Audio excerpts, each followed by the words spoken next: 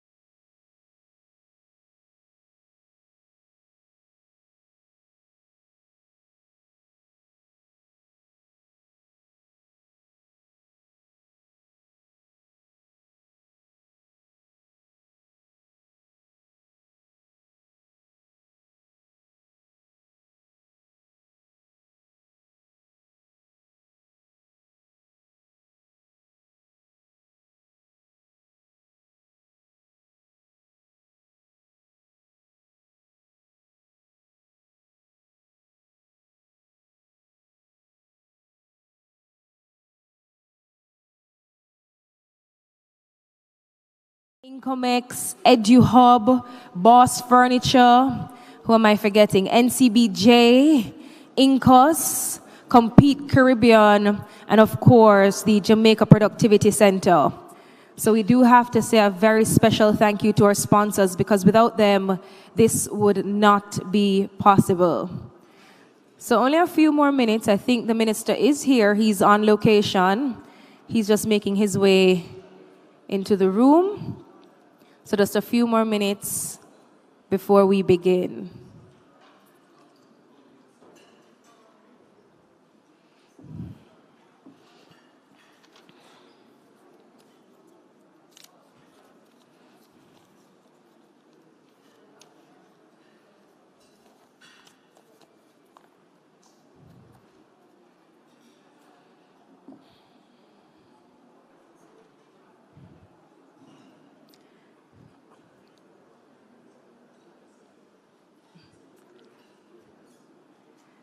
Ladies and gentlemen, as our Honorable Minister has arrived, please stand as we prepare for the playing of the National Anthem.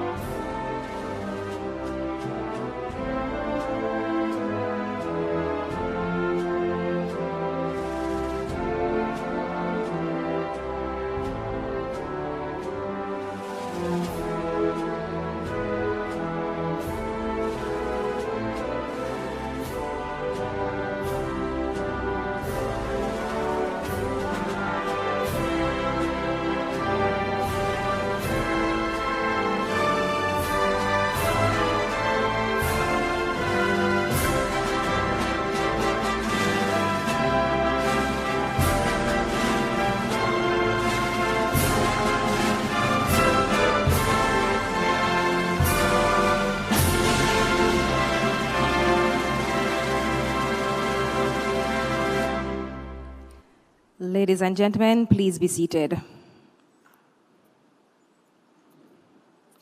Senator the Honorable Albin Hill, Minister of Industry, Investment and Commerce.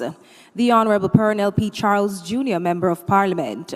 Dr. the Honorable Norman Dunn, Minister of State in the Ministry of Labor and Social Security. Mrs. Colette Roberts Risden, Permanent Secretary. Mr. Omar Azan, Chairman of the JPC Board. Mrs. Imiga Breeze McNabb, Board Director for JPC. Mr. St. Patrice Ennis, President of the Jamaica Confederation of Trade Unions. Mr. Wayne Chen, President of the Jamaica Employers Federation. Mrs. Tamar Nelson, Chief Technical Director at the JPC. Mrs. Audrey Dare Williams, Chief Technical Director at the Social Security, my apologies, Ministry of Labor and Social Security. Mrs. Dion Jennings, Chief Technical Director. Presenters and panelists, other Ministry of Labor and Social Security staff, productivity ambassadors, media partners, ladies and gentlemen, esteemed colleagues and distinguished guests, a very special good morning to you all. Welcome to the Future of Work and Productivity Summit hosted by the Ministry of Labor and Social Security. I'm Talia Suarez and I'll be your moderator for today's proceedings. I also have to say a special mention to Ms. Michaela Cohen, our sign language interpreter, and she will be with us for the 2 days. Now, as the world approaches its sixth industrial revolution, coupled with the changes brought on by the COVID-19 pandemic, research has shown that there are emerging trends in the global work market that are moving away from traditional to non-traditional work-related trends or habits. Therefore, in referring to the future of work, particularly for Jamaica, it is a part of the government's commitment to transform the labor market system to improve efficiency, increase productivity, and of course, to be more adaptable adaptive and inclusive, and ultimately the digitization operational practices within the public and private sectors. So today a number of topics will be discussed as we delve into what the future of work will look like. So to welcome us this morning, ladies and gentlemen, let's put our hands together for the Permanent Secretary at the Ministry of Labour and Social Security, Mrs. Robert Risted.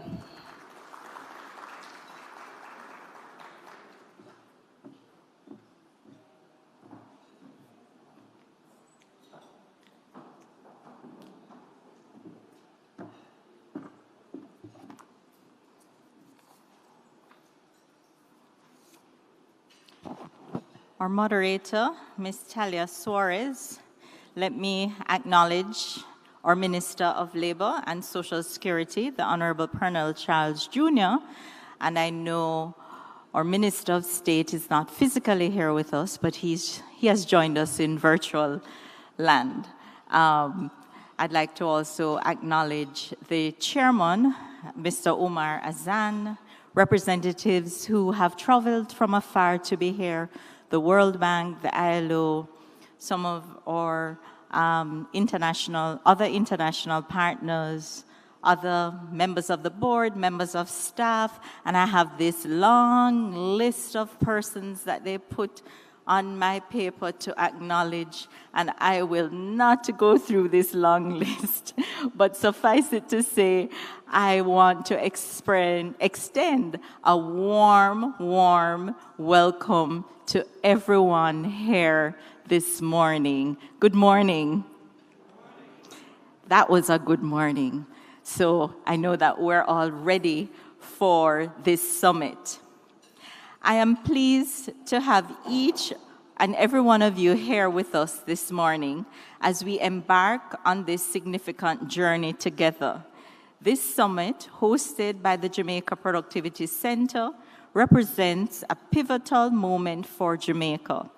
It is a demonstration of our collective commitment to advancing our nation's productivity against the background of a world in which advancing technologies are recreating the nature of work, where some jobs will no longer have a place, while new ones will be constantly emerging, a world for which we must prepare our workplace. And how many of us are concerned, or curious, or holding our breath to see what happens with AI? Are we all?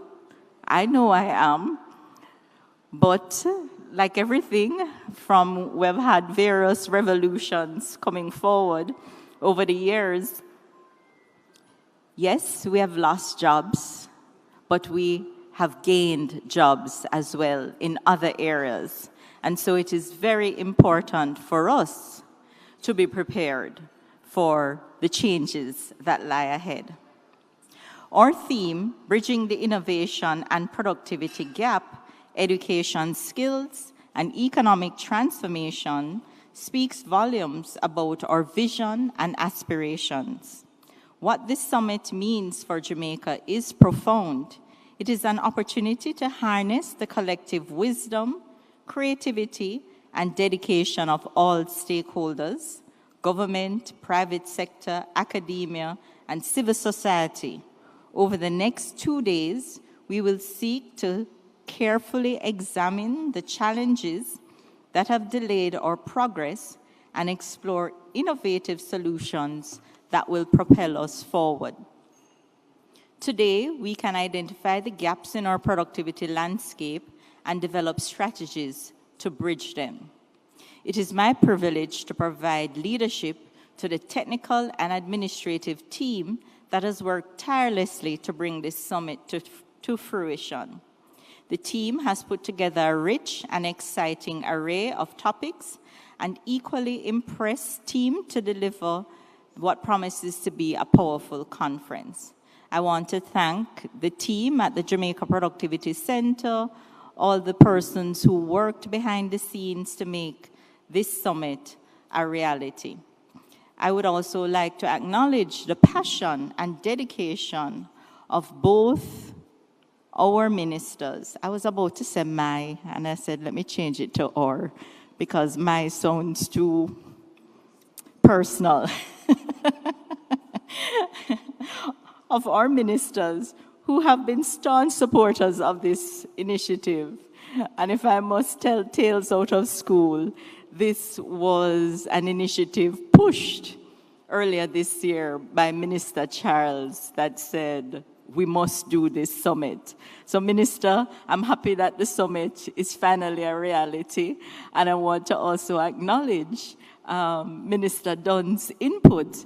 I know at times the team probably were pulling out their hairs because we were having almost weekly meetings with the minister.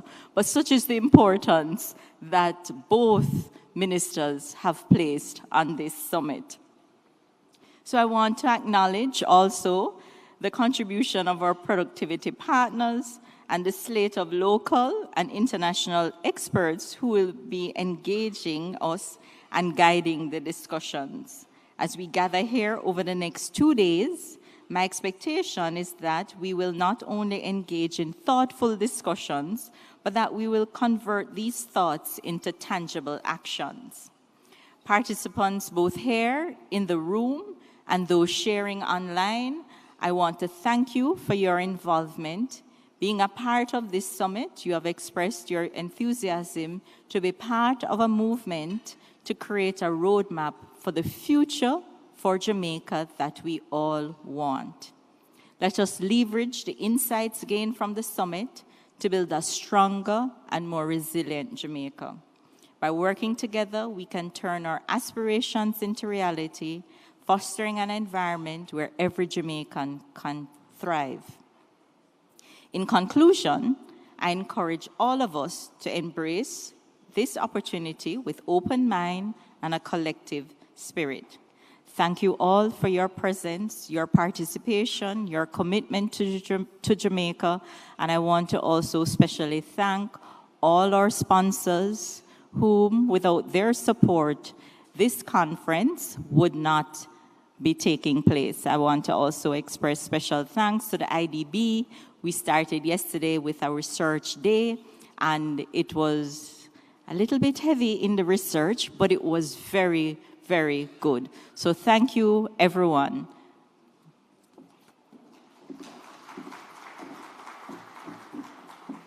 Thank you so much, Mrs. Colette Robert Risden, for welcoming us this morning. One more time for Permanent Secretary, ladies and gentlemen. As we use the opportunity over the next few days to, of course, carefully examine the status and situation that we are in now and the challenges, and explore those innovative solutions as to what the future of work will look like right here in Jamaica. Thank you so much. Now, ladies and gentlemen, in a few years, our nation should have tapped into the rapid changes that we have experienced and seen in today's digital era. Of course, with these changes, there are lots of concerns, and our keynote speaker will be touching and diving into bridging the gaps for a productive future. So ladies and gentlemen, let's put our hands together and welcome our keynote speaker this morning, the Honorable Minister, Pernell Charles Jr., Minister of Labor and Social Security.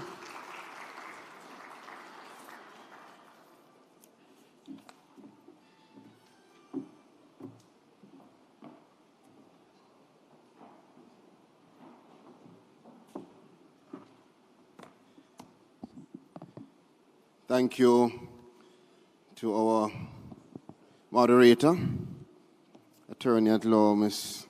Talia. Good morning to everyone. I too have the long list, but I believe I have to actually go through it. P.S. So let me start by acknowledging, though not here, I know that my Minister of State would have been here, and he's on his way back from a very important conference where he's representing the country. But I want to acknowledge my permanent secretary, or should I say our permanent secretary, Mrs. Colette Roberts Risden, chairman of the JPC board, Mr. Omar Azan, board members who are here as well, Mrs. Amiga Breeze McNabb, Mr. John Bleak, Senior Specialist in Economic Inclusion and Sustainable Enterprise Development from the ILO. Mr.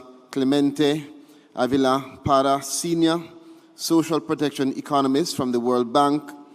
Ms. Sylvia Dohnert, Private Sector Lead Specialist from the IDB and Executive Director of Compete Caribbean. Mr. Sikera, I hope that I'm not destroying these names, Lead Specialist from IDB Public-Private Partnership. Ms. Casto Sin, Operations Senior Associate from the Public-Private Partnership of IDB.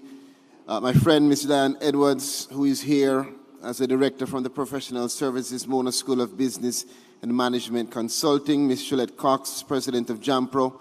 Mr. St. Patrice Ennis, the President of the Jamaica Confederation of Trade Unions.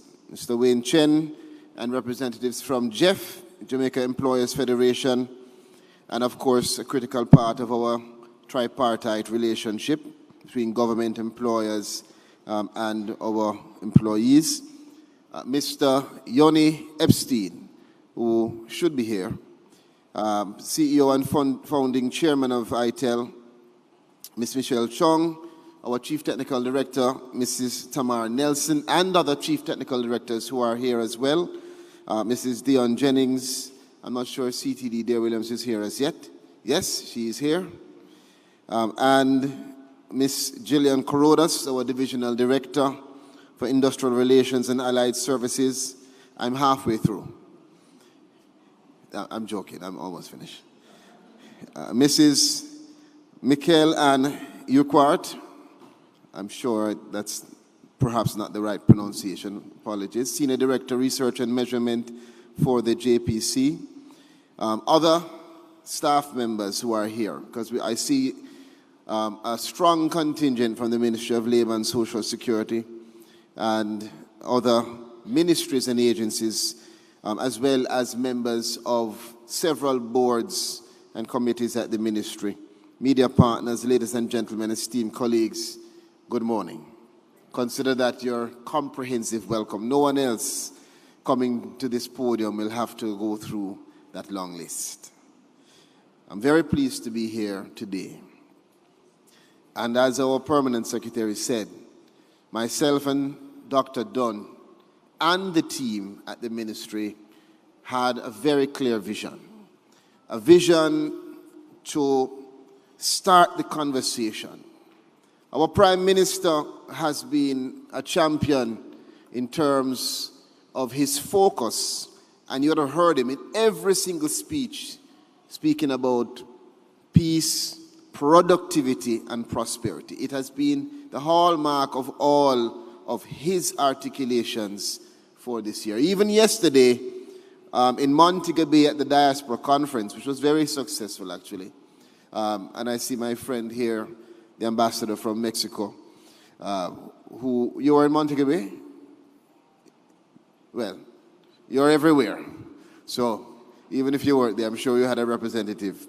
But it was very successful. And even at the conference there, the Prime Minister spoke again about the need for efficiency and productivity, and that it is a hallmark of a developed society. So this conversation around the future of work and productivity for us is not just a one-off conversation. At the Ministry of Labor and Social Security, we have the Jamaica Productivity Center, and we see that as the epicenter, the heart of the conversation around productivity. What does it mean? How do you achieve it? How do you sustain it? And so I'm very pleased to know that we are here today in the second day of the Future of Work and Productivity Summit, something which we have been thinking about, discussing, and I must also acknowledge the professor from UTech. The name slips me, but I remember there was an article in the Observer. I don't know if he's here today, PS, but there was an article in the Observer where I was challenged to host a summit of this nature. And it was funny to me because we were having the conversation about it. And I said, whenever we do host it, I'm going to acknowledge. Is the UTech professor here? You are? Yes. Please stand for me. Give him a round of applause. And apologies for not calling the name, but what's your name? Henry Lewis? Yes. And I must tell you, Mr. Lewis, when you wrote that article, it wasn't you. When God chose some persons and speak through them, it was literally, we were just having the conversation. We needed no other affirmation. So, Mr. Lewis, I know you're a praying man, and we thank you for being used to really push us to where we are today. We appreciate you. Again, this event is important. We can't solve problems or all the problems in 3 days, but certainly we can concretize the priority of the conversation and get everybody focused in a direction that will cause the private sector and the public sector to start to understand how to examine the issues, how to digest and dissect the issues so that we can identify solutions that are sustainable. For a long time, we have been looking on the journey of this beloved country, Jamaica. We have had some challenges, and we have been navigating economic issues. We've been navigating fiscal indiscipline. And I believe that in this pandemic which we have just passed through, Jamaica established that if we have the right mindset and the right decisions being taken, we can come out of a storm even better than we were before we went into it. Jamaica is one of the only countries that can say post-pandemic that its status has been improved in terms of our economic strength and stability. However, if that is to be maintained and sustained, Mrs. Boat-Williams, it means that we are going to have to talk about productivity. Because at some point we hit that ceiling. And we have finite land. We have finite resources, which means we're going to have to learn how to do more with less. And that is what we talk about when we say we're bridging the gaps for a productive future. Because we have to prepare if we are going to succeed. I mean, like the rest of you, I now sound like my grandmother and my parents when I'm talking to my children. But all of those quotations that were put in my head make even better sense now. Because if you're not preparing, you are definitely preparing to fail. So, a big part of our conversation here is because we stand at a crossroads, ready now as a country to embrace the new era of productivity and innovation. How is artificial intelligence going to impact Jamaica? Will it be something that we see as detrimental, or will we be prepared to embrace, to utilize, and to advance artificial intelligence, integrate it into all of our operations, and become more efficient? We can only do so if we take a wide perspective approach and see all of the things from early childhood that need to be done. You can't start at 18. And so productivity will require the support and the involvement of all sectors, all ministries, all agencies. So we, at the Ministry of Labor and Social Security, we own the fact that we have the Jamaica Productivity Center. But we understand that productivity must require a nexus with all of the ministries and all of the public sector. This is one thing that we will have to do together. It cannot be achieved in isolation. So we must commit to a partnership for productivity, where government, private sector, civil society all work together towards this shared vision of a prosperous Jamaica. A Jamaica that will require us to invest more in education, in research. As a scientist myself, and I take pride in saying it all the time, I understand the importance of data.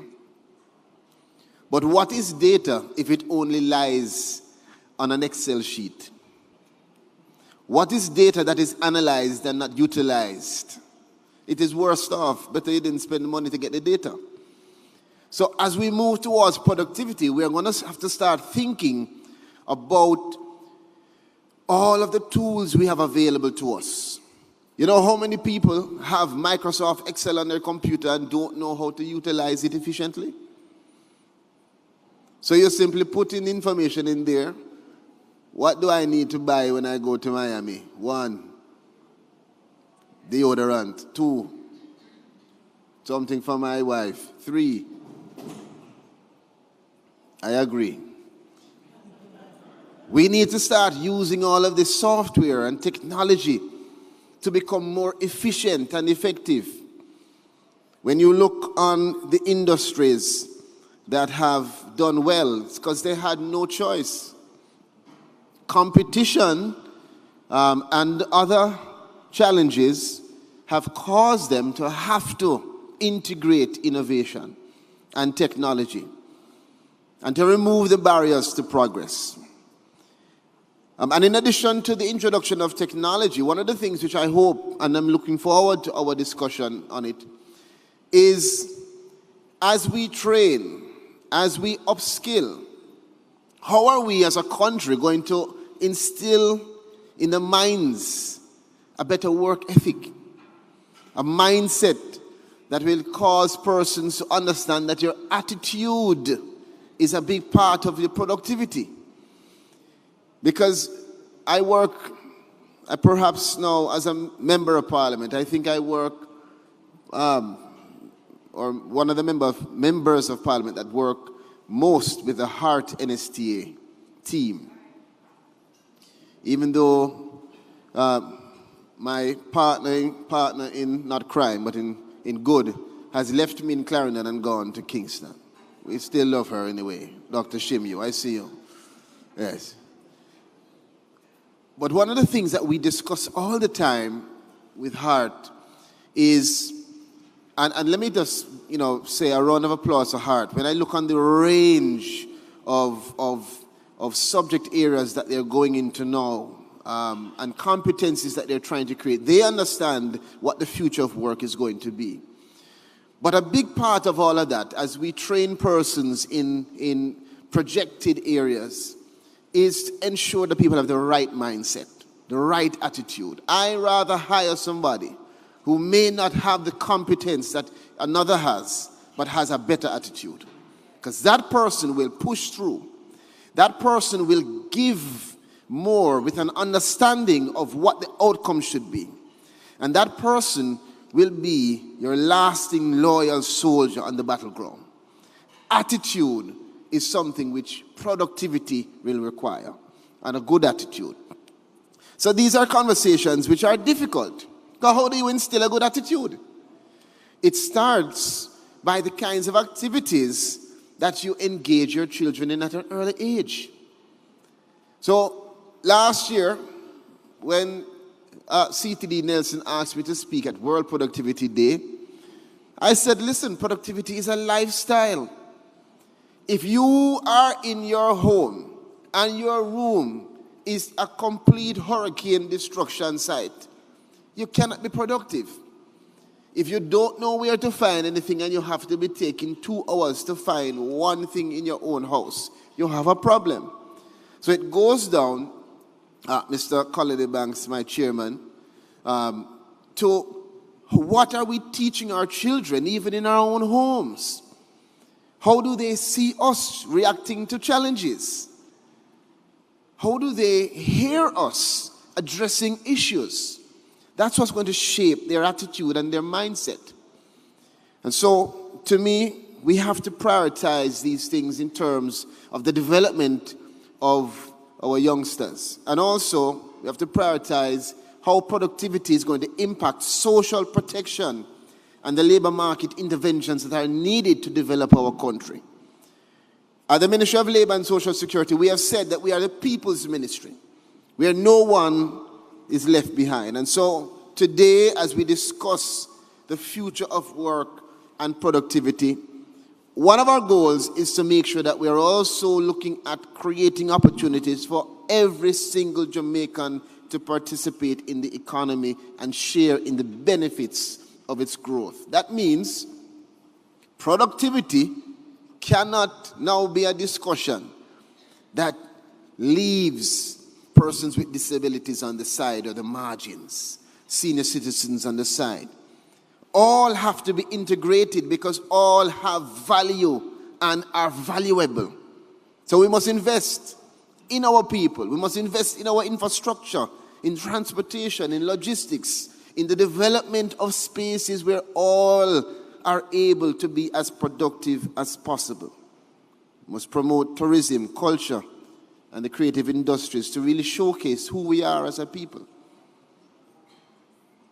I'm just coming from Geneva, where Jamaica, again, was highlighted in our presentation to the International Labour Organization as a country that exhibits leadership across the world, not just in the region. We have to foster a culture where all Jamaicans understand who we are. We shouldn't have to wait until we go abroad to acknowledge ourselves or to be acknowledged. And so this summit allows us to foster that dialogue, that social conversation and construct around how do we promote that continuous learning which will be required for us to really and truly be a productive society. Let me wind down by just saying, we are driving towards, and we have a vision to create a labor market that is agile, that is adaptable, that is responsive to the needs of the 21st century. And to achieve that, we have made some commitments. We have committed to enhancing the employability of our citizens through training and upskilling. We have committed to fostering that culture of innovation and entrepreneurship through all the programs that we have at the ministry and across the government. We have committed regionally and internationally to promoting decent work and social protection for all, regardless of occupation or employment status. And we have committed to encouraging lifelong learning and skills development, recognizing that learning is a continuous process. We have committed to making sure that no one is left behind. So as simple as you see it, even in our overseas employment program, we have now integrated persons with disabilities as a mandate. And we have ensured that when somebody gets even a farm work card and they travel from Westmoreland, that if they don't get through the interview, they're not just put to the side.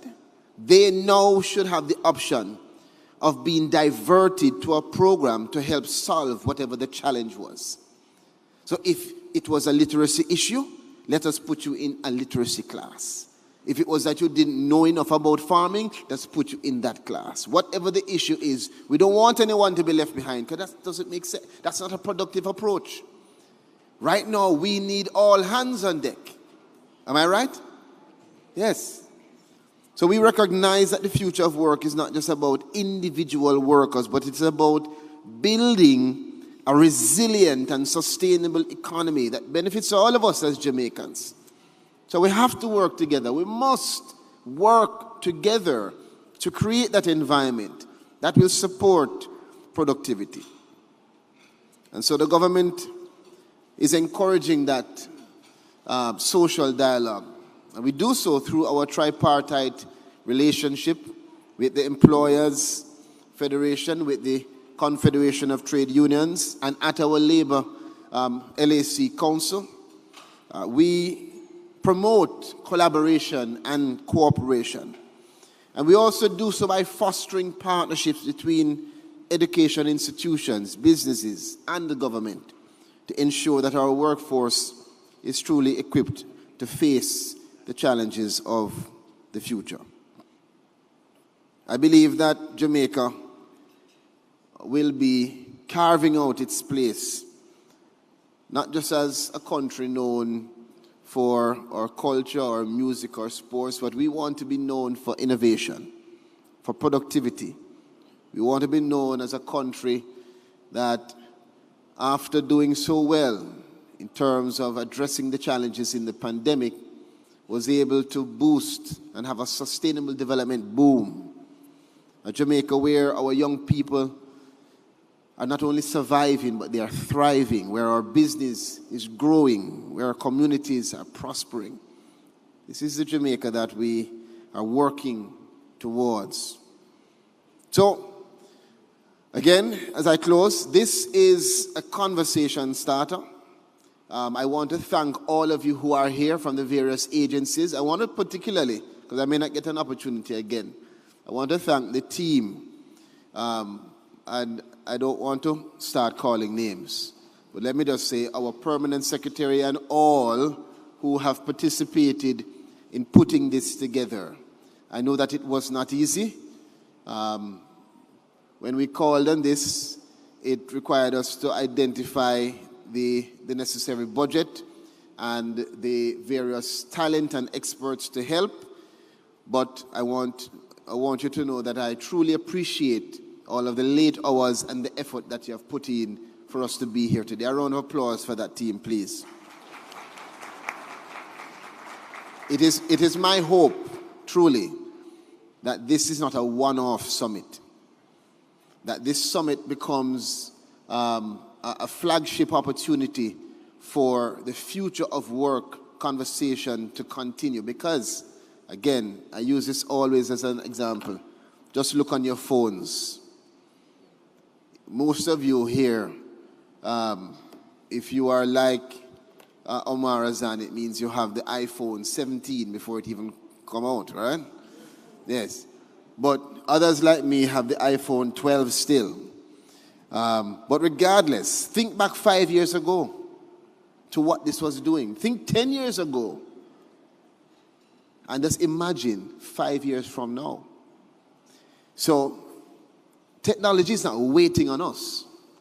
It is not going to slow down for us. We are going to be challenged to make sure that we not just keep a pace, but we prepare to be industry leaders and pioneers in innovation. Let us seize this moment. Let us rise to the challenges. And I believe strongly that we can.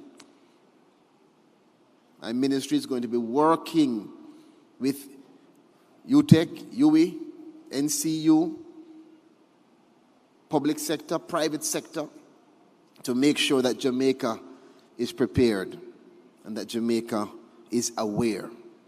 I believe strongly that we can and will see Jamaica as a beacon of hope and progress in the world as we advance productivity. Again, thank you to everyone. One love. Have an amazing and wonderful summit for the rest of the day. Thank you.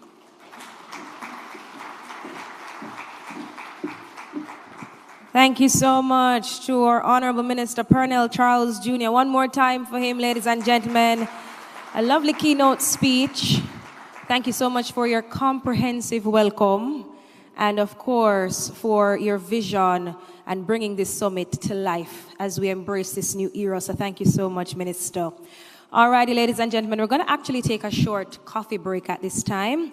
So I want to encourage you to visit the booths if you have not done so already. We have some AR booths and some VR booths. We also want to encourage you to network while you can. I'm hoping that you can at least leave with 5 new contacts and numbers for persons who you did not know before you came here this morning. And of course, have some coffee, have some tea, have some refreshments, and we're going to restart our proceedings in just about 10 minutes, all right? So we're going to take a short coffee break, and then we'll get right back into things.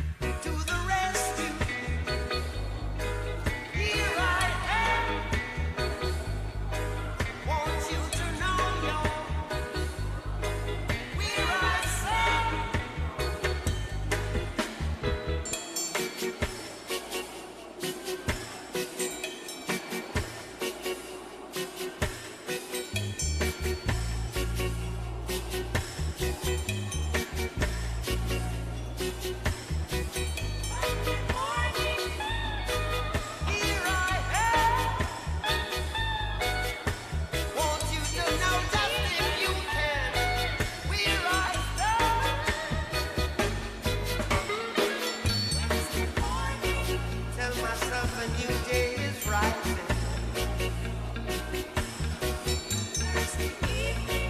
Get under, rise, a new day is dawning.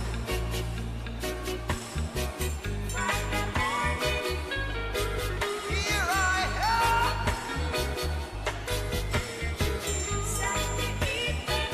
Want you to know just where I stand. When the morning gathers around.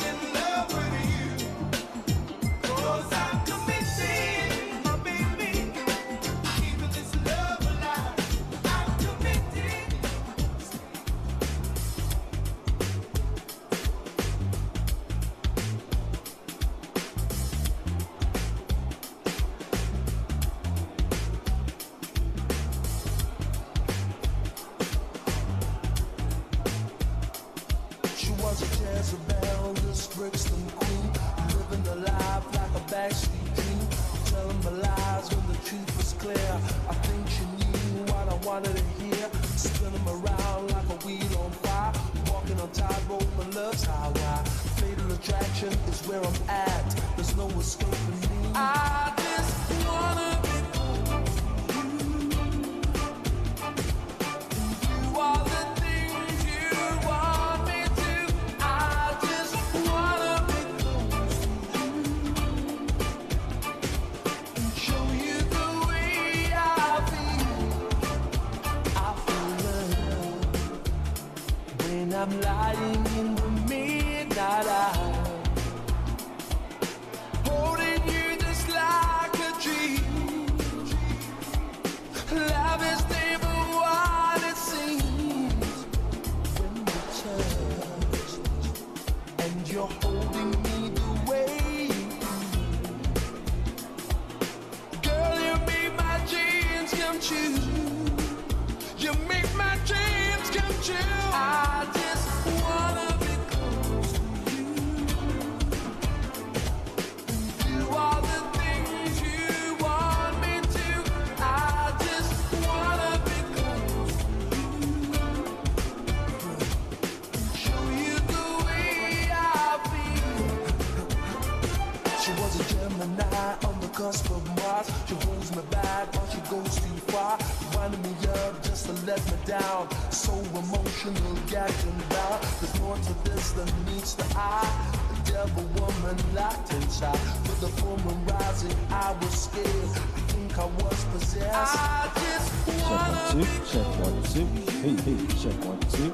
Check 1 2. do all the Check 1 things 2. Or the check 1 2. True, 2. It's syncing up. Check 1 2. Check 1 2. Check 1 2. Yes, yes, yes, yes, yes. Check 1 2. Check 1 2. Check 1 2. Check 1 2. Yeah, yeah. Check 1 2. All right, cool. is next tonight. Something deep inside of me wants to love you endlessly. When we touch, girl, you don't know how it makes me feel. I just can't believe it's real. I can't believe it's real. I just wanna be close to you. Do all the things you want me to. I just wanna be close to you. And show you the way I feel.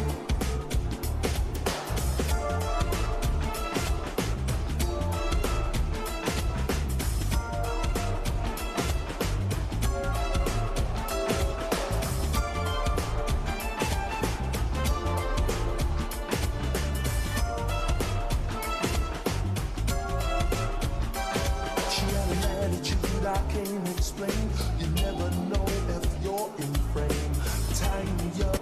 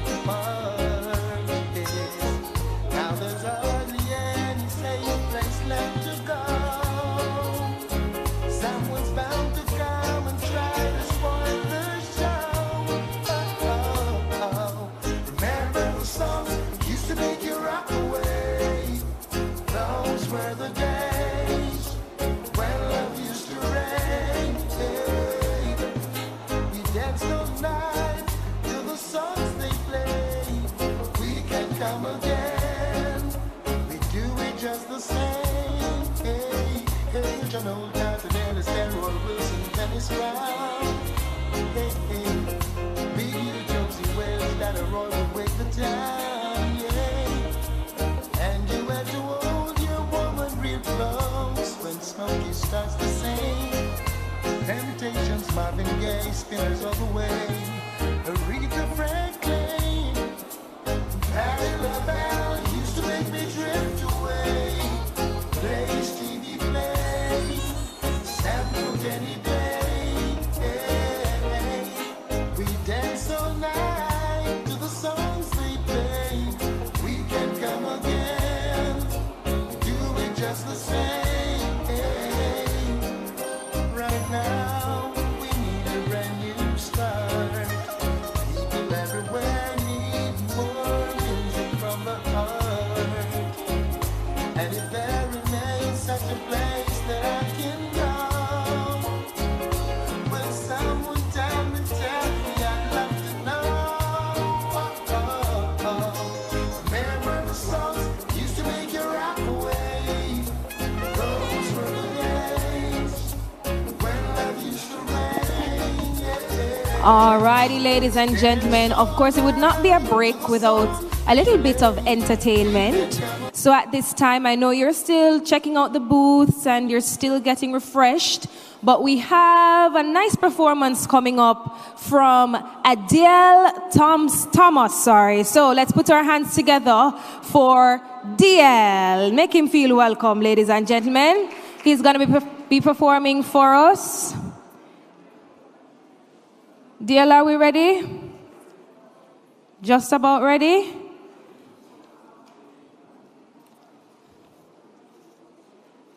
Recently, I spoke to DL about his journey on fatherhood, and he has a brand new song promoting right now about that journey, all the highs and lows of it. And following DL, we have a lovely young lady who will be thrilling us with her sweet vocals. Her name is Ovasia Bartley, so please make her feel welcomed, because she's going right after DL's performance.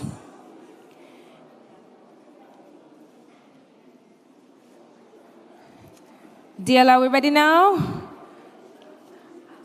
All right, so ladies and gentlemen, please put your hands together for DL Thomas. Come on, make him feel welcome, guys. Some reggae grooves and tunes. Check.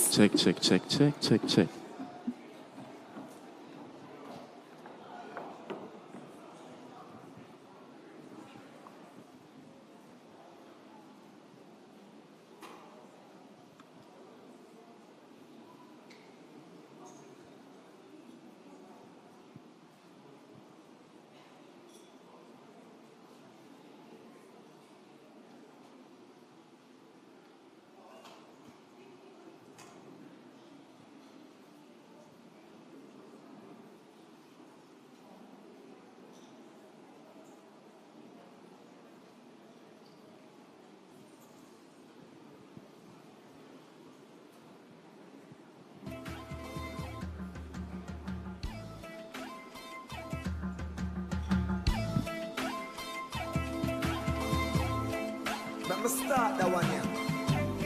Like how Martin Luther King would have started. My dream, my dream, my dream, my dream, my dream. Tell you my dream is to live my dream. Hear the most I in me sleep when me say. Tell you my goal, my goal, my goal. All of my goal is to reach my goal. Live a happy life, put it on me headstone. Nobody know me cry over me dead.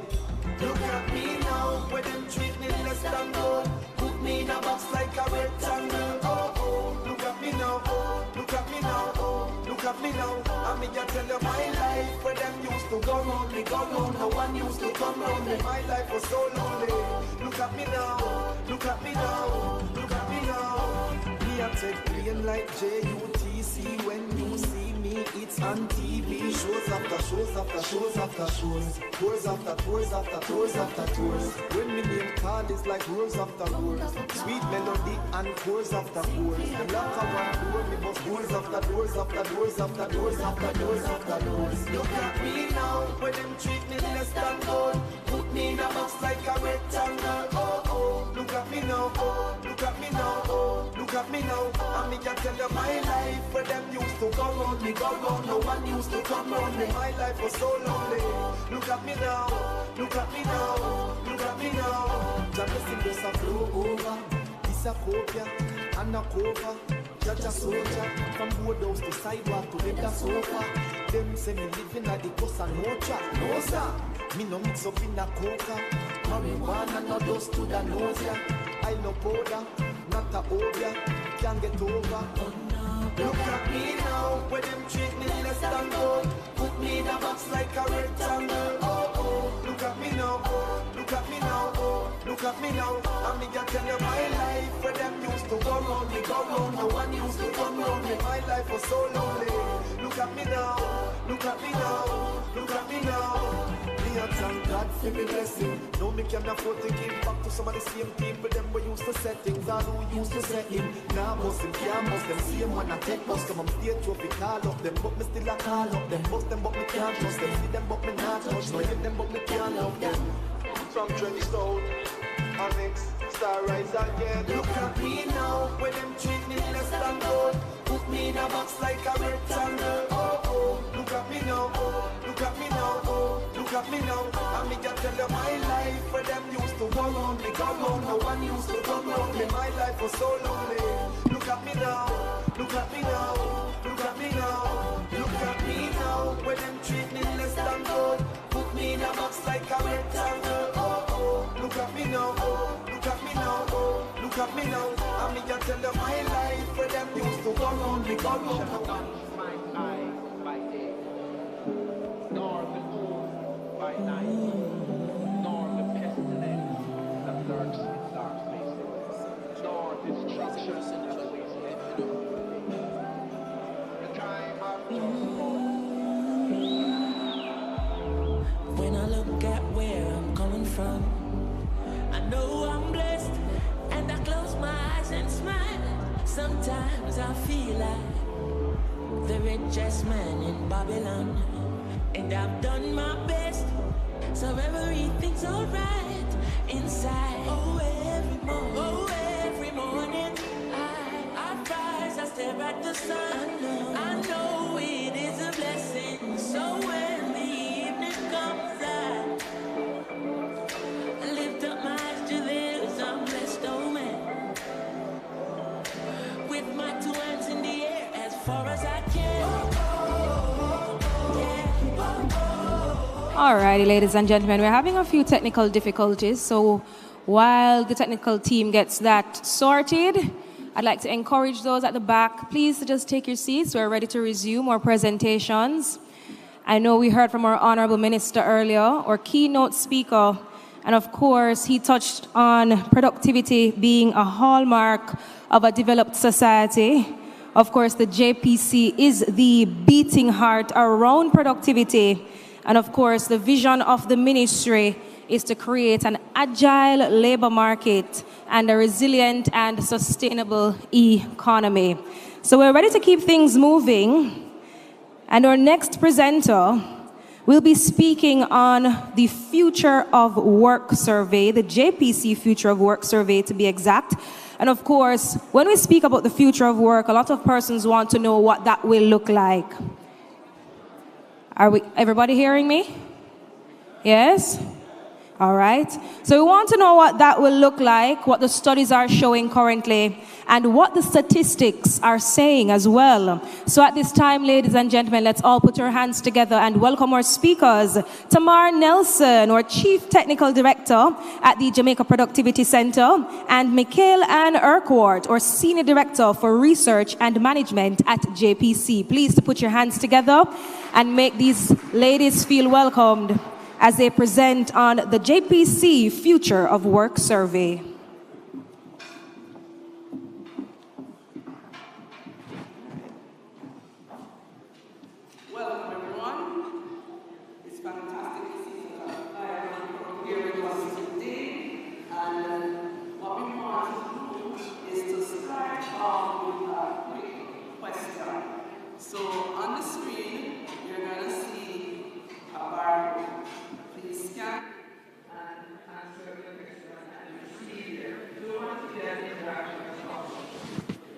And the question we are asking is, do you think the future of work is all about technology?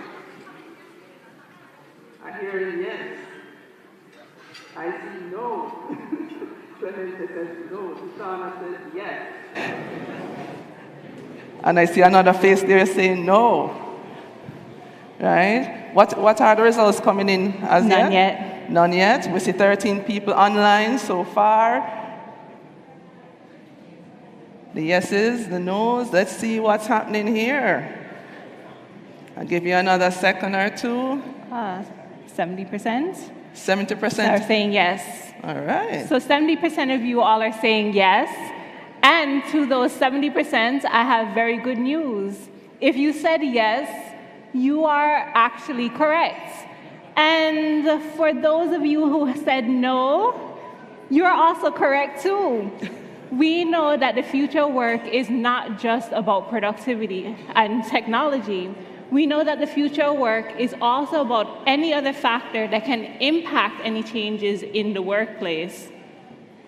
That's right, Michaelan. We know that disruptions are real, and we have all seen this over the last couple of years. So we have prepared ourselves, and we need to prepare ourselves, rather, for the new realities of the future. And not just prepare ourselves, but to be productive in getting there as well. So, to our moderator and our minister, who is probably outside doing our broadcast with us, the Honorable Pernell Charles Jr., to our permanent secretary, Colette Roberts-Risden, our board members, including our chairman, Omar Azan, Sir Reese Campbell is here, Mrs. Aimiga Breeze McNabb from our board. We also have with us our chief technical directors in the room from the Ministry of Labour and Social Security, Audrey Dare Williams and Dion Jennings. We also have a host of panelists and partners who have traveled far and wide to come here to share with us their thoughts, their research, their work on the future of work and productivity. We also have in the room our productivity ambassadors who have been spreading the word of productivity far and wide. So all our sponsors, partners, ladies and gentlemen, esteemed colleagues, distinguished guests, and all who are online with us, welcome. So for those who might be new to us at the JPC, a quick overview: we were established in 2003, and we have the mission of driving or facilitating productivity and competitiveness in Jamaica. A department within the Ministry of Labour and Social Security, we have been pressing forward with this mandate. I wonder if this is on. I'm hearing a little feedback. So we also have a tripartite board made up of the Jamaica Employers Federation, the Confederation of Trade Unions, and of course the GOJ, because we believe that with this tripartite relationship and conversation, we can move Jamaica to achieve its productivity potential. So as this national organization for productivity, we are responsible for promoting, facilitating, and increasing the awareness of productivity. So we do so in various ways, and this is one way we are doing it today, and we hope to make everyone in this room champions for productivity at the end of it, to help to spread the message and create that revolution right across Jamaica. So let's get into it. What is the future of work, Michaelan? Of course we have to get to it. That's why we're here today. So when we talk about the future of work, we're talking about technologies and anything else, any other trends that can impact workplace in organizations and how they relate to their employees. And although we say the future, what we're really talking about is now. Changes in the future of work are moving faster than ever. Over the last 5 years, it's booming much faster than we've seen in the last 3 decades. This means that we have to deal with it now, and we have to be ready so that we can have a sustainable economy and have continuous productivity improvements. And there are several factors that we can point out that we know impact the future work. So when we're talking about, for example, technology, we are talking about things not just about AI, but AR, virtual reality, the fifth and even the sixth industrial revolution, right? We have automation of processes and automatable processes being replaced by machines. And all of this requires a new way of doing things, a new skills, new attitudes, new actions. There's also changes in the demography of the workforce, changes such as an aging workforce, people not having as much children. And so this matters for what the persons going to the workplace look like. And as it relates to culture and attitudes, we have seen the shifts already in terms of how people view work, where they work, why they work, how they work, and even the different types of work that's happening. So all of this is shifting, and so we as a nation need to shift with the changes that we're seeing. It's also possible that we're seeing geopolitical trends and recent crises such as COVID that have caused labor shortages, that have caused companies and people to want to pivot and desire things like work from home. And so we have the Future of Work survey. Yes, we have the Future Work Survey. And the Future Work Survey is actually being undertaken in order to gather perspectives and current information about the future of work in Jamaica so that we can have an understanding about things like job skill alignment, worker engagement and satisfaction, and work-life balance. And we hope that with this analysis, we'll be able to create better policies and programs that can serve our labor force. So we're looking by a raise of hands who have completed the survey already. We have 1, 2, all right, so quite a number of persons in the room. So guess what? We all have an opportunity today to complete this survey. And you may be rewarded, who knows, hint, hint, at the end of it for doing so. So we encourage you, if you haven't already, to get it completed. And this survey, interestingly, is built on an AI platform. So Incus Services Limited out of Trinidad actually sponsored us in terms of getting this survey together.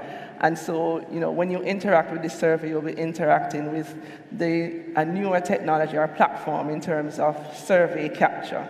And you will get to hear from the chief principal of Incus tomorrow in our innovation session tomorrow morning. So look out for that treat later.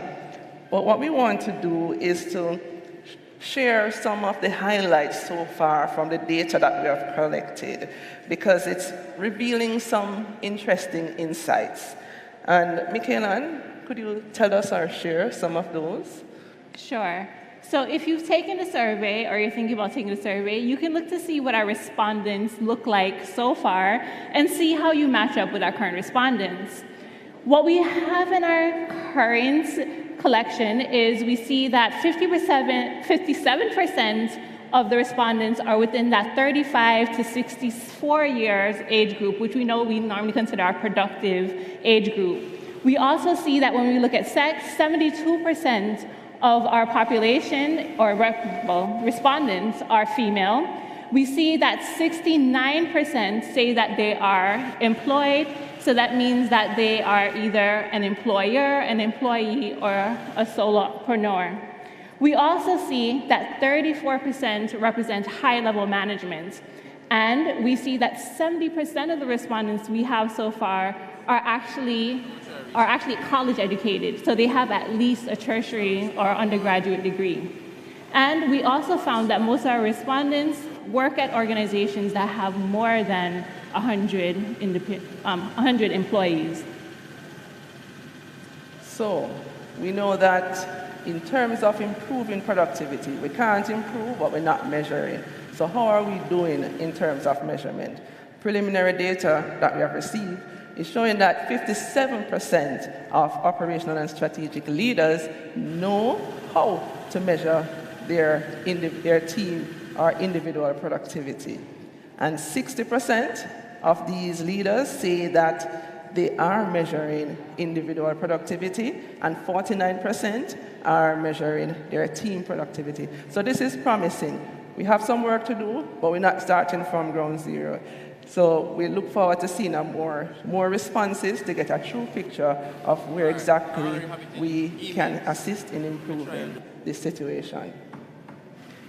And when we look at some of the skills now that are needed for the future, we see what is coming out is that need for skills training becoming more and more important. And if you look around in the room, you would see that some of our exhibitors are really looking at that aspect of the future. So they are here with us today, so make sure you interact with them. But we are looking at things like information technology, AI, communication and interpersonal communication, change management and leadership are coming out as some of the top skills becoming more and increasingly important within organizations in Jamaica. So what you see on the screen there is actually a word map of all the responses that we would have received in response to the question, what skills and/or training are becoming increasingly important for your organization? And we saw that overwhelmingly, all of the respondents were able to identify areas that they thought would be more important in terms of having skills or being trained. However, what we found is that only 17% of top management was actually able to identify what training and skills they would need for their organization over the next 5 years. So, the matter of rewards and compensation, a topic that is always at top of mind of persons.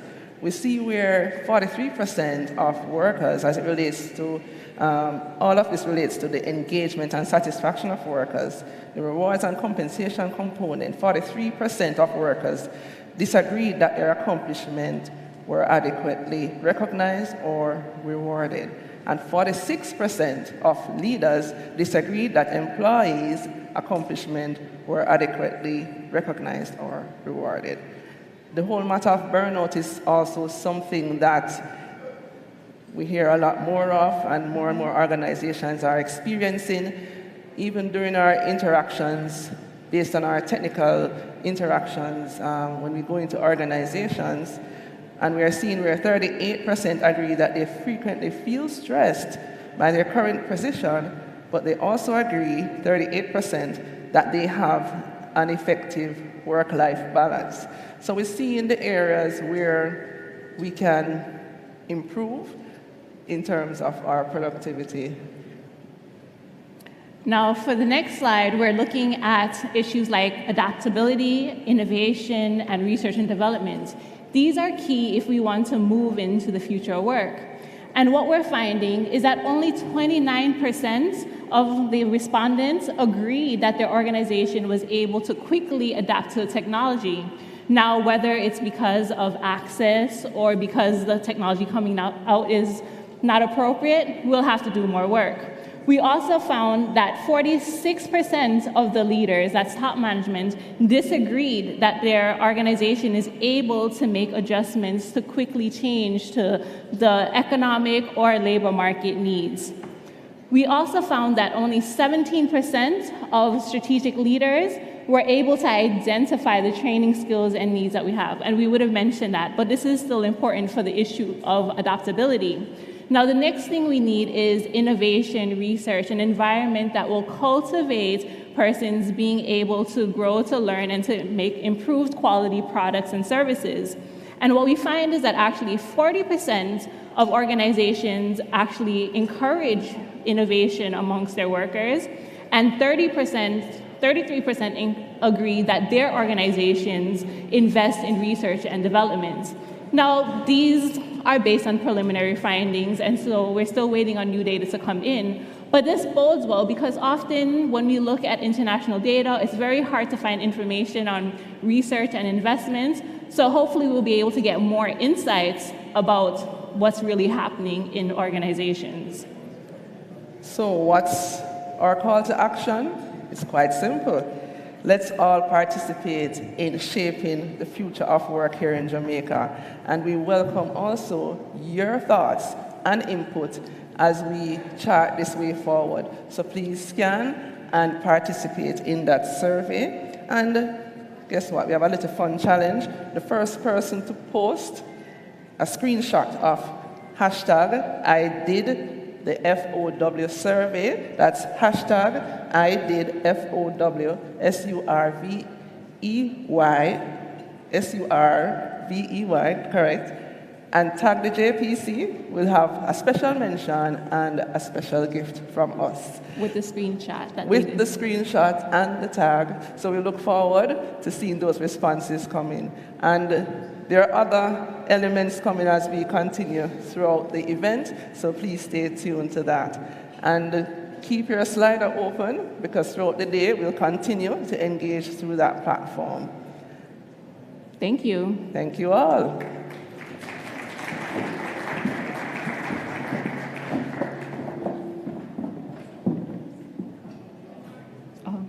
I took the... Tamar Nelson and Mikhail and Urquhart. One more time for them, ladies and gentlemen. Touching on our Future of Work survey. Ladies, you ran away. Do we have any questions for them? Oh, yeah. I'm scanning the room. Around. Any questions? Tamar? Oh, we're here. Is there a question? I'm checking, going once, going twice. No, I think the presentation was comprehensive enough. Yes? All right. Thank you so much, ladies. Future of work is not just about technology, but any other factor changing our workplace. And of course, this now involves AI, VR, fifth and sixth industrial revolutions, and so much more. So we're going to keep the program moving. And now we're going to be talking about decent work and productive ecosystems. Now, productivity is fundamentally linked to prosperity of countries and their people.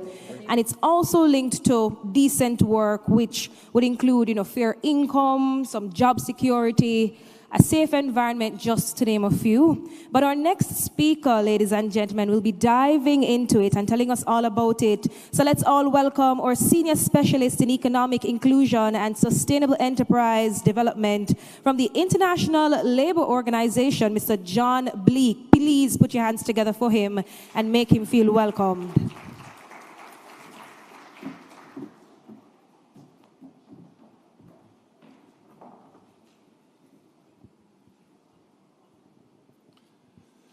Thank you all. It's a pleasure to be with you today. It's a pleasure to see such a representative audience. It's a pleasure to see the Minister of Labour. It's a pleasure to be here with representatives also of the Employers Organization and of the trade unions today, and many other. I think protocol has been established, so I will not go over the full list, but it's a pleasure to be part of such a distinguished audience.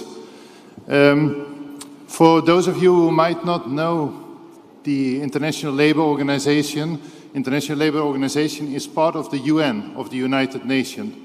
And we have a specific mandate, is to promote what we call in the ILO decent work. I will explain a bit further on what decent work is and how it links to productivity. And hence the title of my exposition of today, a productivity ecosystem for decent work. Because in the end of the day, we are speaking about productivity, but what for? Productivity in the end of the day is a means to a certain goal. If you would put the means in 3 words, I would say it's progress for all. Productivity should lead to progress for all. How do we progress? Partially through employment. We need to be employed to be able to progress. Employment is an important basic condition for us to generate livelihoods. So that's a bit the background of my short presentation of today. I don't know how I move from one slide to another. Do I have a clicker? So I don't know, I assume someone is helping me with moving the slides, as I have no clicker. Oh, there's the clicker.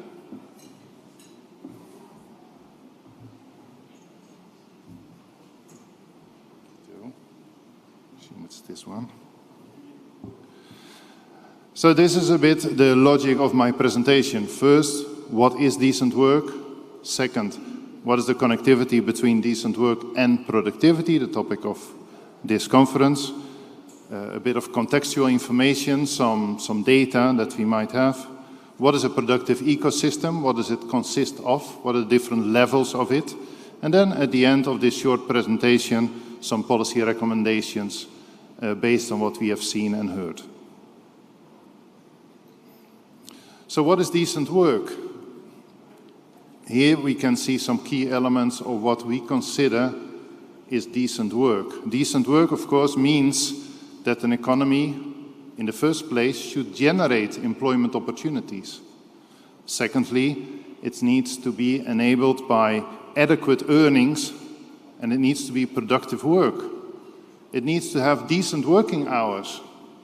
It needs to combine, in a positive way, work, family, and personal life. There's certain work that needs to be abolished. ILO is also a convention organization where the countries ratify conventions. You all know the conventions against child labor, forced labor. So this is an important part of work that needs to be abolished. It needs to be stable. Ideally, each worker should have a contract that enables him to have secure work that will reduce stress. There needs to be equal opportunity. We need to be equal all, independently of race, gender, and other distinctions. It needs to be a safe working environment. Often working environments are still unsafe. As we will see later on, this hampers productivity. Social security, of course, is important, and the basis of all of this is social dialogue. As ILO, one of our basic concepts is to promote social dialogue in all countries of the world between workers, represented by the trade unions, employers, represented by the employers' organizations, and the government, represented by the Ministry of Labour here present.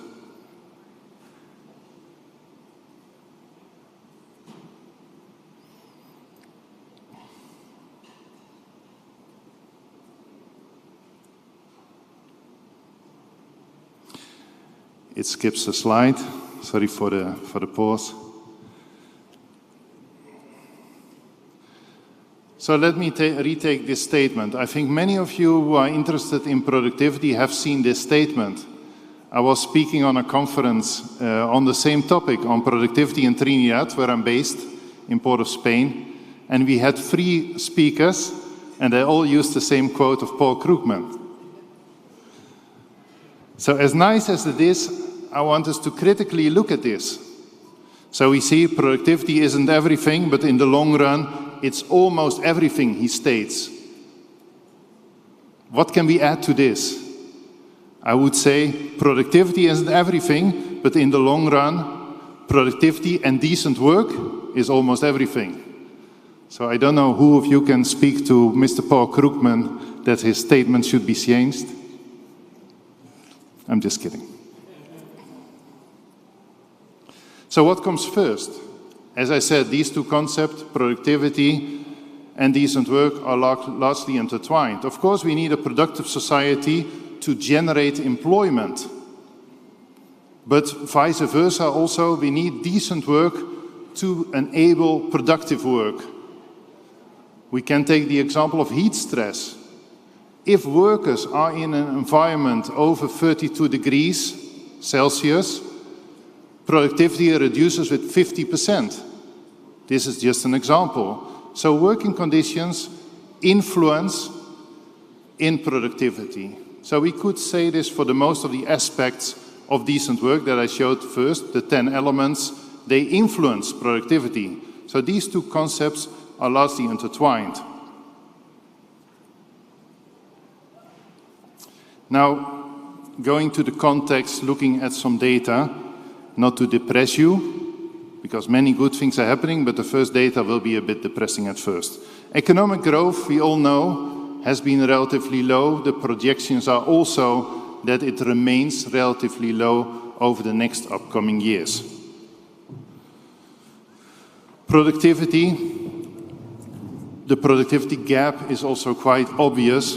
We see here the difference between different countries and the way that productivity has grown over time. I have no specific data for Jamaica, but the data is there for Latin America and the Caribbean, and you can see the difference in progress on productivity. Here's a very important element, I think, for Latin America and the Caribbean, that most of our economy is based on micro and small and medium enterprises. So if you look at the composition of our entrepreneurial world, most of our enterprises are there. This is not different for Jamaica. And we see also, and this is a worldwide phenomenon, that there's a productivity gap between large and small enterprises.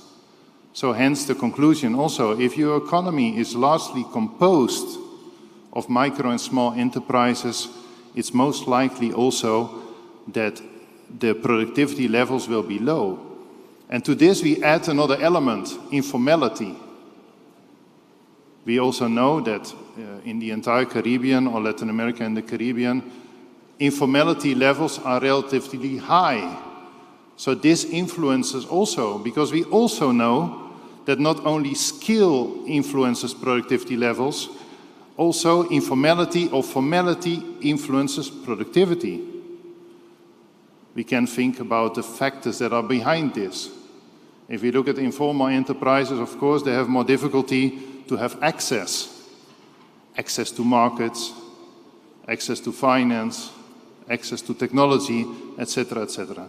So if your economy is largely composed of micro and small, and then largely also composed of informal enterprises, you have double trouble, basically. And as said, this is not unique for Jamaica. This is a similar situation for the entire Caribbean and largely for Latin America and the Caribbean. So here we see that MSMEs represent 97.6% of all registered companies. So stating again what the composition is here, particularly for Jamaica. Most of these jobs are created by one-person enterprises, and almost 40% are working Jamaicans who are self-employed, which can generally be characterized by higher informality and hence lower productivity. Some of the issues that we need to resolve if we want to come to a more productive Jamaica is, of course, an increased coordination. Many of the different entities of the public sector, but also the private sector, have part of the solution on creating a more productive society, but needs to come together, because otherwise we will lack efficiency in our approach. We need to have a systemic approach where different public entities come together and discuss on how to increase productivity. We need a certain roadmap to create a more productive Jamaica in which all play a role, public, different ministries, private sector, workers, etc. We need to increase skills. For instance, many of the MSMEs are focused currently more on surviving. They are created to provide a livelihood for family. They are strongly focused on their day-to-day survival. We need to install skills in them to be more strategic, to have more potential for growth. We need to challenge. We see other challenges, for instance, access to capital, which is limited. We see also the inability of the companies to use wisely the capital which they can attract. So it's a double trouble. It's on the side of the supply, there's limited offering for micro and small scale enterprises. And on the side of the enterprises itself, capacities are reduced to use the money wisely. There's other constraints. There's inadequate access to training. There's insufficient business development support, although there are many good initiatives. Again, in Jamaica, there are many good programs by the JPC, by HEART, by the different ministries, by the private sectors. There are many good programs, but sometimes they need to come together. There's low utilization of technology. I think other speakers will dive into the technology aspect a bit more. So what is required according to the ILO? I've mentioned the topic of systemic. We need to create a productive ecosystem that attends the different constraints. So here you see a representation of many different aspects that influence productivity. Of course, we do not need to address all these issues because many of them might already be in place, might be functional, but we need to assess, know what is in place and what is not, and then to define a certain roadmap, a certain strategy to enable us to become a more productive society. So here you see the different levels. You see a macro level, the different policies that we need to generate, which needs to be aligned also. Because we cannot have that as an industrial policy that is not backed by an educational policy or by financial policies. These policy levels need to interact to create a productive society. We have the institutions, we have the different organizations that play a key role in supporting the productivity. And then we have the micro level. We need to create capacity in both workers and management of micro, small, medium and large enterprises to be more productive, to measure, to have strategies in place, to identify constraints of productivity. The tools are there, but we need to make them widely available for the companies in Jamaica. So here you see a certain example of what would be a framework for us. The way that we as ILO would try to intervene or support, we would work on the measurement, which you see at the top level, try to measure better what is productivity at different levels. We would work also on sectorial level. There are pros and cons of this approach, because of course the economy itself is diverse, has different stakeholders, different entities, different policies. So sometimes it can be wise also to focus on certain economic sectors to be more effective. Of course, it needs to be based on dialogue. All that we do, all policy creation that we do, all measures that we take, all strategies that we define should be based on dialogue. Otherwise, it's ineffective. In dialogue, I speak about the backbone of the ILO, the Ministry of Labour, the Employers Federation, and the trade union and all other actors involved. And then we need to increase, as you see below, the enterprise management practices. We need to work in the relationship between firms, lead firm and smaller firms. So here we see another representation of the work that we've done in Ghana. It's just to give you an example on how we go from the large visualization with all the aspects to a more precise work with the constituents in this case, in the case of Ghana. So to summarize a bit where I feel that Jamaica can improve on or can work on. One of the elements that I mentioned is coordination. I repeat it here, and a more systemic approach.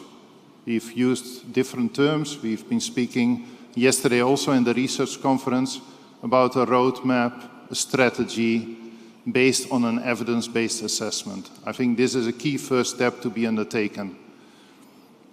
Then we need to work on an employment policy framework that offers adequate social protection, that looks at upskilling and reskilling for workers. We need an integrated approach with our workforce to upgrade skills. This is one of the key elements. Productivity cannot grow beyond the educational and skills level of its population. So again, productivity cannot grow beyond educational and skills level of a population. So this is one of the key constraints worldwide.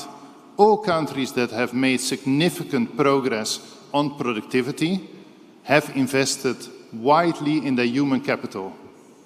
It means, A, to raise overall educational levels. And B, it refers to creating the right skill set. And how do we define skill sets? Again, this is based on social dialogue. We need to speak with workers, employers, to define what are the skill sets they need. In most of the economies in the Caribbean, but more widely in Latin America and the Caribbean, there's a mismatch. There's a mismatch between the skills that are being produced by the educational system and the skills that are needed by companies. So this is a key priority. And of course, we also need to increase not only skills of workers, but also of the management itself. So thank you. I'm at your availability. We continue to be able to work with all of you on productivity, on employment, and thanks again for the invitation to the JPC.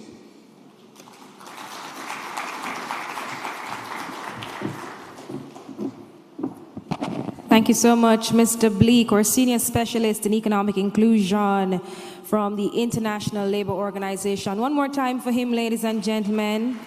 Some lovely key takeaways from that presentation. And thank you so much for sharing your policy recommendations as well. And yes, productivity is a means to a certain goal, progress for all, but we also have to talk about decent work, right? Being well paid, stable and secure jobs. We also have to balance the time for family and everything else that life throws at us in between. Do you agree? Because one can't operate without the other, right? You can't want productivity, but persons are being underpaid and they have to be questioning their role within the organization. Not true? That's true? All right. So thank you so very much, Mr. Bleek. So we're going to be moving right along, ladies and gentlemen, and it's time to receive our productivity partner message. We're going to be talking about driving innovation for the future. So by promoting diversity and creating an inclusive environment, individuals and organizations can help to create a more dynamic and innovative future. So let's all put our hands together and welcome our speakers, Sylvia Dohnert, our private sector lead specialist from the Inter-American Development Bank and Executive Director for Compete Caribbean, and of course, Kayla Grant, our sector specialist at IDB. Please put your hands together for these ladies. Sylvia Dohnert and Kayla Grant, talking about driving innovation for the future.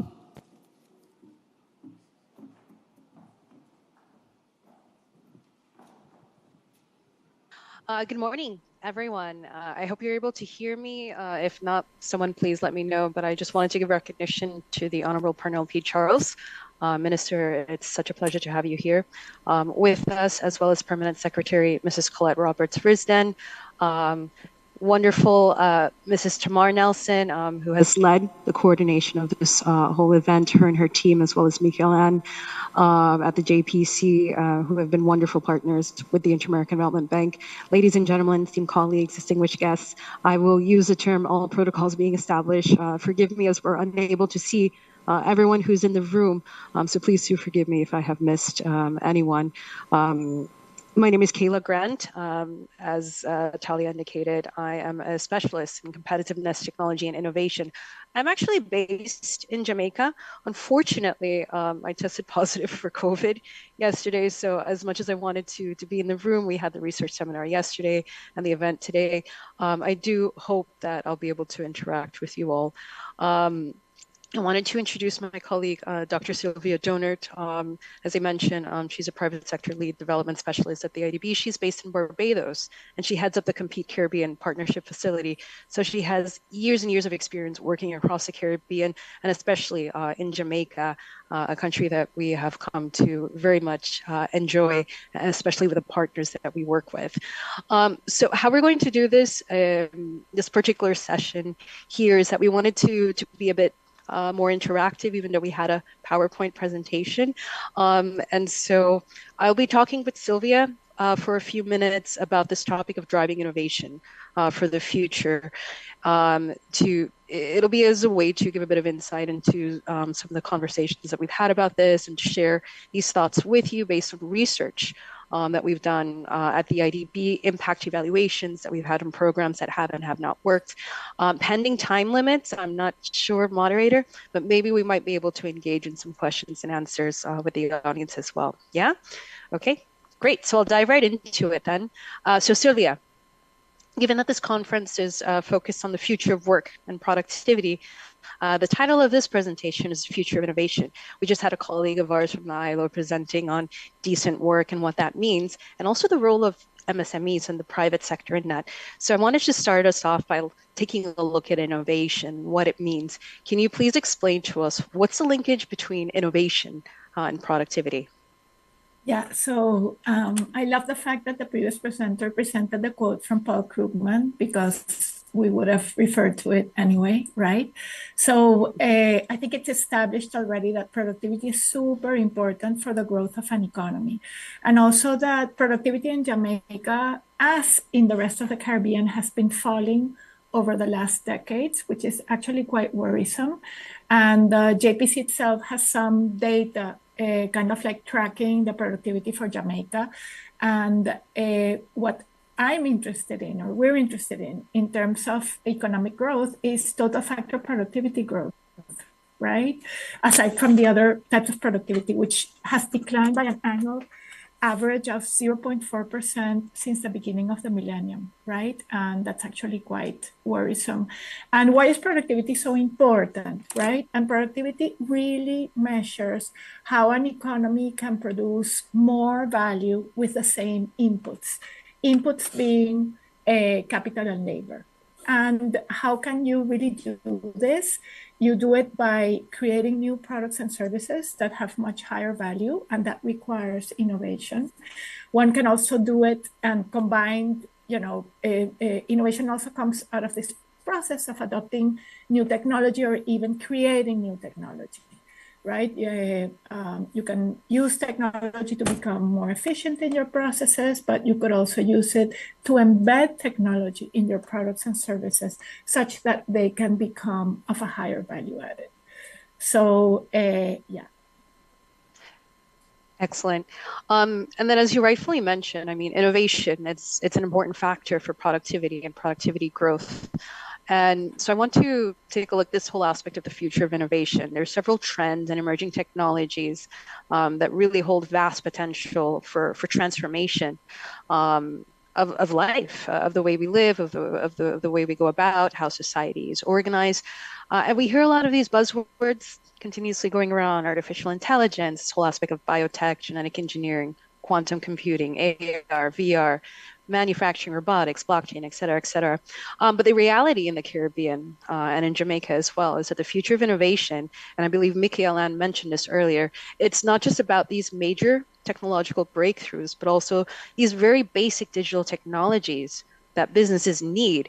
And when we talk about these basic digital technologies that are not as quote unquote sexy, would be point of sale systems, digital payment methods, looking at e-commerce, data generation, how you're cleaning that data, analytics, and how you're analyzing the data and using it to drive productivity within your organization, digital content management. The minister himself had mentioned Excel. So this whole aspect of also office productivity suites, and how we're using all of these tools. So I know we've done we have data sets and we've done research across the Caribbean and in Jamaica. I'd like for you to share with us the type of digital technologies you see firms have been using in the region. Okay, great. So I'll answer your question using kind of like two different data points. Okay. One data point comes from a survey that we've conducted 3 times, but the last time included a module on the use of digital technology. It was a survey that was carried out in almost 2,000 businesses across the Caribbean in 2020. And there was a module, as I said, using digital technology. And then the other data point is that we ran a pilot program throughout the Caribbean region where we actually encouraged businesses that were from manufacturing, agro-processing, or tourism to apply to the program, and we would support them with digital technology that was cutting edge for their sector. Okay, so I'll respond from those 2 points. Sure. So in the first point, like when you look at this survey across the Caribbean, what is super interesting is that, 85% of businesses across the Caribbean want to incorporate more digital technology, but they are prevented from doing so because they face certain barriers, right? And the survey, I mean, that's a lot. It's a much greater proportion of businesses interested in than businesses that are interested in like creating new products per se, or businesses that are maybe interested in adopting environmental technology. I mean, it's huge. And what's super interesting also, of those 85% of businesses that want to do this but are not quite there, is that it's not only small and medium-sized ones. The large businesses, like 73.4% of want to adopt technology, but they face barriers. So what are the barriers that these businesses across the Caribbean face? And I'm sorry that I didn't kind of like extract Jamaica, but it's more representative at the Caribbean level than if we were to like extract a particular country. The first one is the qualification of employees.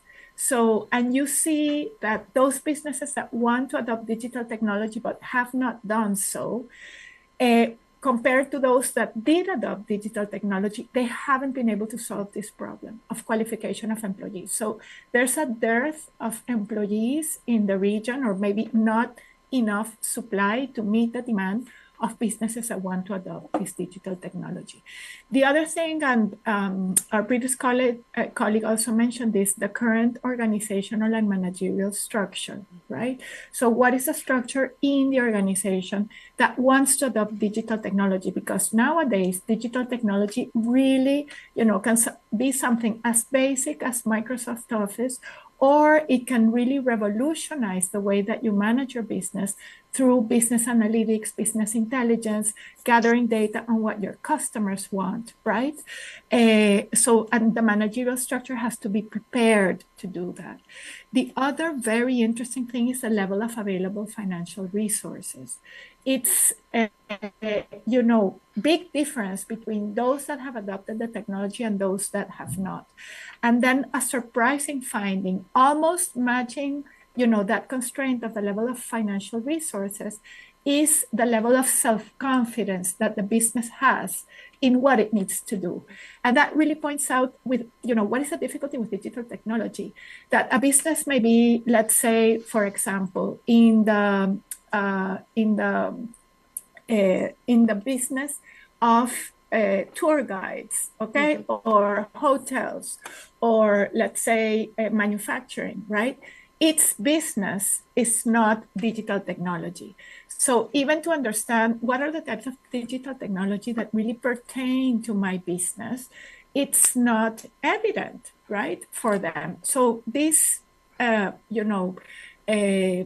knowledge about what is out there and what pertains to my specific problem that I want to solve with digital technology is a big constraint for businesses that want to adopt it. Mm-hmm.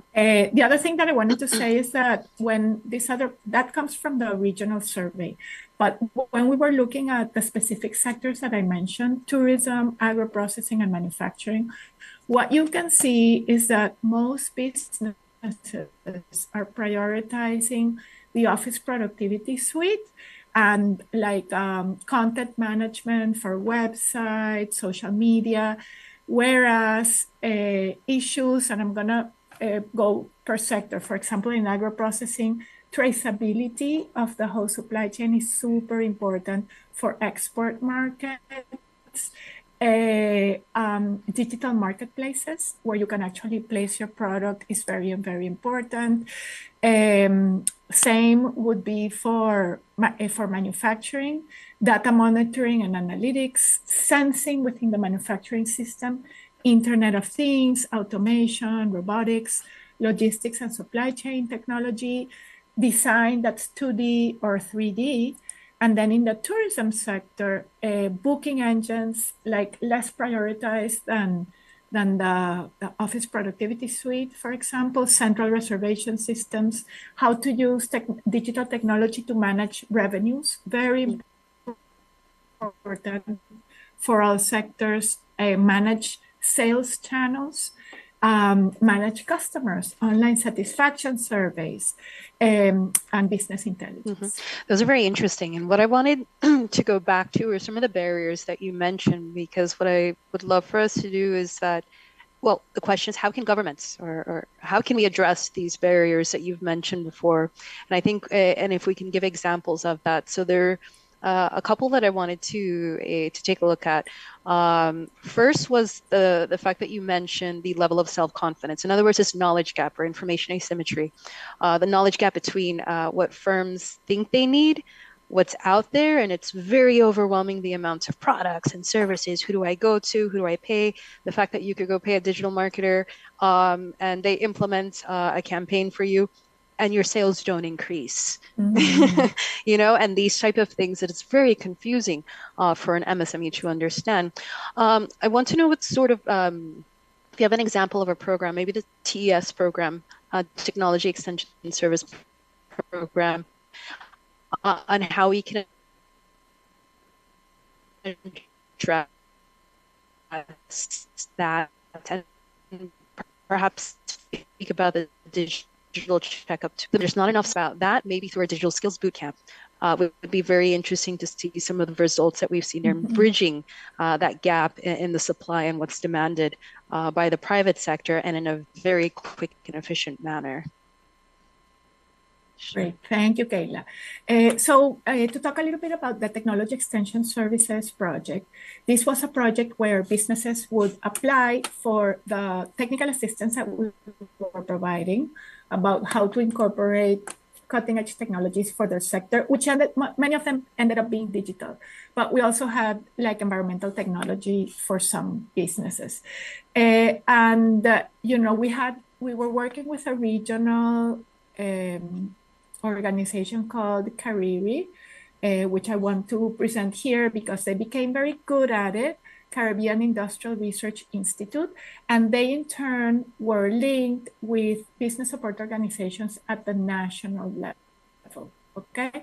And how this worked is that the businesses would apply to the program through a business potential assessment, because in the end, we selected businesses that were also ready to absorb the technology. And that had the potential for growth, okay? 450 businesses applied.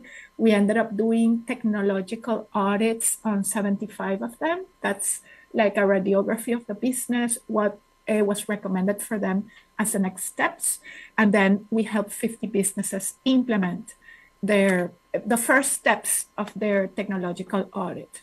And we did do an impact evaluation of that program. By the way, this program was modeled on other programs that exist in the developed world, where there is a lot of concern about businesses missing the fourth industrial revolution. So in a lot of even the developed world, a lot of MSMEs are in the internet wave, as we understand the Caribbean region to be. So we are also very concerned about that.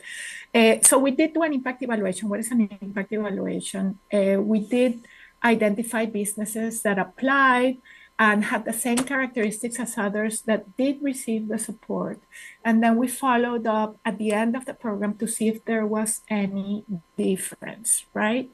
And look at the differences we found. We found that the average business increased in revenue by 9%. They reduced their production 6%. They reduced energy costs for those that had energy interventions by 10%. They hired new staff, 50% female and 50% male, all permanent jobs. one employee per firm on average. I know that this doesn't sound like much, but these were $10,000 interventions. I mean, these are very small interventions, and look at the payoff. And the average new markets that the treated business was able to penetrate, 3 new markets. So that's huge. I mean, it's a big kind of like payoff.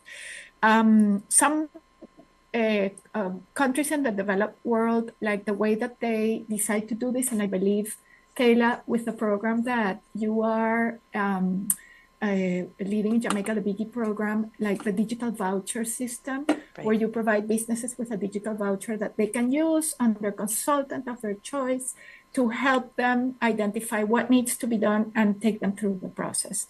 And that kind of like joins well with the digital checkup. So just for the audience, the digital checkup is a platform that the IDB and Compete Caribbean has supported that is housed at Caribbean Exports. You can look it up right away. And what it intends to do is that first of all, this part has already been launched. It's a portal through which businesses can get a self-assessment of what is their state of digital maturity. Hopefully by the end of the year, it will be accompanied by what's called a Digital Transformation Institute, which is online asynchronous courses that recommends to each business in a customized fashion, these are the courses that you should take to upgrade your digital maturity. Plus, it's going to be accompanied by a set of policy tools that are delivered to the different governments that Caribbean Exports benefits, and in particular to their business support organizations, so that one, they can look anonymously at the data that the digital checkup is generating, like what is the status of digital technology of the businesses in my country, and it's going to have suggestions for policy tools that they can implement, because we know that the Caribbean Digital Transformation Institute is not enough. You actually need kind of like consultants working with these firms.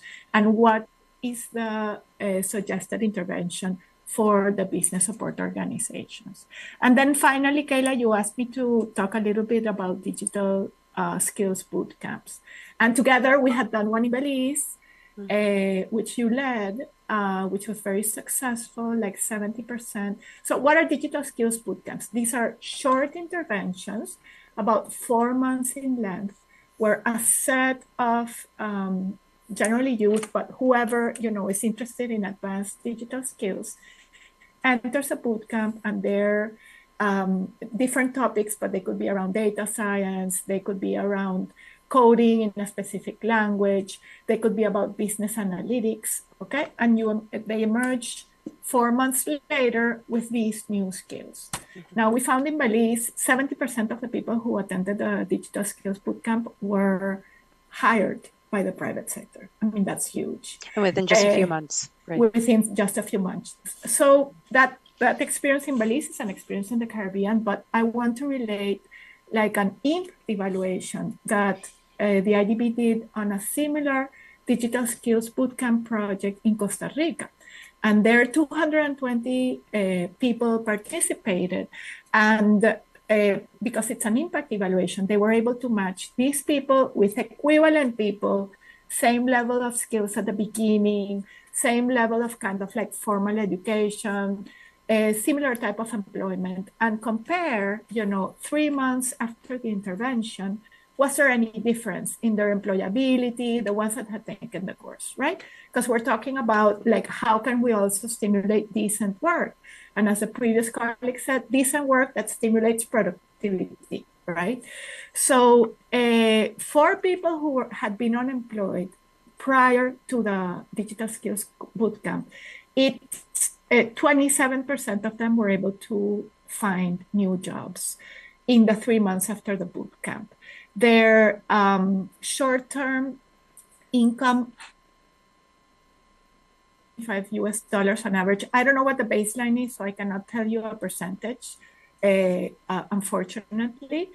But 10%, if they maintained their job, had promotions in their job, or salary increases after they finish the program, 72% reported that they were more recognized.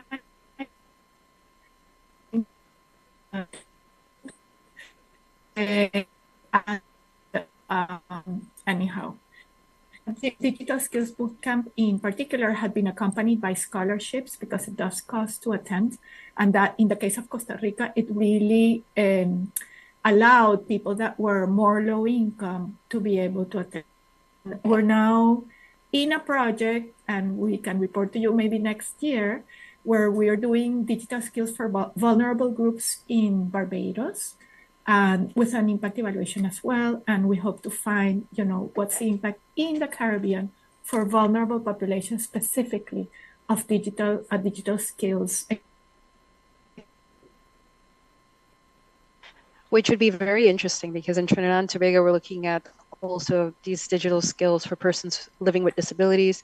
In Jamaica, the Biggie program, I'm doing a plug-in for Biggie, in addition to the Go Digital vouchers and the several windows of opportunities that they have that businesses can tap into, is that with EU grant funding, we also have planned for doing a digital skills boot camp to support as well, and that would be coming on stream as well. So this is all quite fascinating. Thanks so much for sharing, because it helps to see the numbers and the impact. And these are just two examples of programs. There are several others that, depending on what the challenge and what the barrier is and the type of outcomes we're looking for, that we're able to develop and design programs that are suited to the context and able to have these sort of results. So thank you so much, Sylvia, for sharing. We're going to wrap up now because I believe we're out of time. And I wanted to ask you as a last question, and just to also emphasize that these boot camps emphasize soft skills as well, because we've seen evidence of studies that soft skills have effects on worker productivity. And so this is something that they also look at, are these aspects of soft skills. But anyways, 2 to 3 key takeaways that you would love the audience to leave with today based on your presentation. So the first one is that digital transformation will not happen on its own. The market will not take care of it. And there's really active policy needed for businesses to take on digital transformation.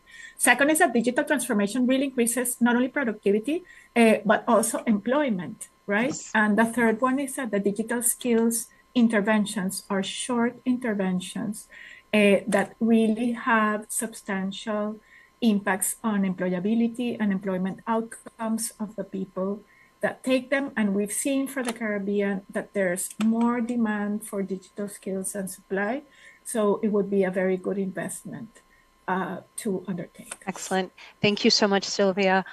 Talia, I'll hand it back over to you. I'm not sure how we are on time, or if we have any opportunity for Q&As, but thank you so much, Sylvia.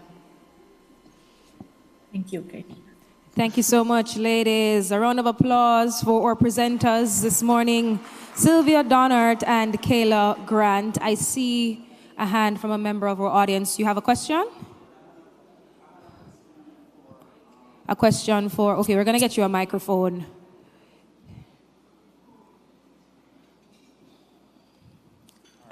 Before you begin, let me just check to ensure they're still online. Or presenters are, yes, we're good to go. All right, you may go ahead.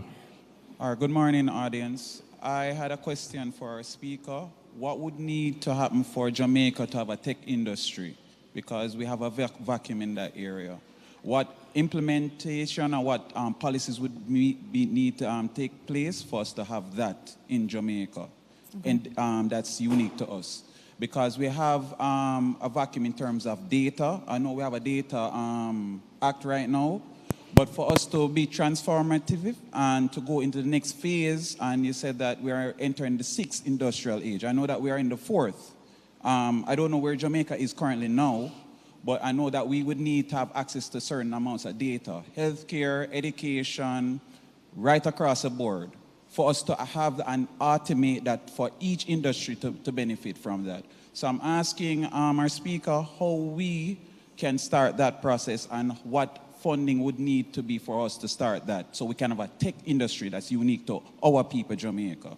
Because technology is going to be the driving force for Jamaica. It's going to be the savior for our economy.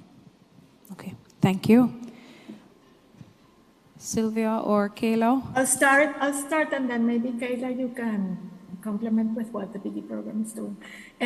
I have to say, first of all, that Jamaica does have a budding tech industry. I mean, we met with a lot of tech developers in Jamaica that we were very impressed by on technologies like blockchain, using AI even for novel applications. And one thing that really affected the industry is the supply of digital talent.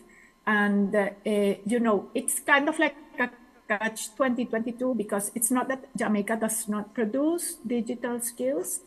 Maybe it's not produced in sufficient amounts. And it's also true that there's this pool. I mean, the rest of the world also doesn't produce enough digital skills. So, you know, companies around the world are recruiting digital skills where they can find them. So Jamaica's a little bit like competing with companies across the world for digital skills, right?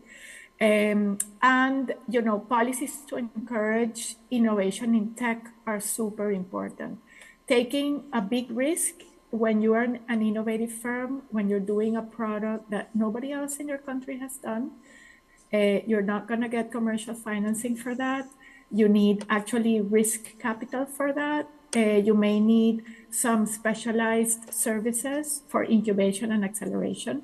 And that's what the Biggie program is designed to do. And that's where I will leave Kayla to provide more details. But there's a lot that's happening in Jamaica already.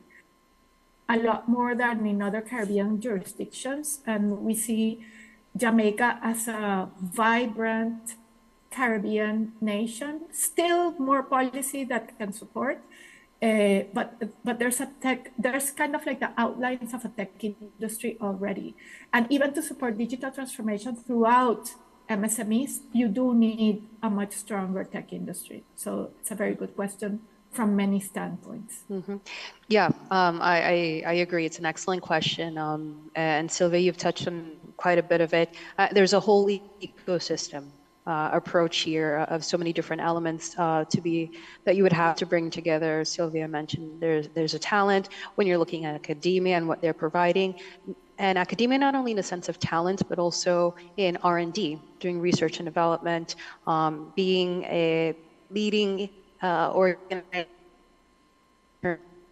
trends, and then transferring those technologies and commercializing it within the private sector. So that relationship between the academia and the private sector is also very important. Sylvia mentioned risk capital. And yes, here's our plug-in again for the Biggie program that the Development Bank of Jamaica, the DBJ, is managing, where the intent of the program really was to support these very innovative type firms, especially those in the ICT and the digital sector that find it more challenging to get the type of technical support and also the type of financial support that they need in order to grow and develop their business.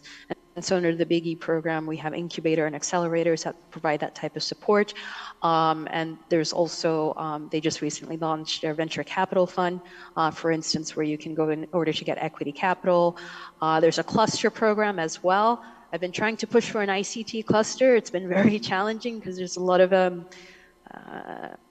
trust factor to solve there. But having a cluster where there'll be another round of cluster calls, I believe Chris can confirm. But in order to pull together a few that are willing to collaborate, I think collaboration is fundamental, no? But I'll stop there because there's a lot of different things that we can speak on, but really great question. Thank you, ladies. Do we have any additional questions? No? I think we're good to go. All right, one more time for our presenters. Thank you so much for joining us virtually. Sylvia Dohnert and Kayla Grant, speaking on driving innovation for the future, of course, productivity, a measure of output produced per unit input. And the future is not just about innovation in general, but specific digital technologies. So thank you so much, ladies. All right, so we have a bit of entertainment for you. I mentioned it earlier. We had a few technical difficulties, but we cleared that up. So ladies and gentlemen, please put your hands together and let's welcome recording artist, DL. Check. Make him feel welcome, guys.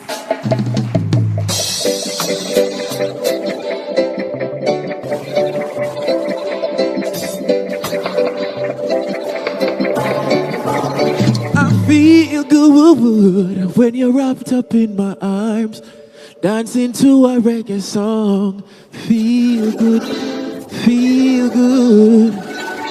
I feel good when your perfume is alone. There we go. And only your hello talk about.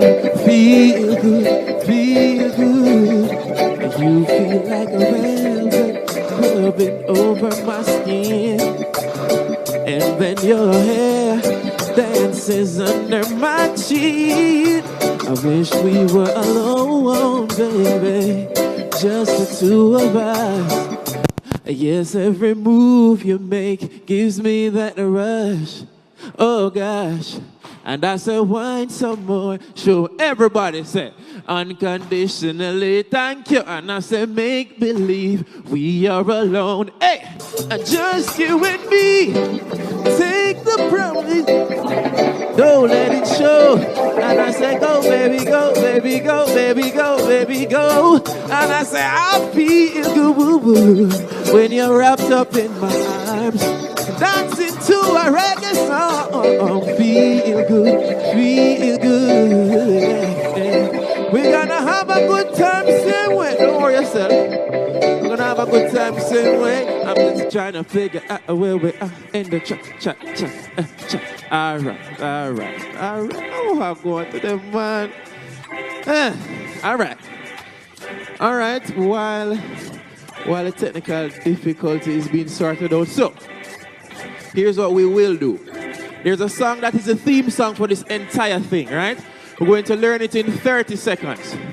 Very, very simple. I wrote the song, guided by, of course, the theme and everything for this whole thing. And it says, productivity.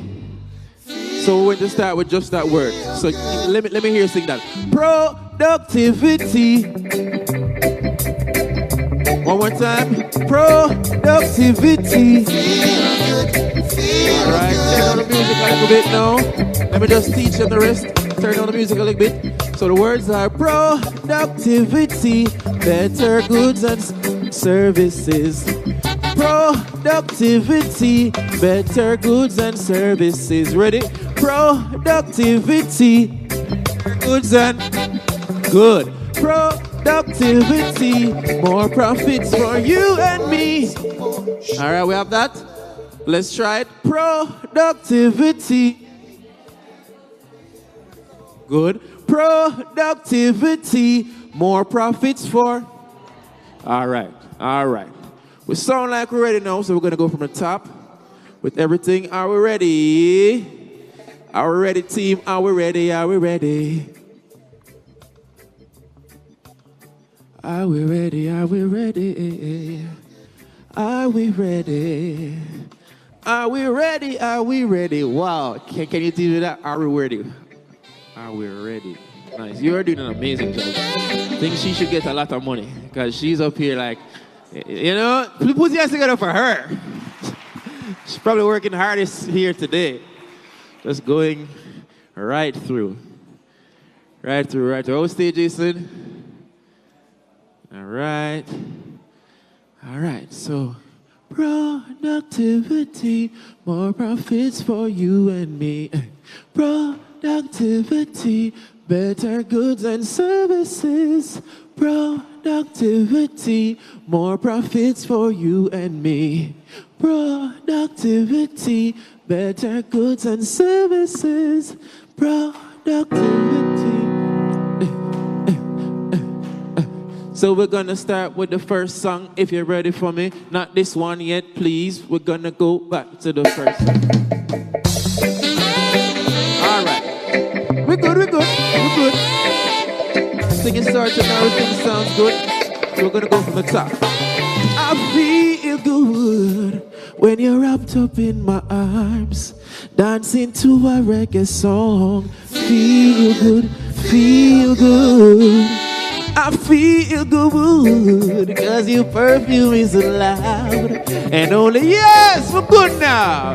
Feel good. And you feel like a velvet rubbing over my skin. And then your hair dances under my chin. I wish we were alone, baby, just the two of us. Yes, every move you make gives me that rush. Oh gosh, and I say wine some more, show me that love unconditionally. Make believe we are alone, just you and me. Take the problems, leave them behind. Don't let it show. And I say, go, baby, go, baby, go, baby, go, baby, go. I feel good when you're wrapped up in my arms, dancing to a reggae song, sing, say, feel good. We're gonna have a good time today. Productivity. So right now in the set, we're gonna take it back all the way back like this. Watch me now. And most are not too young for them songs here, but you're gonna learn today. Rest in peace, the great Toots. What I'm saying? 54, 46 was my number. And right now, someone else has my number.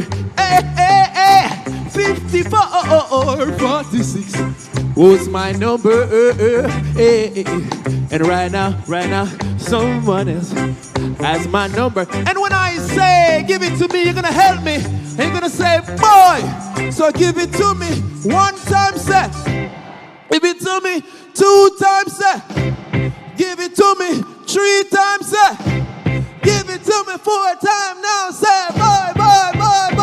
54, 46 was my number. And right now, someone else got my number. Help me now. And I say yeah. And I say yeah. And I say yes now. I say yeah. I say yeah. I mix you up now. Give it to me 4 times, set. 2 times, set.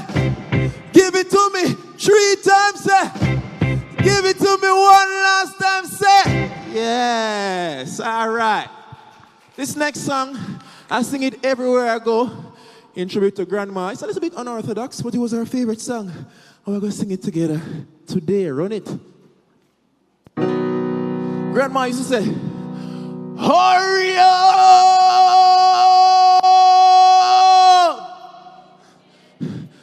Get ready to go. Christ has, everybody clap for me. Clap, clap, clap, clap. Far beyond the blue sky. Turn up the music. It must be a mystery up there, never seen by mortal eye. We know soon he's coming. Clap, clap, clap. From his heavenly home. We must meet him in the air. When it comes to take, here we go now. You better hurry up. What was that? Yeah, get ready to go. If you want to ride on the glory cloud with my Savior in his golden crown, you better hurry up. What's that? Yeah, get ready to go. You better hurry up, hurry up, hurry up, hurry up, hurry up, hurry up. My Jesus, he keeps me, that's enough, and he loves me, and he feeds me when I'm hungry. I got Jesus, and that's enough, oh Lord, that's enough. My Jesus, he loves me, and he keeps me, and he loves me. When I'm hungry, he feeds me. Jesus, I got Jesus, that's enough, oh Lord, that's enough. I'm begging you to hurry up. Hurry up! Get ready to go. Get ready to go. Get ready to go. Thank you. So, As I was saying before, for the final song, we're all going to sing it together. It is the official productivity jingle. I'm going to invite Ovesha Bartley, who sings the official recording, to just join me on stage. And we're going to sing the official song together.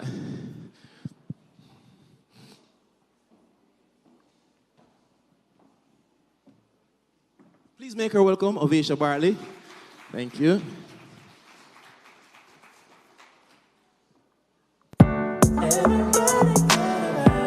Everybody gather round. Everybody gather round. So it says, productivity, more profits for you and me. Productivity, better goods and services. Productivity, more profits for you and me. Productivity, better goods and services. We working, and I'm doing more with what I have to work with, yay. We working, and if you do your part, everything grows here. If we work with one another, then we can change the world a better future. A better future. It's mine today. It's mine today. Productivity, more profits for you and me. Productivity, better goods and services. Productivity, more profits for you and me. Productivity, better goods and services. Everybody gather round. Together. Hey, hey. Everybody gather. Work together. Vision 2030, one Jamaica.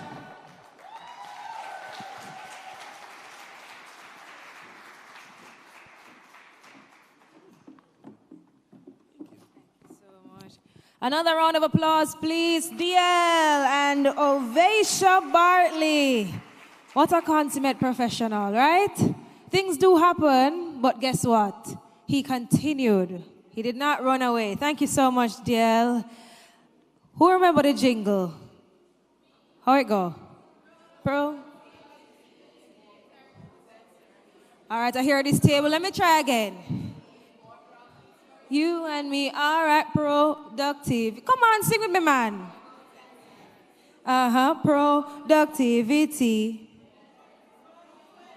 No, let me see if we can get it together. One more time. Productivity, more profits for. All right, productivity, better goods and services. All right, productivity. Productivity, better goods and... All right, if you did sing a while ago, clap yourself. And if you never sing a while ago, still clap yourself. Yeah? Thank you so much.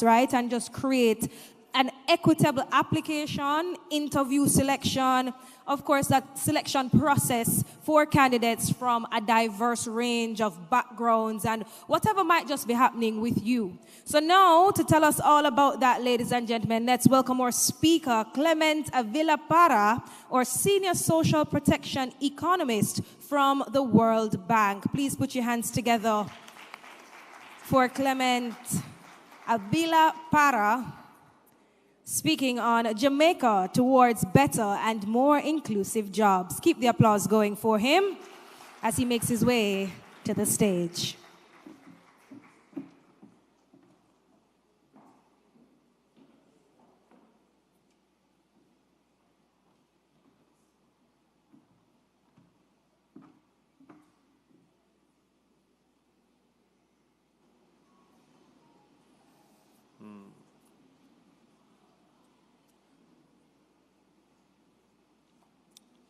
Very good. Good morning, everyone. It is an honor to be here. I will not go through the whole list, but I do want to acknowledge the Honorable Minister Pernell Charles Jr. Thank you very much for the invitation to participate in this fantastic event. The objective of my presentation today is to share the main findings of the Jamaica Jobs Diagnostic, our recent study on Jamaica's labor market. This study has a very clear objective, which is to answer three key questions. The first one is, what are Jamaica's main jobs problems? The second one is, what are the underlying issues that are causing these jobs problems? And the third one is, what are the policy options that we can implement to improve job outcomes? Now, before starting or jumping right into the content of my presentation, I want to highlight that this study focuses on the long-term structural constraints. We are not focusing on what happened last year or the last few years. We acknowledge that there are many ongoing efforts to improve job outcomes, many of which we're going to be touching on today. So I just wanted to acknowledge that before the starting. So let me start with the first question. What are Jamaicans' main jobs problem? We assess job outcomes on three key dimensions: job creation, job quality, and the inclusiveness of the labor market. So let's start with job creation, right?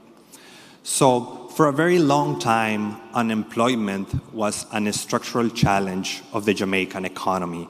If you can see here in the graph, Jamaica was, for most of the time that I have in here, way above the regional peer countries. It was struggling with unemployment.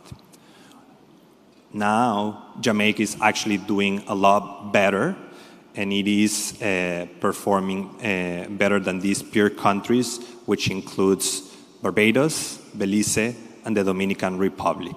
I think this is a remarkable achievement, and it should not be underestimated. It is Jamaica's lowest unemployment rate in history.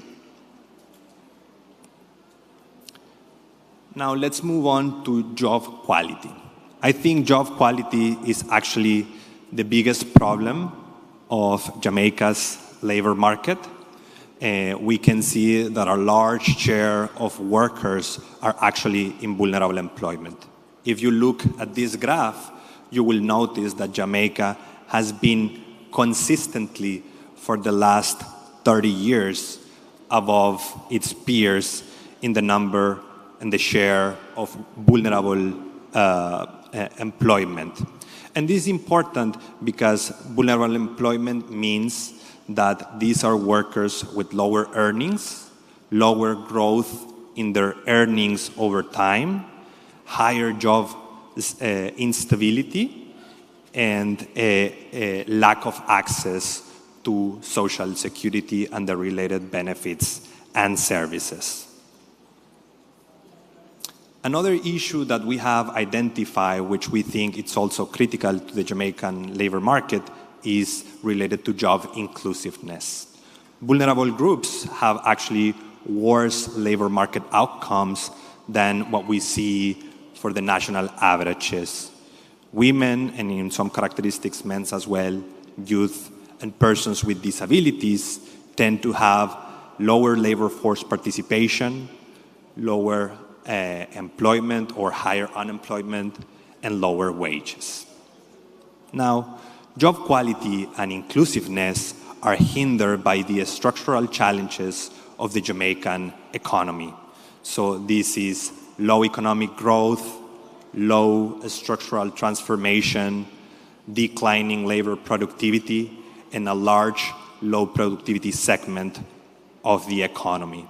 For example, if you take a look at this graph, you will note that Jamaica has experienced very limited growth over the past 50 years. Jamaica's growth from 1975 to 2019 has been 0.2% per year, while the regional peer countries have been growing at an average of 1.9% per year. So this is why you see that the two lines, instead of converging together, is actually a widening gap. For the other characteristics that I have right here, like limited structural transformation, what we mean is that the productive structure in Jamaica has changed relatively little in the last 2 to 3 decades. We also have declining labor productivity, and what is perhaps our concern is that it has accelerated this reduction in more recent years. And what we mean by a large low productivity segment is that we identify that there are very few large firms, highly productive, and there are a lot of micro, small, and medium enterprises with very low productivity levels. And why do we care? We care because it's often the case that large firms are the ones that provide the better jobs. They tend to have better wages and better labor conditions.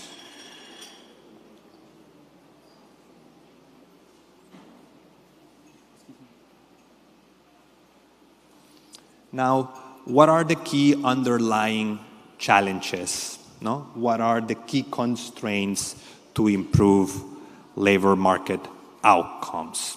So we explore a lot of potential constraints in terms of labor demand, labor supply, and the labor market friction, the interaction between labor supply and labor demand. And we come out with a series of key areas or key constraints. So imagine that we have a pyramid, and at the base of this pyramid we have what we call the policy fundamentals: macroeconomic stability and rule of law. These are the preconditions that are needed to have higher economic growth, higher private investment, and better jobs. Then, in the middle of the pyramid, we have the specific constraints that we have identified for the Jamaican economy. So we know that there is very high energy cost. We know that there is limited entrepreneurial capacity, limited entrepreneurial know-how, and we also know that there are limited availability of skilled workers. So those are what we call the key bottlenecks. And then at the top of the pyramid, we have labor market exclusion, no? Which we know hinders social peace, poverty reduction, and shared prosperity. So all of these elements are important to improve the Jamaica's labor market outcomes. So let me walk you through each of these in the next slides. So very briefly, so Jamaica for a very long time struggled with the policy fundamentals. No, macroeconomic stability, for instance, was an issue. You are aware of the macro crisis that Jamaica has experienced in the past, in the 90s, in the 2010s. But more recently, Jamaica has been doing a lot of progress. No? It has been able to reduce public debt, as you can see from the graph in here, since 2013. No? It has been doing an outstanding job, I have to say, because now it is converging to more reasonable levels. No? It has improved credit ratings, and it has also managed inflation despite a very challenging external environment. However, there are other challenges like rule of law, and in particular related to crime and violence. So these are some of the key areas, the base of the pyramid, as we were saying.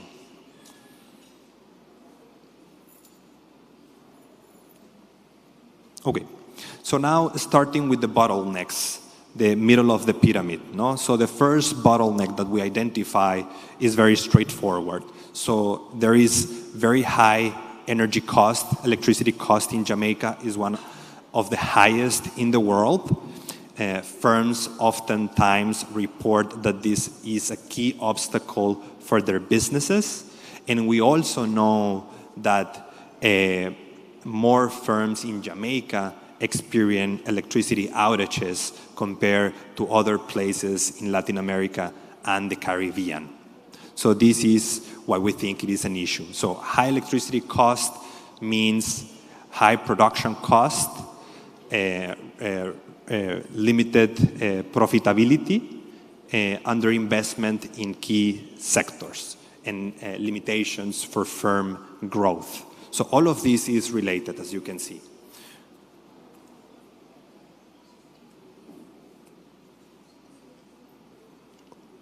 Now, the second bottleneck is related to entrepreneurial know-how. So there are several indicators that suggest that this is also one of the main constraints.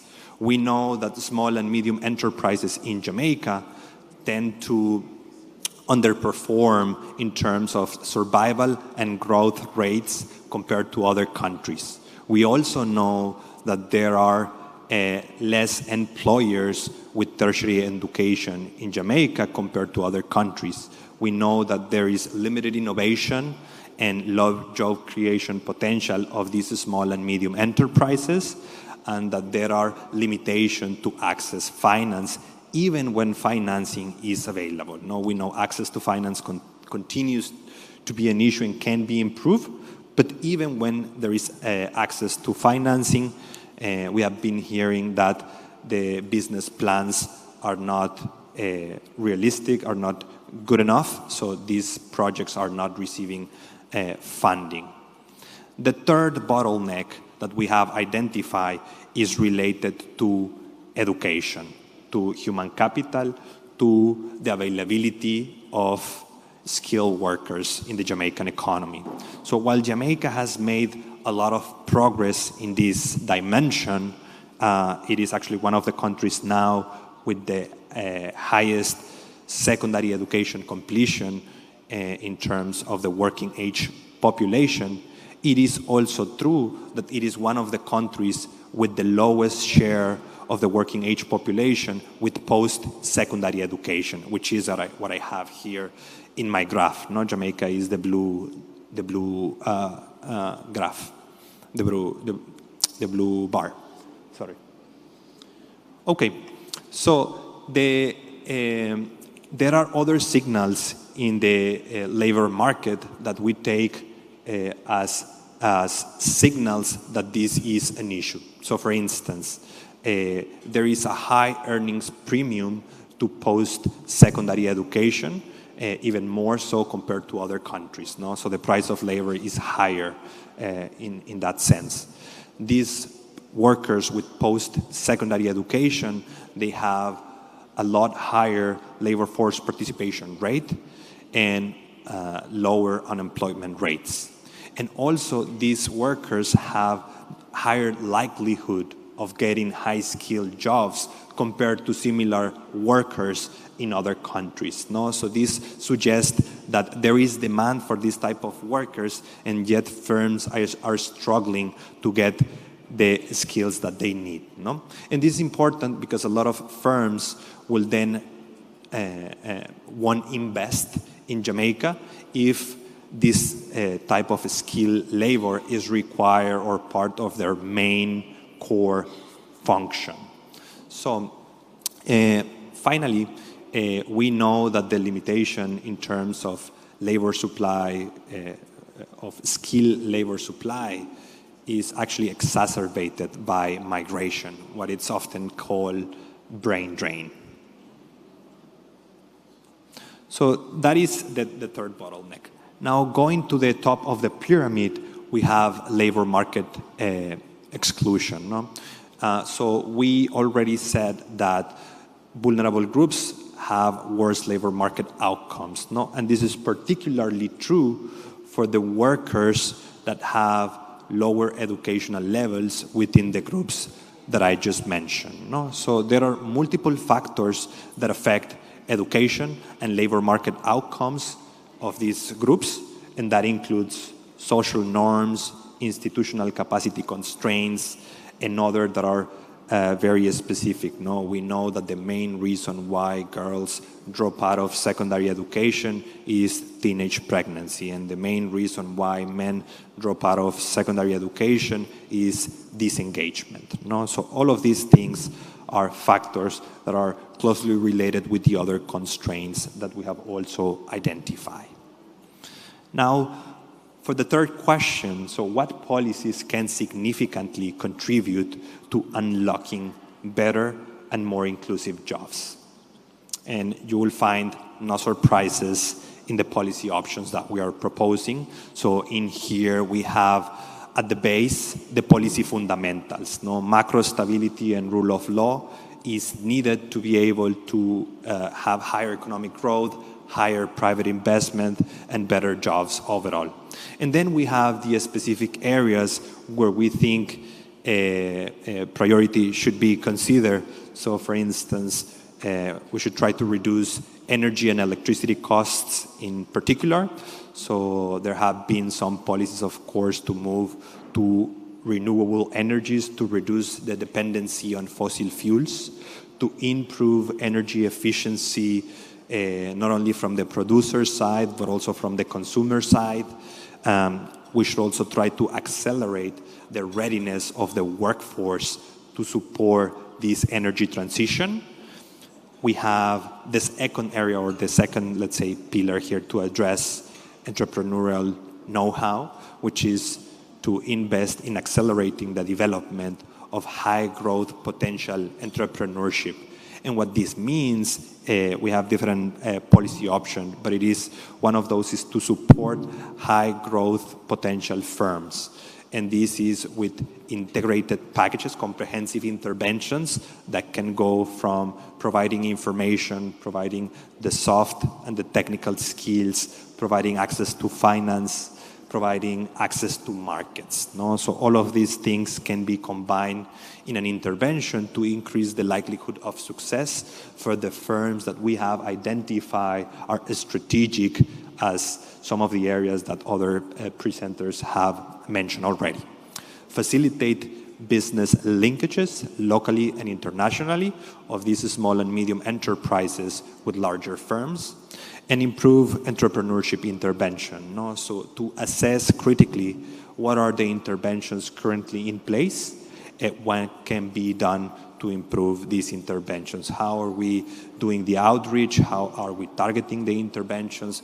How are we delivering the actual intervention itself?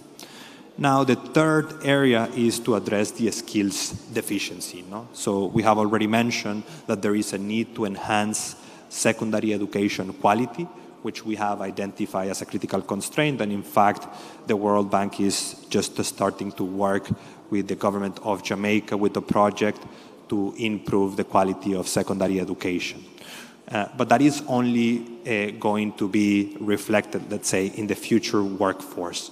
We also need to consider that we need to upskill the current workforce. And for that, we have a full set of actions that is what we call active labor market programs. No? And there is still a lot of things that can be done in this particular area to facilitate worker transition to areas that are in high demand. Finally, and one topic that it is sometimes controversial is migration. No? So there needs to be support and manage of the migration, because it needs to be a source of talent for Jamaica as a receiving country, and also for Jamaica as a sender country. No? We know that there are many highly skilled workers that are leaving Jamaica to go to the other markets, the US, Canada, the UK. No? So it is important to consider some specific actions like the Global Skills Partnership to try to find mutually beneficial solutions for the different countries. And then finally, we have social and labor market inclusion. and we already touched on some of these ideas, but basically is to promote equitable outcomes on education. So reinforce teenage pregnancy policies, increase student engagement through better quality, enhance social protection access for vulnerable groups. So this means closing the coverage gaps, making sure that we are reaching the most vulnerable populations, increasing the benefits for secondary school students to reflect the opportunity cost of staying in school versus entering the labor market relatively early in their lives, and support women-owned businesses. So I'm gonna leave it there. The key takeaways is just the high-level messages that we wanted to communicate. So this is that Jamaica has significantly improved job creation, but challenges remain in terms of job quality and inclusiveness. These issues are linked to the structural challenges of the Jamaican economy, and we already mentioned low economic growth, limited structural transformation, declining labor productivity, and a large low productivity segment of the economy.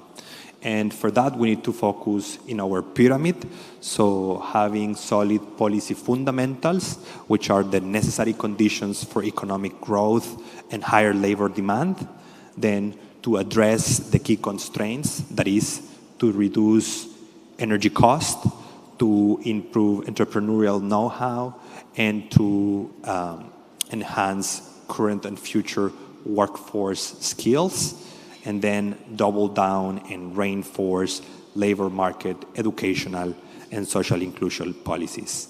With all of this, if we are addressing all these constraints, we are sure that Jamaica will continue to move towards better and more inclusive jobs. Thank you.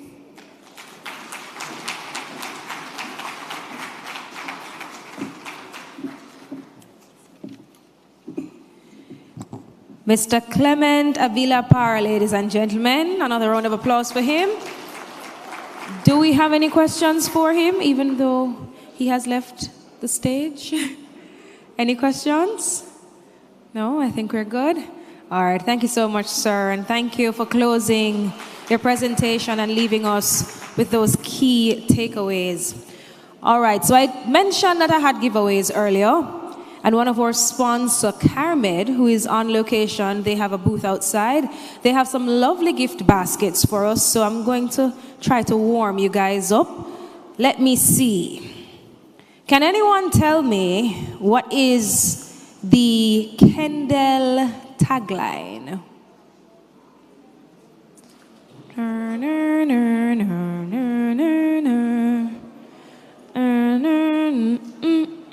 All right, I see a hand around the back. Come on up.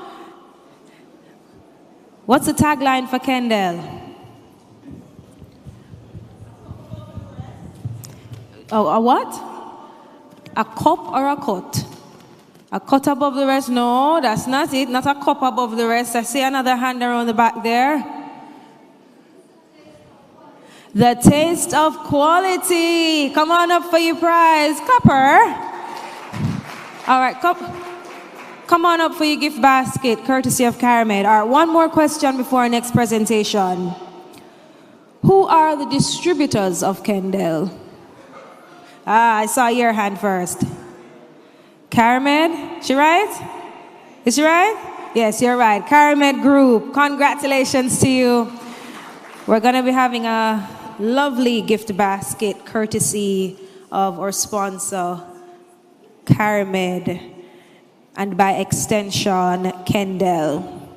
So we have one more presentation before we break for lunch, and we're going to be talking about building a framework for productivity improvement. And to achieve all these goals, there needs to be a systematic approach, right, to enhance the efficiency and effectiveness of any organization. So ladies and gentlemen, please let's all welcome from JAMPRO, the president, Shalette Cox. Please put your hands together for her.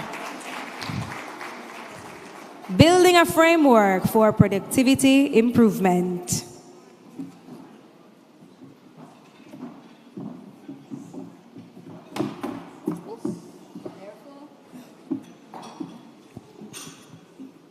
Hello, is it still morning? Good afternoon, everybody.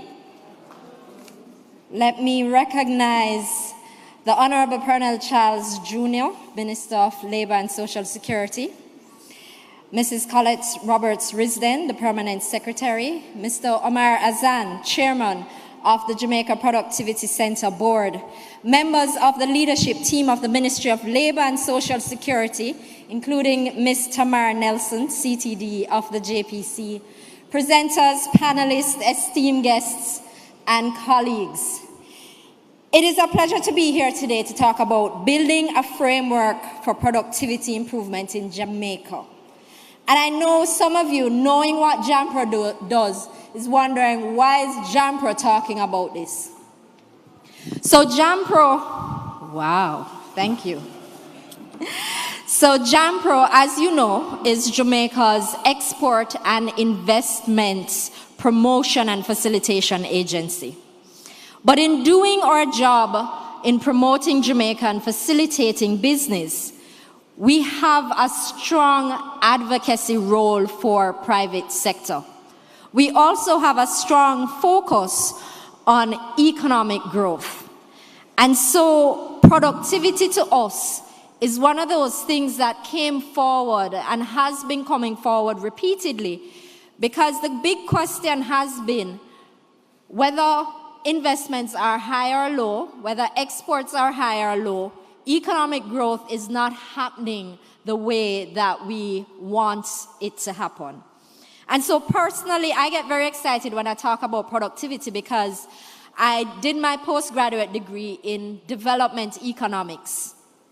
And we had a professor that used to talk about the importance of tinkering. And if you know what tinkering is, it's the same thing as innovation. And innovation stands at the foundation of productivity. And so, as you would have heard throughout today's discussions, productivity is a measure of efficiency, in which how a country uses its resources to produce goods and services. And it means that higher productivity means we can produce more with the same or even fewer outputs, generating greater economic output. And a country like Jamaica that is so constrained with our resources, and my minister likes to say we're landlocked. We can't take away land from anybody else. We have what we have. And the people that we have a very unique challenge in Jamaica with our people, because our birth rate is going down, our people are getting older, and a lot of Jamaicans are migrating. So our labor challenges are very unique, and so productivity becomes very important. And the benefits are wide-ranging. It can lead to higher incomes, fueling consumer spending and investments. It makes our businesses competitive, which means that we can export more because we can compete with companies in other jurisdictions. And in general, it expands the economic pie, enabling us to allocate more resources to priorities like healthcare, education, and infrastructure. Now, the main way, however, that JAMPRO got involved in productivity discussions is through the National Competitiveness Council. Now, the Competitiveness Council has been around for around 15 years or so, and it's a public-private sector body that comes together to talk about how to make it easier to do business in Jamaica. And for the first 10 years of its life, the council was very focused on very specific bureaucratic impediments. How do we get customs to stop using 21 different IT systems and eventually come together and produce Asikuda? How do we get the Ministry of Finance to understand that lowering transfer taxes and allowing access to land transactions actually make land transaction move more? But in 2020, guided by JAMPRO's 4-year strategic plan, we put productivity on the table with the council. And I believe the private sector members and public sector members were very supportive of it. And what we did is that we launched into a study. And I see my then board director, Lisa Suarez-Lewis, who is very passionate about this topic as well. She was the chair of that committee, and we started digging into what productivity issues could look like. And what is the data saying to us? And it's not a pretty picture, so brace yourself for this. The human capital points to low level of compulsory education and low levels of expected years in school as being a part of the challenge. And I'm happy to say the government has made some strides in that. They added a few more years to compulsory education. But when you look at innovation, which is another part of productivity, Jamaica has the lowest score in the Caribbean, in the Global Innovation Index for tertiary education in the Caribbean. This index also in 2022 highlighted that Jamaica's score in ICT access, online e-participation, ICT use, and government's online service improved during the period 2015 to 2022. So the 2022, even though we're the lowest in the Caribbean, it was after much improvements. In a survey of Caribbean firms conducted 2021-2022, 40% of Jamaican firms didn't have a website. 30% weren't using social media, and just under 13% of purchases were being done through e-commerce. So what did JAMPRO do when we started seeing this? We decided to build on the work of the Productivity Subcommittee, and in 2022 we commissioned a study with the support of the World Bank's Foundations for Competitiveness and Growth project, with the specific objective of designing a framework and a roadmap for improving productivity. The scope of the consultancy including an assessment of the current productivity environment in Jamaica, a development of a framework and roadmap, and support to Statin and JPC to support the measure of productivity.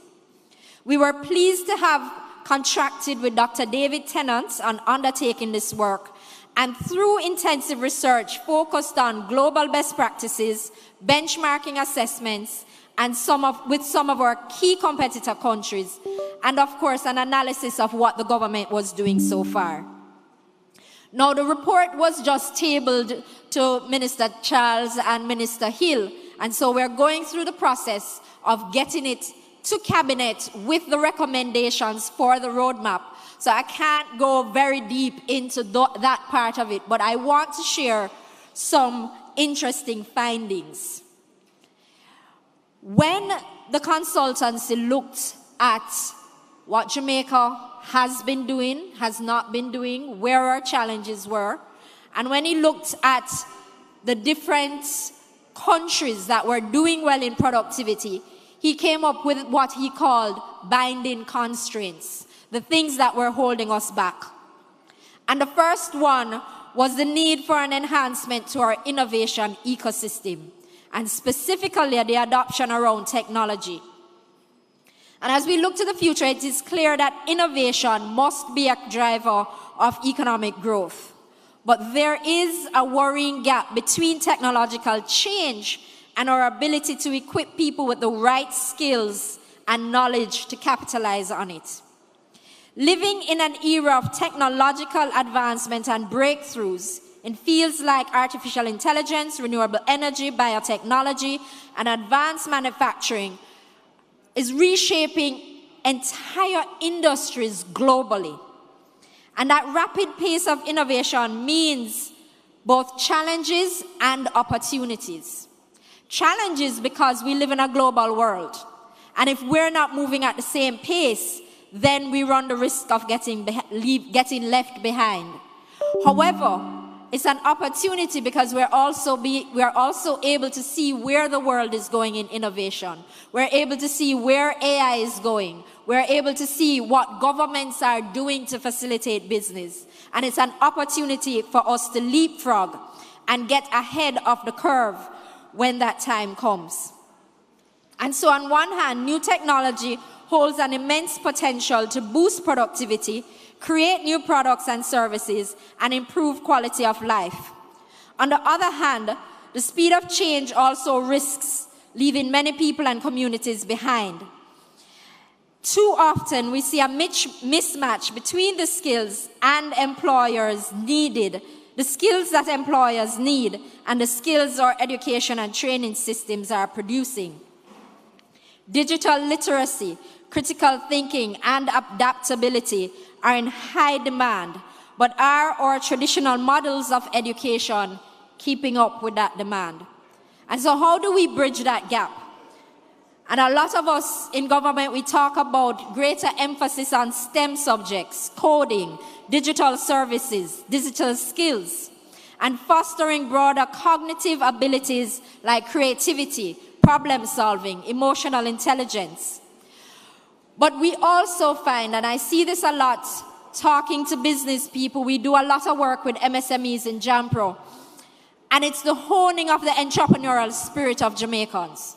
Jamaican people love to have a business. And a lot of Jamaicans, I think we have 440,000 companies on the companies listing at companies' office. And that means that a lot of people that have a day job also have a side job, a side hustle. And the gig economy is strong in Jamaica, but a lot of people missed out on business, what I call business 101. The fundamental skills of running a business and the financial literacy of ensuring the success of that business. We need to equip students, not at the tertiary level, but at the secondary level, with the technical know-how and the ability to adapt, learn, and thrive in a rapidly changing world. Innovation, ladies and gentlemen, is not about exposure to technology. It's not about exposure to know-how and new ways of working. It's about the knowledge of how to adapt to technology, how to adapt to new processes. Because, and I'm sure both business and government, we've seen it. You give your team members the best technology out there, but if they don't know how to adapt to it, it's not going to get them very far. At the same time, we need to dramatically expand access to lifelong learning and skill development opportunities. As automation and AI transform the nature of work, workers of all ages need to understand that the continuous upgrade of their skills is not a nice to do, it is a must do. However, this will also require new models of vocational training, online work learning, and very importantly, employer-sponsored upskilling. By investing in education and skills, we can ensure that everyone has the tools they need to participate in the innovation economy. The third element of what the findings show is the need for greater economic diversity, complexity, and structural transformation. And this is something that we've been saying to our clients a lot in JAMPRO. It is not good enough to mine limestone and ship it from Jamaica. We need to figure out what are the industries that mined limestone can feed into a value-added product and send it out so that we make the bulk of the income from that product. That's how you increase output. It means that as we, as JAMPRO, talk about orchard crops and the need to grow mango orchards or ackee orchards, we're not sending out boxes of mango only, but we're doing mango purees, we're doing mango juices, we're doing dried fruit. The complexity, there needs to be significant transformation at the economic level. Governments, businesses, civil society, we need to work together to ensure that innovation drives business outputs. This means identifying and attracting investments in high potential industries and value chains beyond the traditional sectors. We need to encourage the development of export-oriented manufacturing that includes more sophisticated and higher value products. services, and then we need to improve linkages between the different sectors of the economy. The final pillar is the reduction in bureaucracy, red tape.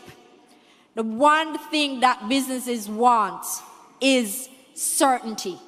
They need to be able to predict what will happen. And my clients will tell me, I don't have a problem with a 6 to 8 week turnaround time on work permits if it is in fact 6 to 8 weeks, because then I can plan for that.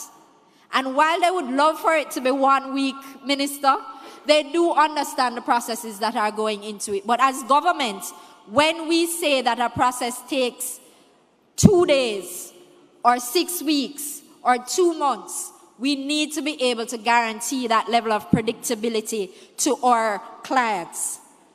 And so this is the pillar that the National Competitiveness Council works on restlessly. We are currently pursuing 69 reform initiatives spanning business process reengineering of government, legislative review and amendments, digital transformation, and enhanced capacity building. A major part of the work, however, is embedded in digital transformation, and it's not lost on us when we talk to our clients about the fact that the government of Jamaica has chosen to have a minister responsible for digital transformation. It is important that governments leverages digital technology to automate and streamline our processes, enhance data-driven decision-making both in government and in private sector, improve service delivery to businesses, and increase transparency, thereby reducing corruption. Much work has been done on this front, and I like to talk about the Jamaica Business Gateway, which is a platform that was launched last year under the Ministry of Industry, Investment and Commerce, JAMPRO's parent ministry, and it provides an interface between businesses and governments to transact business. The platform was initially launched with 14 processes, including access to incentives for key sectors such as tourism, agriculture, and manufacturing. And we're currently finalizing work to increase that number 14 to 35 processes by the end of summer. In addition, the NCC, through partnership with Jamaica Chamber of Commerce, has also started what we call the Government Efficiency Index.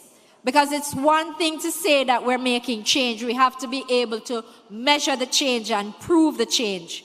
And so the Government Efficiency Index, which we're about to launch later this year, will allow the government to better manage the development of our investment climate, action and support investor retention and aftercare, and track the efficiency of government processes.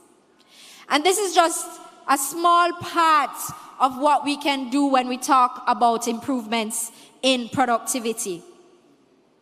I remember earlier this year when JAMPRO launched the Film Fund, and the Prime Minister spoke about infrastructure projects, road projects, and it was a disconnect that a lot of business people don't immediately make, that when we are able to reduce the travel time through Constant Spring in the mornings from 2 hours to 45 minutes, that is productivity in action, or enhancing productivity in action. How many of us sit in that traffic and no work can get done? It also means that for those of us who can, work from home regimes, and some of that started during COVID, and I hear the claps, but let me tell you, work from home doesn't work for every industry. But where it does work, it improves productivity tremendously. Addressing our crime problems, it's not just about citizen security. It's also about business, because we talk a lot and we joke a lot about the fact that when Jamaicans go overseas, they work 2-3 jobs. Ever wonder why we can't easily do that in Jamaica now? Because everybody believes that they need to be in their house, locked behind their doors at 10 o'clock. We have companies with manufacturing companies with idle capacity after 5 o'clock, because they can't run shift systems. Reducing our crime problems is not just a safety issue, it's a business issue as well. Investment in healthcare and mental health, work-life balance, all of those are productivity issues. Re-engineering business processes in the workplace, not just government that has to look at our processes and how we deliver services, but internally look at how, rather than put in one department there and another department there, and so for the course of the day, people walking back and forth like that, put them beside each other. Simple things that can make the workplace more productive. Normalizing rewards and incentives. Making people want to work harder because they know that there's a reward at the end of it.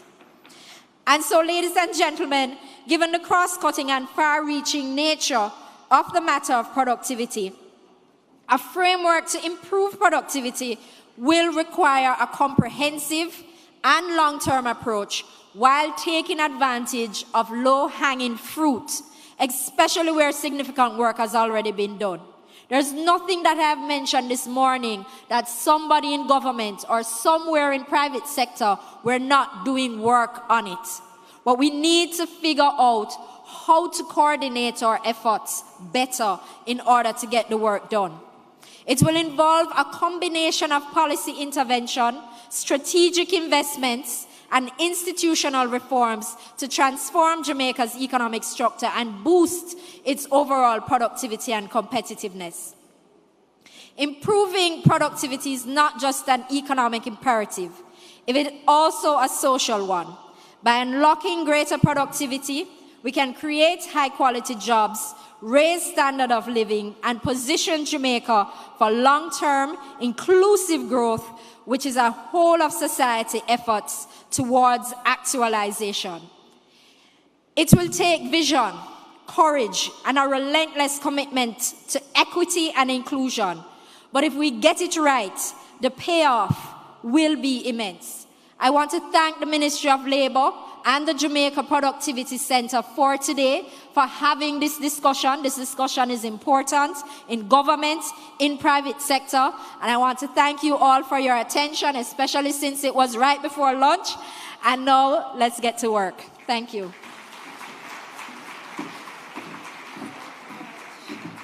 Let's get to work. Thank you so much, Ms. Shalette Cox, President at JAMPRO. Another round of applause for her, please. Thank you so much, Ms. Cox.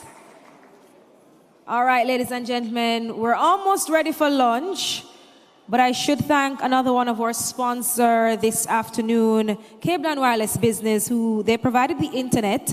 So if you'd like the internet password, it is ACHotels_conference. And the password is AC Meeting $2024. So the ID, all caps, all right. So the ID, ACHotels_conference, password, which is all caps, AC Meeting $2024. We do have some giveaways from our sponsors as well. So another giveaway from CariMed. Can anyone tell me who is the founder and CEO of the CariMed Group? I saw your hand first. Sorry? Glenn Christian? Yes, congratulations to you. Give him a round of applause, guys. One more giveaway from CariMed before I share the instructions for lunch. Can you name one category of food item from the Kendall portfolio of products? Let me try somebody on this side. What's that? Like canned... We have corned beef. I hear mackerel over there, but you get it. Corned beef. All right, give her a round of applause, guys. Thank you. I have some gift baskets courtesy of Kendall for you from the CariMed Group. One more giveaway before lunch.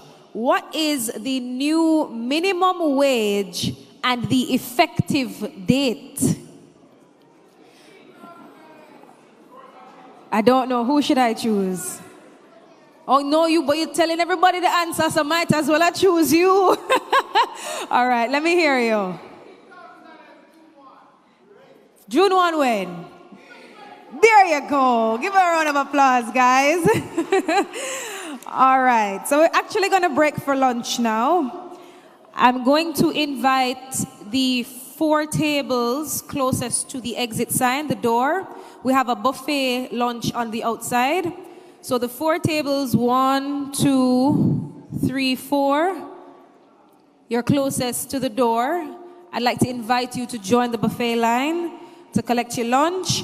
And during lunch, we're going to be entertained by saxophonist Daniel Jackson. So when you see Daniel, please make him feel welcomed. He's going to be entertaining us as we break for lunch. And we're going to watch the crowd. We don't want everyone to go all at once as we break for lunch.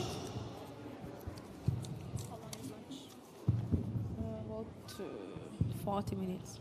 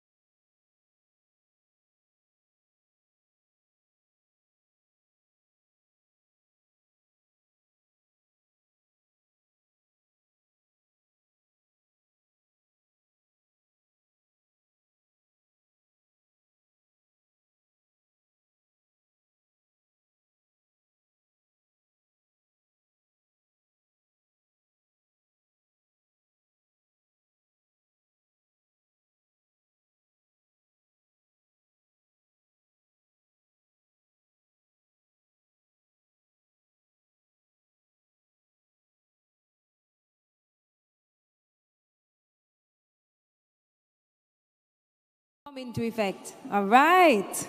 Coming up first. February 14, 2022. Yes, you got that right. Congrats to you. We have a prize courtesy of JCPD. All right, another question. This one is actually courtesy of the ministry. Focusing on the future of work in Jamaica, name 3 skills needed.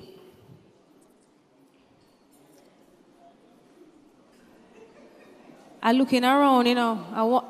I have a hand here. Okay, let me hear you. I got nervous a while ago. I said, I'm wondering if everybody paying attention to the presentation so far.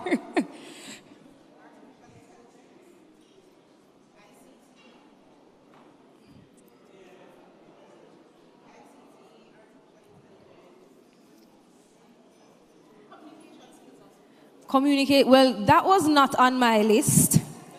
So I don't know if should I say yay or nay? That's a yay? You sure?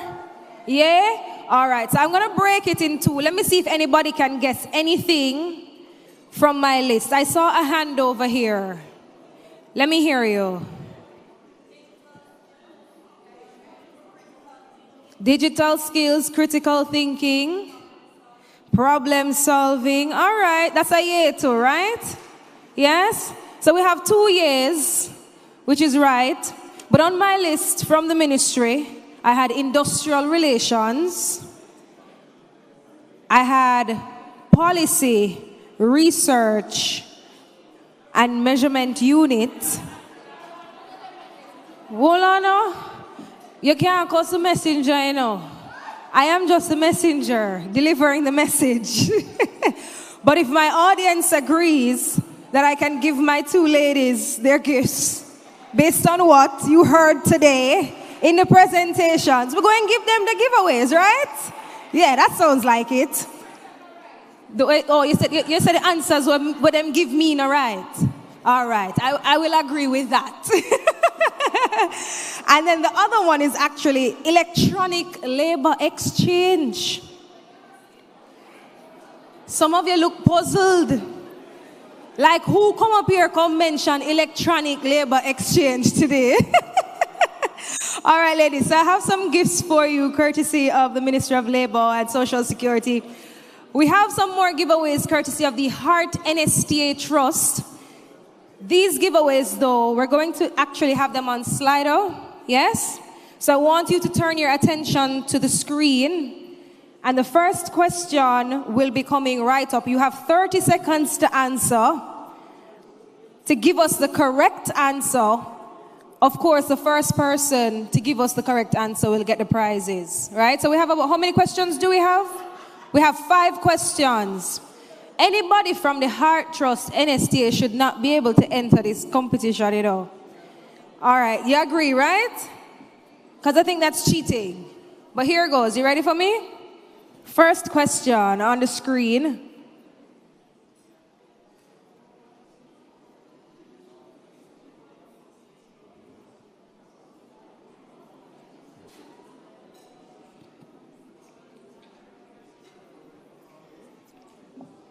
Do we have it? It's not working? Oh, it's on your screen.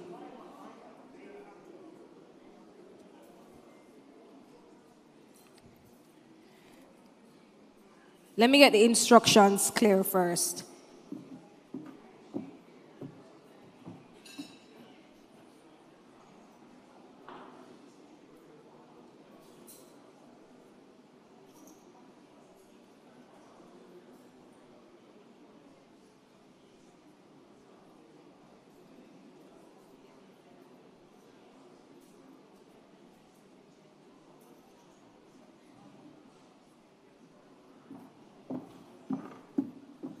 All right, ladies and gentlemen, I got some clarification there.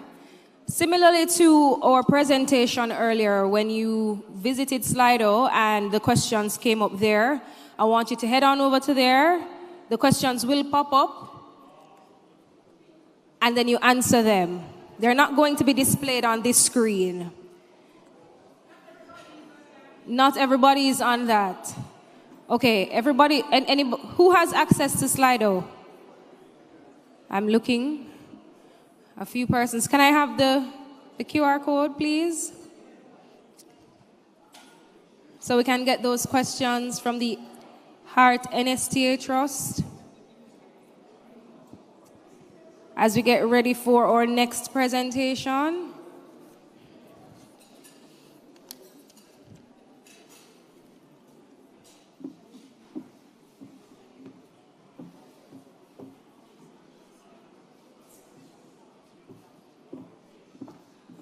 All right, to make it easier for you, all you have to do is visit slido.com, slido.com, and enter the code 315-7455. So visit slido.com, let me repeat the code for you, 315-7455.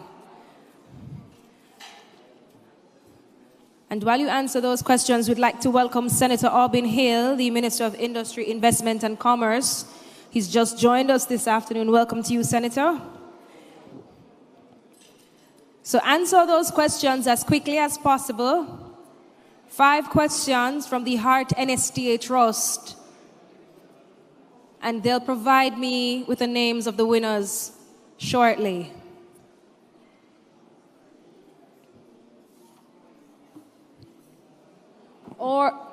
Okay, great. So we have the code up. You can also scan the QR code and it will take you directly to where you need to go, where the questions are, and have them answered.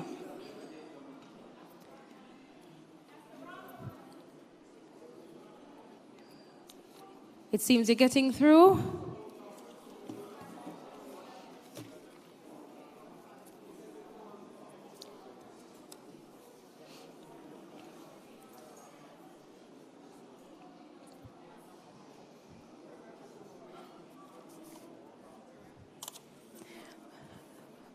All right, so I'll wait for the results.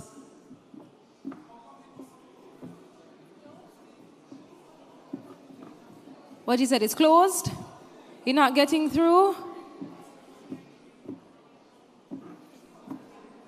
Tamar, should I just read the questions and have them, yeah? Old style, regular style, yes? Since we're all physically here. All right, well, most of us. All right, so first question, what does HEART in Heart NSTA Trust stand for?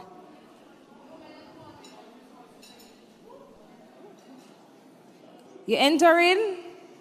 Or you from Heart? If you're from Heart, you can't enter. All right, let me see your hand around the back. Oh, you answered already? You from Heart? Yes, she is. Where's my representative from Heart? Right here? So what's the answer to that question? Is it A? Oh, you're a consultant. That still counts. No contract. Right, on contract.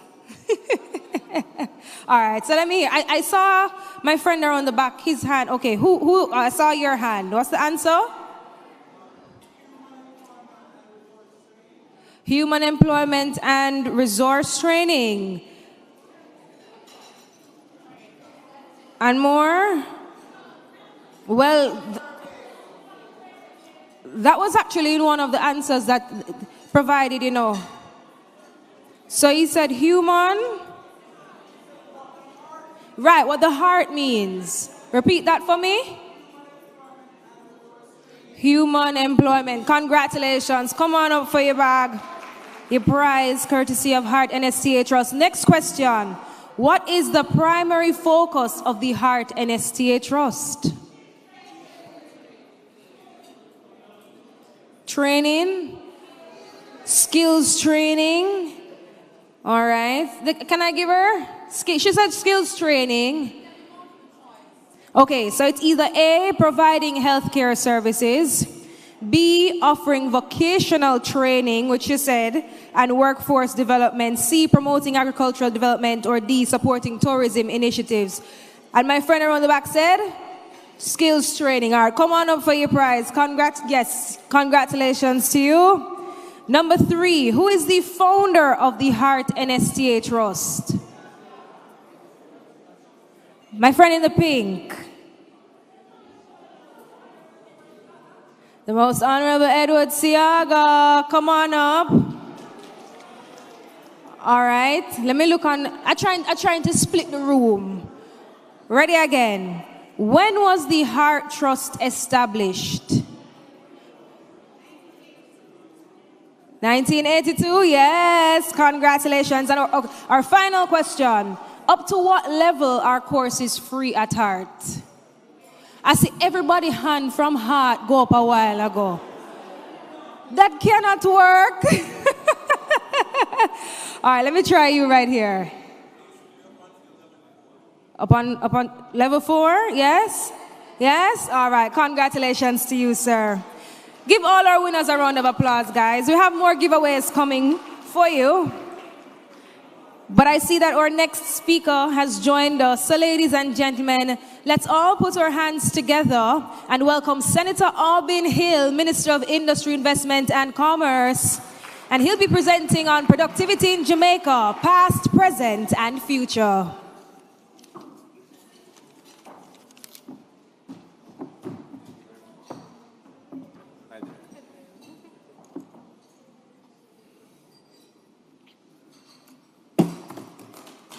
First thing gone.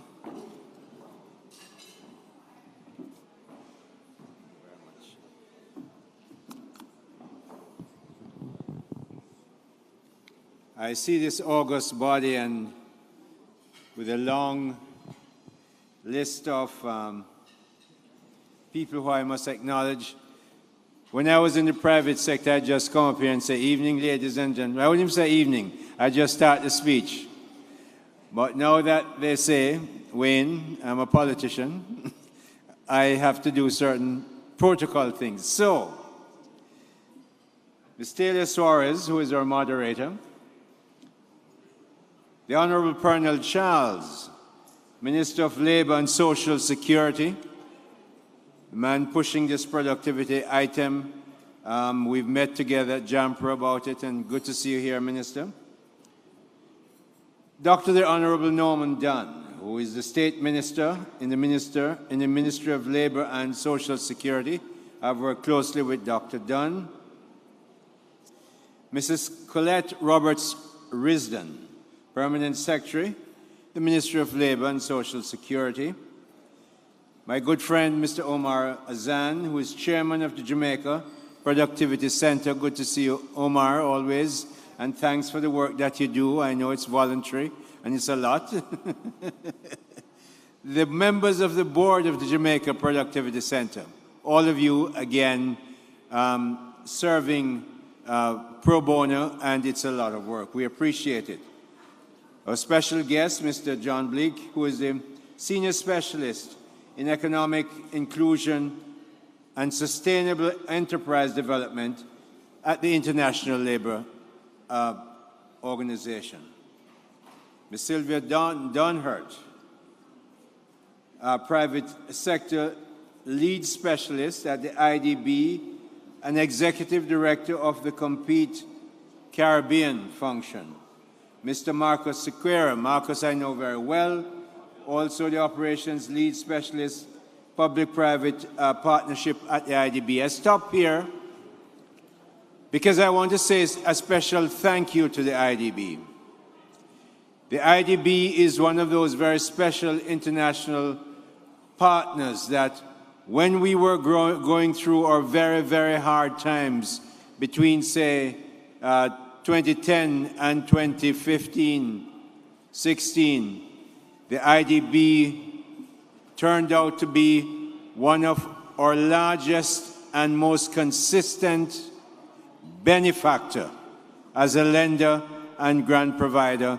There are others like the EU that provided a substantial amount of grant, but boy, the IDB was in there with loans that nobody else would give us. I want to say many thanks to the IDB for doing that and this and so many other things with Jamaica. Thank you. You're worth the applause. Mrs. Shulett Cox, who runs JAMPRO, one of the lead of the 20 agencies in my ministry. St. Patrice Ennis. Now, why would his father want to call him a saint? You know, I find people with the name Aubin and them call him St. Aubin. I said, my father is from St. Elizabeth, and he was wiser than that. But St. Patrice, we're happy to have you as a saint in the house. And he is president of the Jamaica Confederation of Trade Unions. Mr. Wayne Chen, at the head table down here, president of the Jamaica Employers Federation, our productivity ambassadors, all of you who work in this process of moving Jamaica's productivity to where it must be. Our sponsors, always stop for them to say thanks for sponsoring this, but also because you're primarily from the business sector, I recognize you as the people who pay the Prime Minister, Nigel Clark, Kamina Johnson-Smith, myself, and anybody else who works in government. The PS2, she pays everybody in the ministry, but she gets paid from the private sector because it's when we get paid from the private sector that we are able to pay taxes to the government. So please, a round of applause for our sponsors. They always get one from me. Media practitioners, which, of course, we can't do without, and distinguished ladies and gentlemen. Jamaica's economic performance has been improving significantly year to year. Since the COVID-19 pandemic, Jamaica has recovered exemplarily. In this way, we have had 12 consecutive quarters of economic growth, which is something that's unusual in countries in the region and certainly coming out of the pandemic. We have made strides in increasing access to education for all Jamaicans. The Jamaican education budget is about $155 billion. It's the biggest operating budget in all the cabinet. Yes, Minister Clark gets more money because he pays the debts and the interest. But on the operating ground, the Ministry of Education has the largest budget. And that's because this government is committed to making sure Jamaicans are educated to reach the heights of productivity that we have to reach to continue the exemplary and outstanding economic performance that we've had since 2016 and certainly since the pandemic. This Andrew Holness administration is leading Jamaica in transforming the enabling factors to increase the country's productivity, drive economic growth, and create a more prosperous future for all Jamaicans. Not just for some of us who may be in the business sector or the government sector, but really across the economy. We want to make sure more Jamaicans are prosperous because you know what? Even though we don't raise taxes, they spend more money and we get more taxes to build not hotels, the private sector build hotels, but health centers, schools, roads, and all those activities that the government is responsible to do. As the Minister of Industry, Investment and Commerce, Jamaica's business ministry, I'm pleased to participate in this Future of Work and Productivity Summit in 2024. You know, since 2013, for sure, no, 10 to 12, we've been talking about our debt to GDP. And at that time, it was 147%. We had JDX and NDX, haircuts to the banks and the financial sector. People had to sacrifice. But constantly, we put EPOC in place, and constantly we talked about the debts that we must bring down. Today, our debt is at 72% and keep going down to 60%. That's where we intend to go. Well, we have not talked about productivity as much as we needed to. I tell you why I know that. When I came to the ministry in 2022, I looked at the trade numbers. And I got, now we have 62 years of independence. That was 61 years. Out of those 61 years, we had 1 year when we had a positive trade balance. 1 year. That was in 1966. 1966 was also the last year before 2023, under this administration, that we had a positive balance of trade. Sugar was good at that time. Bauxite was good. And so we had a trade balance. But since 1966, we haven't had one. And our productivity has been one of the lowest levels, as I'm sure Minister Charles mentioned in his presentation this morning, in the Caribbean. But that's only a challenge. It is because you the intellectuals in government and private sector, must now work at doing what we did for debt, bring it down, do the exact opposite with productivity, bring it up. We have to raise Jamaica's productivity. I tell you why. We have 3 million people, not 330 or 350 million like the United States, not 1.3 billion like China, not 1.4 billion like India.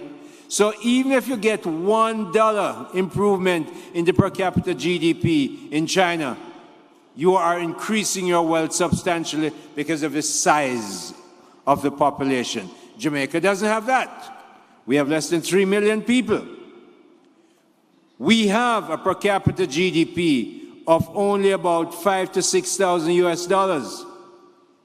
China was behind us in 2001 when all three of us, India, China, and us, joined the World Trade Organization. It was the last thing that President Clinton did.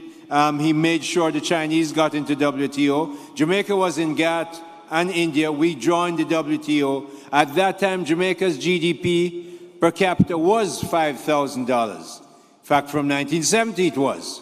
So it kept there. China was about 2.9 thousand US dollars per capita GDP. India was about 1.9. China reached Jamaica at 5,000 in 2009. Today, China, because it has become the manufacturing and exporting giant in the world like Germany was at one time, the United States has always been a major exporter, but China today has a per capita GDP of about $12,000, more than twice where Jamaica is today, although we were so much ahead of them. And they've done that because they have become the exporter in the world. So I'm supportive of free trade, but I'm especially more supportive that Jamaica must now come to the place where we, each one of us, recognize that if we're going to become a rich country, we're going to have to raise our productivity so that we can raise the amount of stuff we produce and therefore sell a lot more to people who are rich so that we become richer. Let me tell you something. The only thing I want to do with poverty is to eradicate it. I have no love for it. I don't want to love people who are poor, except that I want to love them as people enough to raise them out of poverty, eradicate poverty. And the only way we're going to do that, ladies and gentlemen, is when we raise Jamaica's productivity level substantially more than it is today. No, man, that clap the can of pian. Me want, because I see the chairman clapping, because we know it's true. If we're not going to increase our population, we can't have 3 million more people. I was going to say picnic, but they want to say it's kind of rude. We can't have 3 million more people in 2 years. In fact, not even in 20 years, given the size of our population. So we're going to have to make sure those that we have are upskilled, which brings me to the responsibility of not just government, but the private sector. I see Engineer Omar down there, Sweeney, from, him know the story, JSIF. JSIF does a lot of stuff in the country, and they do excellent work. Give JSIF a round of applause, because we're going to hit him now.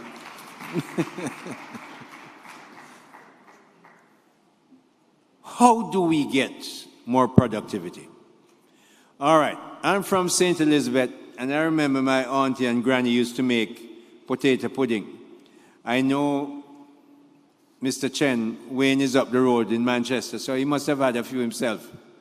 So let's say you're in the business of making pudding, potato pudding, and you start sweet potato pudding, not just potato pudding. There you go. There's a man who must come from the country.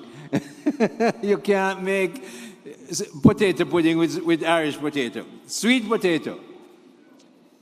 And you make every Sunday, because some people want potato pudding for them Sunday lunch.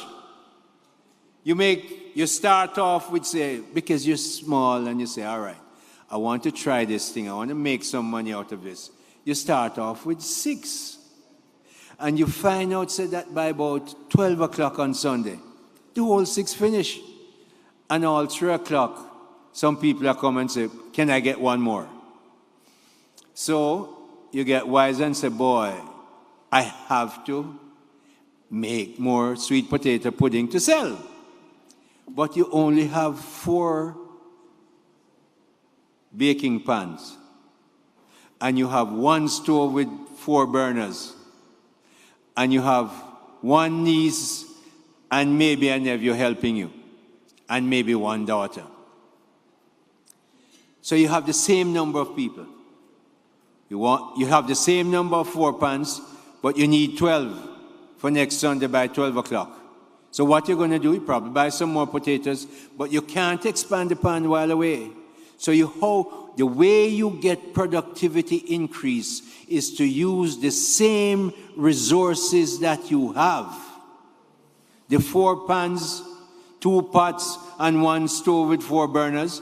You use your niece and nephew and 1 daughter, and you make them start, maybe if they were starting at 8 o'clock, you say, boy, you have to get up earlier now. We have to start at 6. And you get them together before you just say, well, let's do it. You get them together on Saturday night and say, look, you, John, the nephew, you go handle the sugar. You are going to handle 2 things, the sugar and the baking powder or soda, whatever you use. Hey, Janet, you go handle the potatoes. And you go handle the flour that we have to put in there. The other niece will handle the vanilla and stuff that you put in there. So you separate the work so that you become, I said, Omar laugh because Omar make whole for beds and furniture. And him knows that him have to separate the work that way to get the productivity he want. So you separate the work, same people. But what you've done on Saturday night, you've upskilled them already. You make them more efficient by telling them what to do and when. So what we have to do in Jamaica is to make that a bigger scale. You're going to upskill the people you have, and you're going to make sure they become as specialized as they can be so they become much more efficient.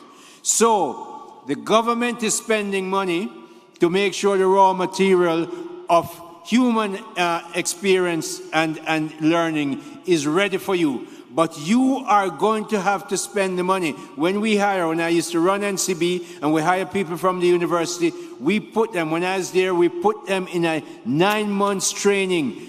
We've trained them for 9 months. They don't do any work and we pay them all through those 9 months because we're going to teach them how to do banking. The private sector must intentionally.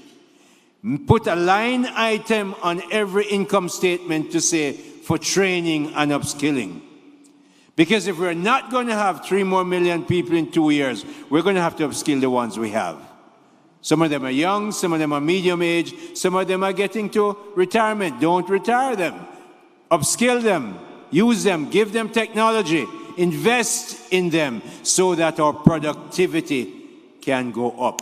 It's not rocket science. It takes management. You have to think differently, and you have to want to win. We have a culture of wanting to win. We don't like anything that names second. So all know our per capita GDP is not even close to second. Trinidad beat us. St. Lucia beat us. You have to search hard to find them. Bahamas lead the score. Dom Rep is ahead of us. Come on. This is not us in Jamaica. That low productivity must change, just like the high debt was changed and brought down. We can do it, and we must do it. But you know what? Government offers help as well. Last week, 2 weeks ago, I was in St. Anne, and I was invited by Lidford Mining. They had just bought one piece of machinery from Germany for $2.4 million US. It's very climate friendly, not much dust, not much noise, crushes the thing. What they used to use 3 machines to do, and they would use 1 liter of oil, gas oil, to mine 1 ton of limestone. They now use that same liter and mine 5 tons of limestone. Talk about productivity increase. That's why you invest to do that. But you know what?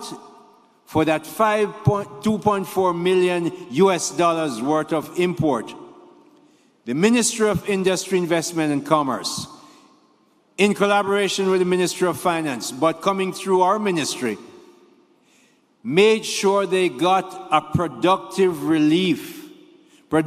input relief of $500,000 US, avoiding customs duty and charges and fees, and to make sure, because they're manufacturing, they get that benefit.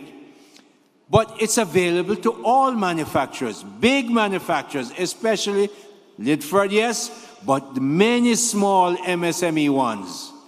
We make sure that if you're making sauces or you're making castor oil and you have to import a machine and some materials, we give you productive input relief from the Ministry of Industry and Commerce with our 20 agencies.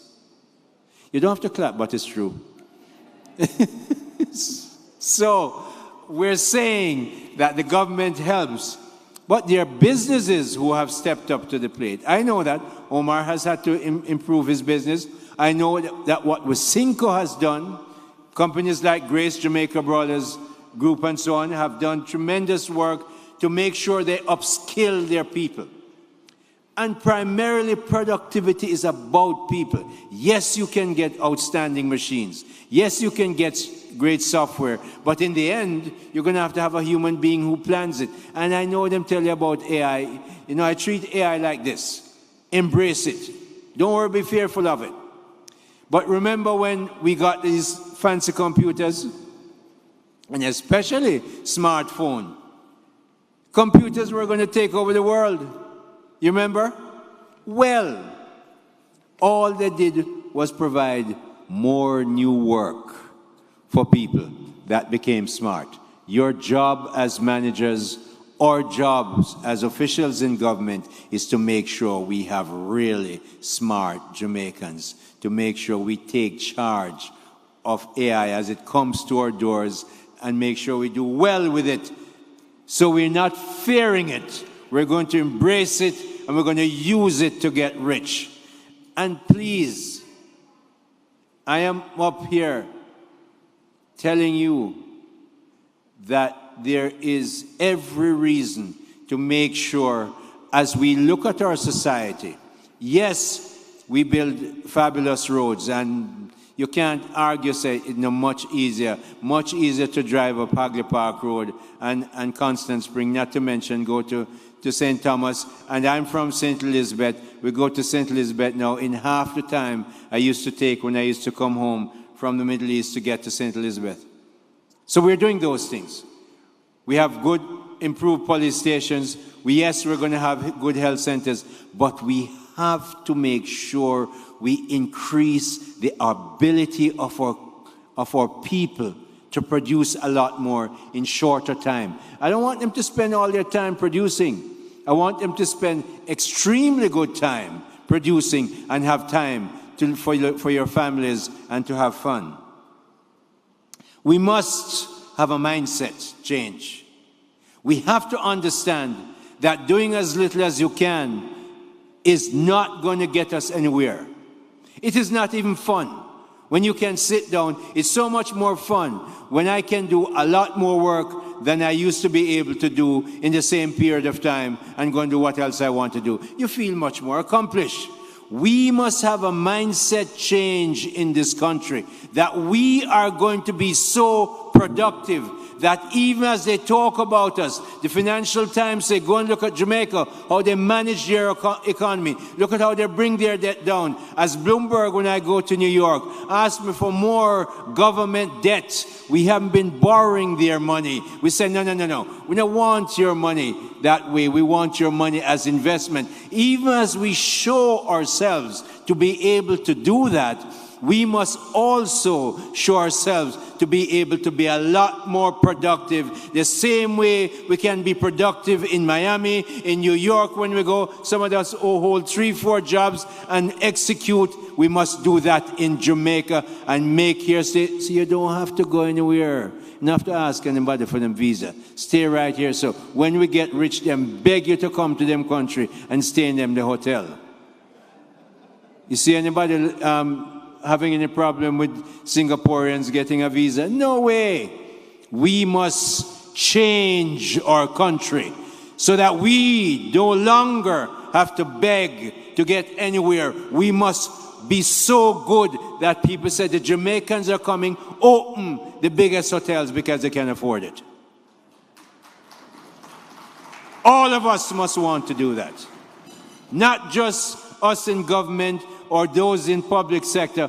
Every Jamaican, and instill that in your children. It's absolutely right. Give them the moral compass. Don't leave the moral compass. I see some of us leaving our moral compass. Well, you want to get productivity and you don't have the moral compass to have discipline and to have order and to respect people. You're not going to get there. So put in the moral compass that we grew up with and we know. And make sure you say, whatever you do, you must really become outstanding at being super productive. Look at what the people in some parts of India are doing, some parts of China, some parts in the West are doing. There's no reason why we can't. So we need that mindset. So every day we must strive as Jamaicans, every day, to become known regionally and internationally as focused, performing, productive, and very smart innovators and business people. This is a critical objective. To secure our political independence, which we know we've had since 1962, we Jamaicans must carve out. We Jamaicans, the Canadians are not going to do it for you. The Americans are not going to do it for you. Our friends in Trinidad are not going to do it for you. We Jamaicans must carve out our own economic independence. More and more, we Jamaicans, you hear how many times I said Jamaicans, and not looking to anybody else. We Jamaicans must grow our international recognition and excellent economic managers. People must recognize us as they are coming to recognize us as good economic managers. In 2013, all the economists would write about Jamaica is that we're a basket case. We didn't like it. We changed it. We can change from being a not so good productivity country to an excellent productivity country. And in the process, becoming a nation with a much higher level of productivity. It is vital to achieving this economic independence that we must now work for. And I believe, distinguished ladies and gentlemen, that is just the start. Thank you very much.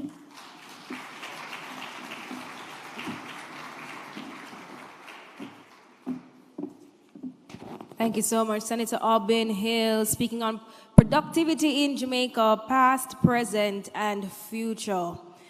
Alrighty, ladies and gentlemen, I know he left a lot of invaluable information with us. Of course, economic performance is improving, and the ministry will continue to work to transform the enabling factors to improve productivity, growth, and prosperity.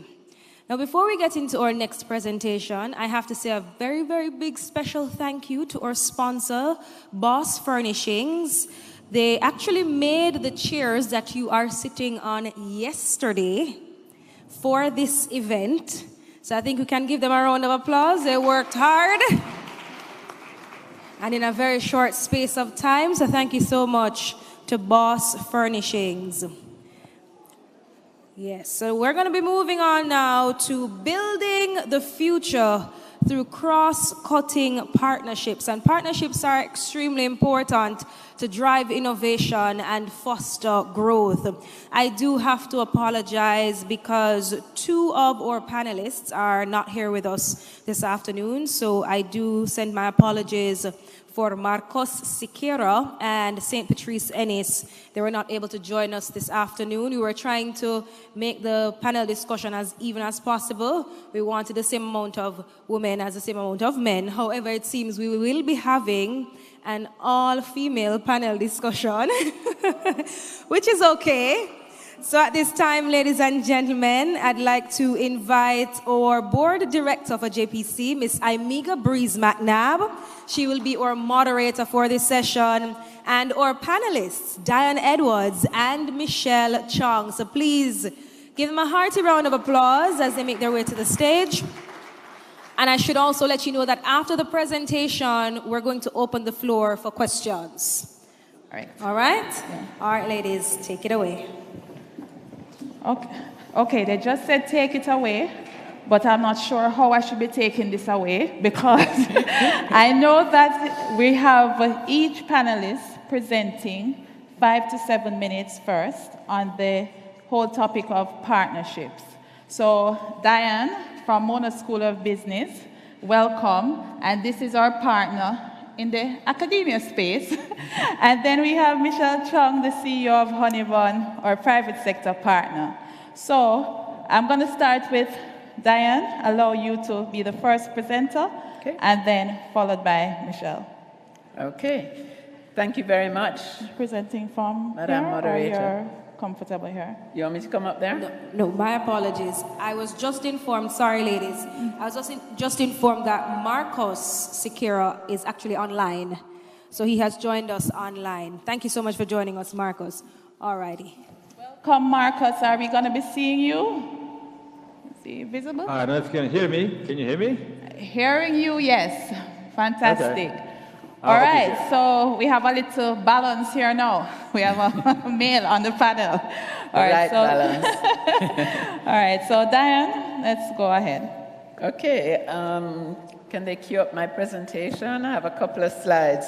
But good afternoon, ladies and gentlemen. Really pleased to be here and to talk about cross-cutting partnerships, private sector, public sector. I think the stage has already been set First of all, Minister Charles allowed us to say all protocols observed, but I do have to recognize Minister, Honorable Colonel Charles Jr., Minister of Labor and Social Security, have to, and my old boss, Minister Orbin Hill, Senator Honorable Orbin Hill, to call him by his proper title, Minister of Industry, Investment and Commerce.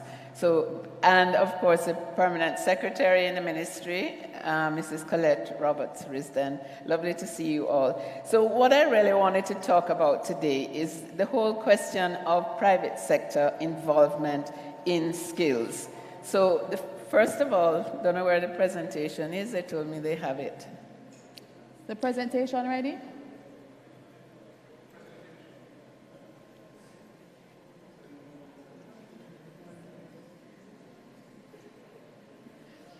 Craig told me they have it. Anyway, they'll find it. But I just wanted to start off by sharing really a couple of statistics because there is a global and local skills crisis.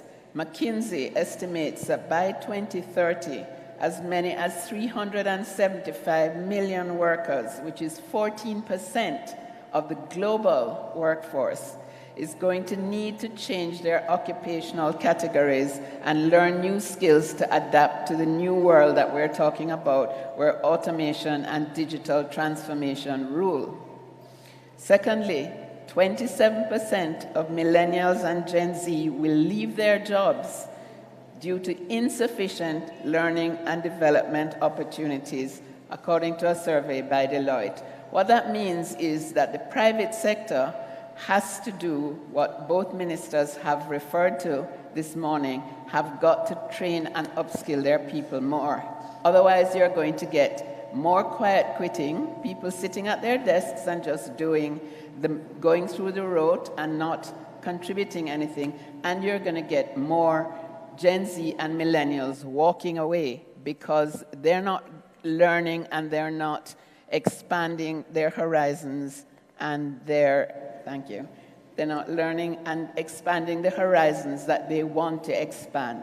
In Jamaica, we talk about a skills shortage. We don't so much have a skills shortage as we have a mismatch of skills, because we know we have a lot of people, over 300,000, who are opting out of the work market.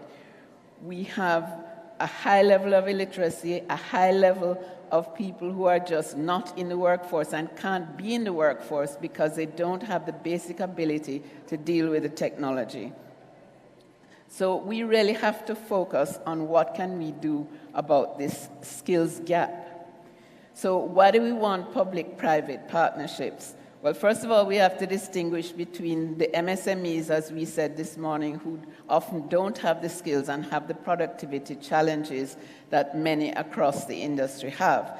But the larger companies, and we have some homegrown multinationals in Jamaica, companies that are making a huge impact and imprint globally, and that are really best practice in terms of management and leadership. These are the companies that can partner with the Productivity Center and the Ministry of Labor and Social Security to provide expertise, to marry academic knowledge and industry expertise, to advise on technical and professional competency standards, to influence the design of relevant training. Are we training people who are job ready? Are we training people who can walk into jobs when they come out of universities, tertiary institutions? Private sector can also help us to improve the understanding of the opportunities in the sector. And obviously, private sector can help us to improve the productivity because, as I said, those best practice companies have the ability to show us what world-class productivity is like.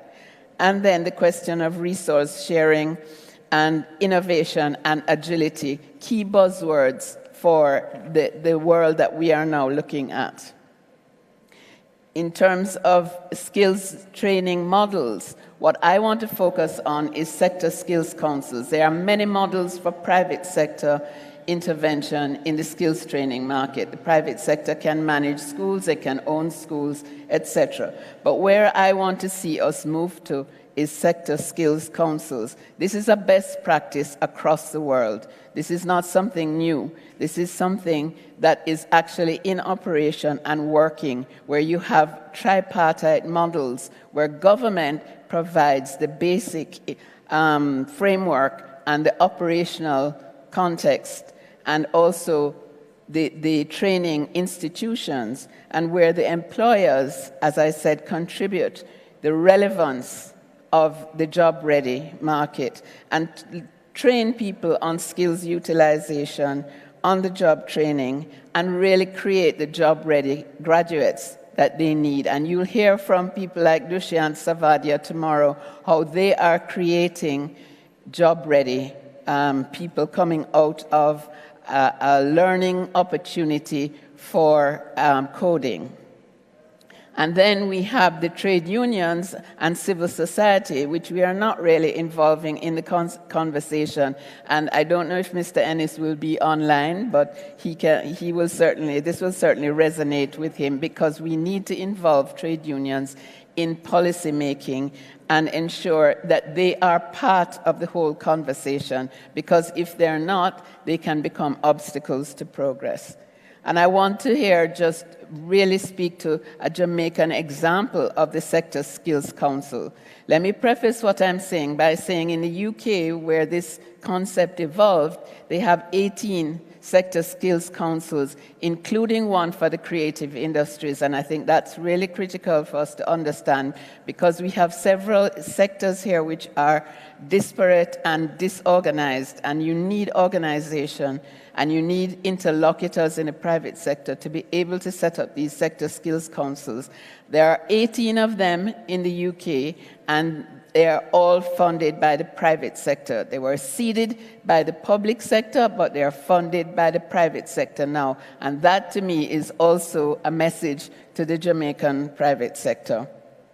So what we did when I was with JAMPRO is to develop a global services skills council. And Yoni Epstein just walked in, and Yoni was, of course, the first head of the Global Services Skills Council. What that did was really was a response to the lack of skilled people to enter what we commonly call the BPO sector, the business process outsourcing sector, which is really called global services by the IDB. And so what we did was got government, the education and training vendors together with industry, so that the education people could understand their job is not over until the people they train actually find a job, actually are in productive employment, or go and start their own companies. Until they're involved in productive enterprise, they have not really completed their task. So the importance of this council was to get the educators face-to-face with industry so they could understand the demands of industry and become more demand-led. And it really was a successful journey, because we were able to come up with an enhanced job readiness and digital skills training process, an apprenticeship program, an industry skills upgrade strategy, and a career pathway framework. And a lot of this is online now if you want to look at what the Global Services Skills Council has achieved. And my final slide is really to talk about the impact of these PPPs, because they really are public-private partnerships. For the employers, it will strengthen the talent pipeline, and this is the whole point of bringing the private sector right into the middle of the conversation and getting them access to job-ready employees and training more. You saw from the presentation this morning how little our private sector spends on on-the-job training, and I'm looking at Mr. Wayne Chen here. Sorry for your skills, you sat in front of me, for your sins. But the Productivity Center, I really am throwing out this challenge to the local private sector for the Productivity Center to partner more with the private sector. I know JMEA is looking at the manufacturing sector. I think there are many other sectors where we can expand this concept of sector skills councils to build the ecosystems for specific industries that we want to promote. Logistics is certainly one. Agriculture and agribusiness is crying out for greater skills training. We can certainly do this in many of the service sectors that we're talking about. It's not just BPO. And for the employees, we need to engage those people who are outside of the job market. How do we get them to become more formal? And for the public sector, obviously, there is a huge payoff in terms of training and in terms of industry-led policy making and increased employability, equality, diversity, inclusion, all of that good stuff. So I think that the future is really about public-private partnership and how we can cement that unity of purpose and of action that can take us to the next step and prepare our workforces for the workforces of today, because it's not tomorrow, it's today. Thank you. Thank you very much, Diane. I love that. It's not tomorrow, it is today. And we've heard about a successful model that you would have spearheaded. We hear that there are other sectors that are being looked at under the Sector Skills Council model. But as Minister Hill just called out the private sector, the data is saying private sector, you're calling out to the JF's president. And Michelle, you are the representative of the private sector up here. And we are hearing we need to upskill, we need to train, we need to spend more money out of our budget to get our people more productive. So you are a reputable company listed on the Jamaica Stock Exchange. I know people love your shares. You must be doing something right. So tell us from your perspective, how do you see productivity and partnership? Thank you very much, Amiga, and thank you everyone else. All protocols observed in terms of our persons, and I also am happy to be here. Minister Hill and Minister Charles, thank you. I would like to say that, yes, I'm from the private sector, and you know, it became very difficult for me to understand when they started to say we were a large company, because I always felt like a small company, and then as you grow, you don't realize that people are recognizing you as a large company. But productivity has always been something very near and dear to my heart, because in manufacturing, it's the core of your business. How are you going to make more with the same hands and the same amount of heads? So that became very important to me. And as I went through the Jamaica Exporters Association, now the Jamaica Manufacturers and Exporters Association, we see productivity and labor as critical, because as we look at export more and more, we recognize that we need to be competitive. And I always say, how are we going to be competitive in the manufacturing space when China is there, and in the technology space when you have the Silicon Valley? And so I became an avid supporter of our creative industry. And during my time at both associations, I recognized that there were certain things that really needed to be done to be able to promote productivity in business in order to achieve a better economy and to upskill our people. And so I started the Honeybun Foundation, which deals with a lot of these issues with SMEs, and I have the support of Honeybun because they also, the board, have also sanctioned all the work that the foundation does. So I came up with a short list for this presentation to say, what are the 4 things that I would see that is necessary for improved public and private sector collaboration? The first one I see as important is setting policies.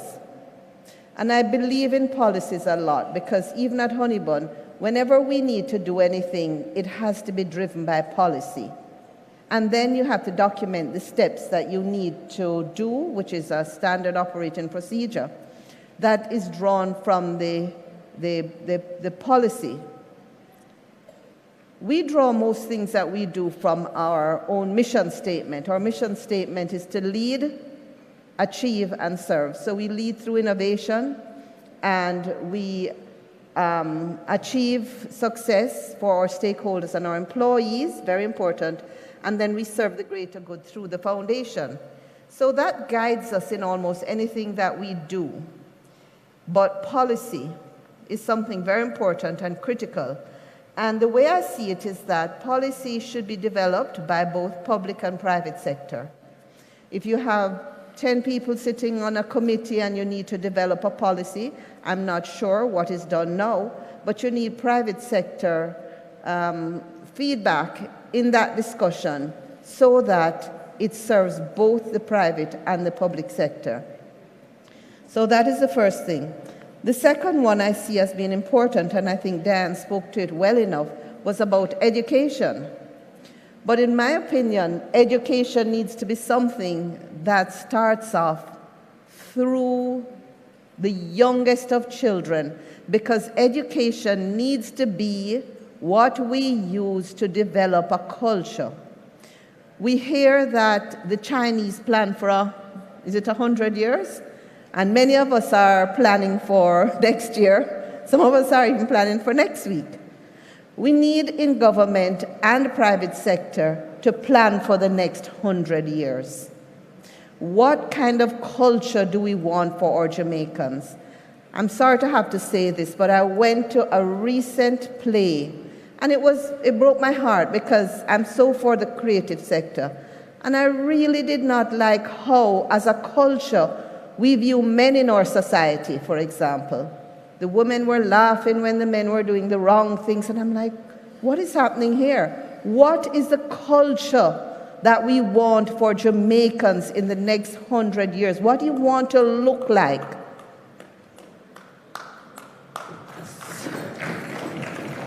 So we need to start to discuss, develop policy with education and culture in mind, so that we're not planning for 5 years. 2030 is just 6 years away. We need a 3,000, year 3,000. What culture do we want? What are we doing to develop the culture? We won't be here, but we're going to leave our mark. So I really encourage that education develops policies around culture. We know we have difficult times in our schools. The other thing, through the Honeybun Foundation, that I really want to encourage, because I'm seeing this as our short-term plan, is to develop more business and entrepreneurial skills. It's not happening. I see too many micro and small businesses, people in business. I want to dare to say, I see many medium-sized companies. When I ask them, what is your net profit as a percentage? They don't know. We do not have enough financial skills. So the foundation really ensures that we make sure that the businesses that we're helping understand their financials. They have bookkeeping, they have financial reports, they understand their profit and loss. The creative sector is very weak, something that we're going to have to work on. We're working with them by getting them to have more partnerships. So entrepreneurial skills are very important in terms of education. We cannot have people graduating who do not know how to use spreadsheets. That's ridiculous. We can't have people in business who don't know how to use spreadsheets. That's high school. So the third area for PPP that I would like to share with you is about collaboration. So collaboration is very critical. We see a lot of applicants coming to us who are applying for the advisory board that we documented, created a model, and encourage our advisors to share, coming to us with very similar business. You have a lot of people who are doing hair products. You have a lot of people doing health. You have a lot of people using the healthy products that we have here in Jamaica. Why are we doing that? I remember years ago, I went to a set of bakers in Montego Bay, and there they were sitting. A lot of them were Chinese bakers, and I don't think this is about Chinese. I think this is just about businesses, where they were really competing with each other. So I said to them, you know, we're in a global world. We have over 10 billion people in the world. And you sit here and worry about competing with 3 million people? We need to get together. Why aren't we doing things together? So I really am passionate about the health industry for Jamaica. Why aren't we getting all of those companies together and having government working with them to do their development, maybe through some of the advisory boards, through a lot of the works that I recommend through the foundation, and market them and let them sell almost as one entity globally. We need to collaborate more and stop competing. We have a lot of competition still left. And the last thing I want to encourage that we do together is more about technology, because we're living in a new time. It's a technological world. So what I did before I came here was I went to ChatGPT and I asked it, what can public and private sector do to improve productivity? I got it. So I just want to share with you a couple of the things they said. Are we using ChatGPT enough? So it said robotic process animation, and I'm just reading a few of them. AI can automate routine tasks. Manufacturing, AI-driven robots can handle repetitive assembly lines.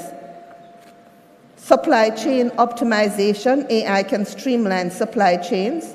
And I'm going to give this to my people at Honeybond and challenge them. In fact, a week ago, my husband said to me, oh, read this article on BRICS. And I read the article. I'm this kind of person. I can't read something and not do something about it. So I said, so what do you think we should do about it? There was no answer. So I sent out a message to my risk management team, and I said, I want you to research BRICS on AI and find out what are the opportunities for Jamaica. This is my risk committee. I'm now starting a new committee called Opportunity Committee, so that we can use global news to look for opportunities. Because as Jamaicans, we like to talk about what we're doing wrong. What are the opportunities? So I encouraged you. So, you know, we have those things at our fingertips. Let's use them more. Encourage your staff to use those technology more. So those are the 4 things that I really wanted to share with you in terms of how we could work together. I know the government is doing a lot of things. I know HEART NTA is one of the big things that they're doing, and we need to use them more. I know JAMPRO is also there for us, but we'd like to see a new way of going forward where JAMPRO actually puts clusters together, and I know they do some of that, but we want to see results. We need to be results-oriented. We need to say we're setting this target for health industry companies to reach. They're at this, we want them to reach this by next year, the next year, the next year. We do that in business, we need to do that in government as well. So thank you all very much for listening. Thank you very much, Michelle, and we know you're somebody who actually acts. Michelle was the president who spearheaded the merger of the Jamaica Manufacturers Association and the Jamaica Exporters Association, because she believed that if we came together, we would be more efficient and have a greater impact, right? So Michelle does. Thank you. Then the Honeybond Foundation, she did the merger, and before she said, I saw that there was a gap with the skills that's required for entrepreneurs, and I'm going to do something about it, and she established the foundation. So thank you for that, Michelle. Thank you for your words. I wrote down, develop policy with education and culture in mind. And I heard opportunities, and from what you said, there are still opportunities because there are gaps that still need to be filled. I said before, we have academia here, we have the private sector, we have an international partner, and you're still seeing gaps in business and entrepreneurial skills. I'm going to call out Minister Hill because one of his 20 agencies is JBDC. So there is the opportunity for collaboration, government, academia, private sector and our international partners. So, mentioning our international partner, I'm going to now turn over to Marcos, who is online from the IDB. We would have heard Minister Hill speak of how important a partner they have been to Jamaica. And I know that regarding the Sector Skills Council, they're an important player there and doing some work with the JMEA and the PSOJ. So Marcos, I hope you're still online with us. Over to you.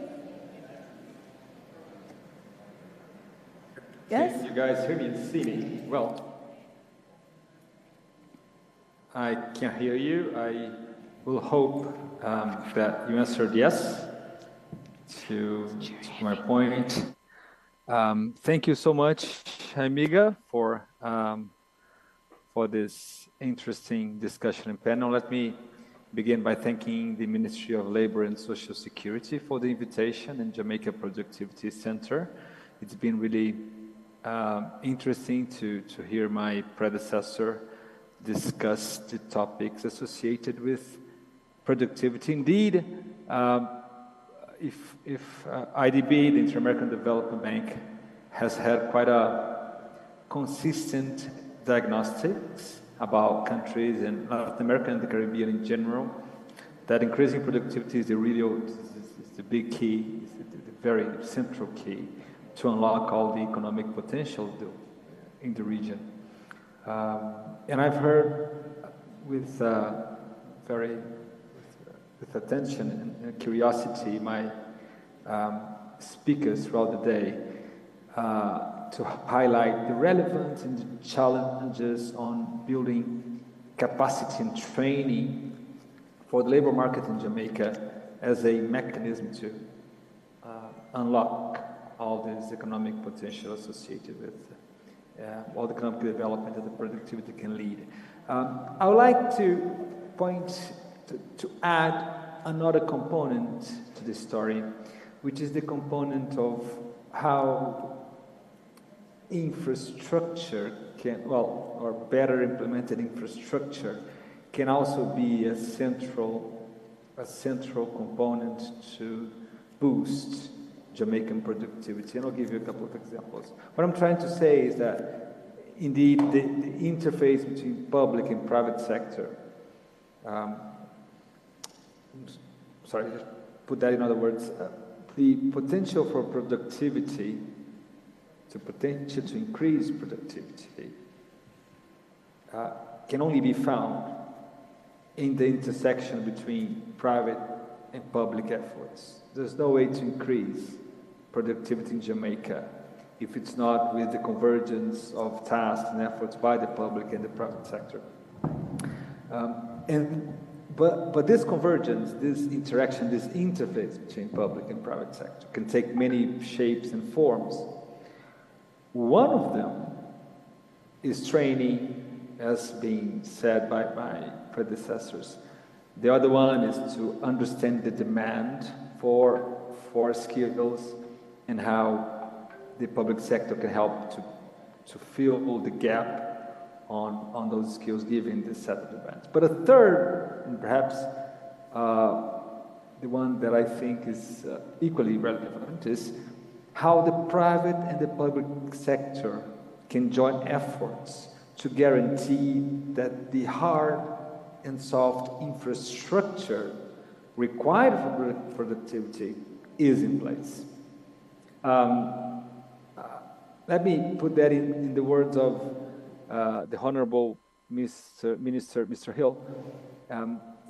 He put together the example of a group. I don't know, were they cooking? Were they baking cake?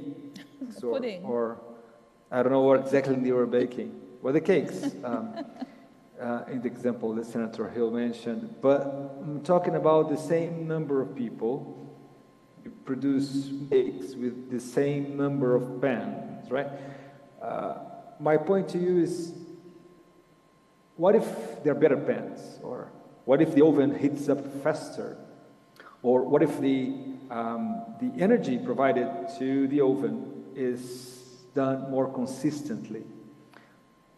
What I'm trying to say is that if you have a better oven and better pans, that can help consistently for a qualified group of cookers to produce more cakes.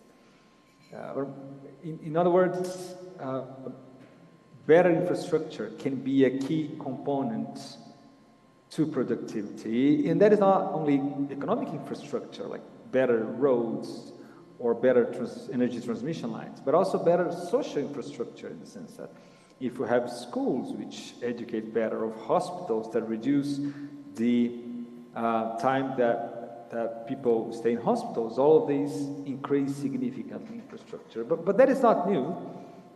Better infrastructure is more, and better infrastructure is key to increase productivity. But what is the infrastructure? What kind of infrastructure will be needed in the future?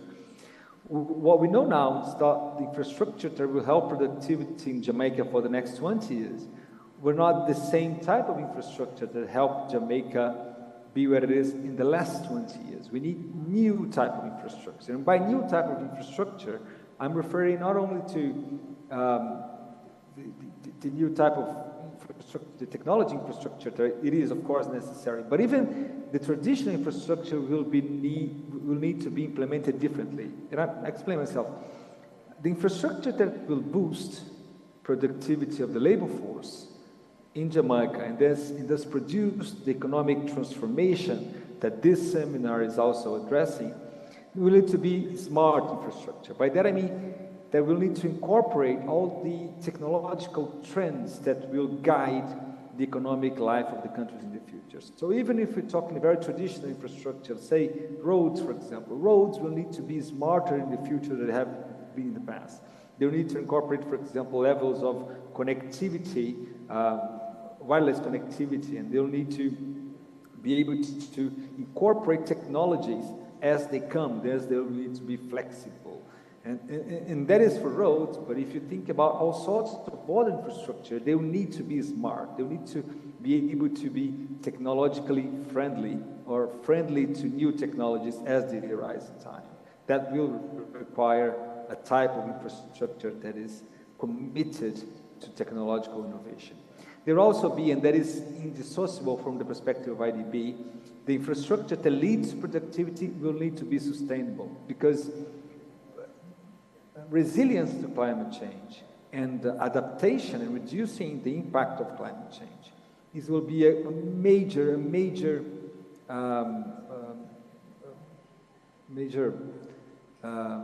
impediment to productivity. So the technology, the infrastructure in the future will need to be sustainable. It's impossible to think of an infrastructure that is conductive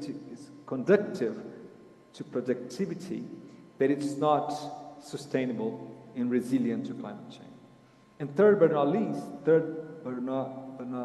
last but not least, this new infrastructure will need to be inclusive. That is, this new oven or these new pans that cannot incorporate the needs of specific cookers will not lead to general productivity increase of Jamaica. So the infrastructure will need to be able to be attentive to the needs of all users, even though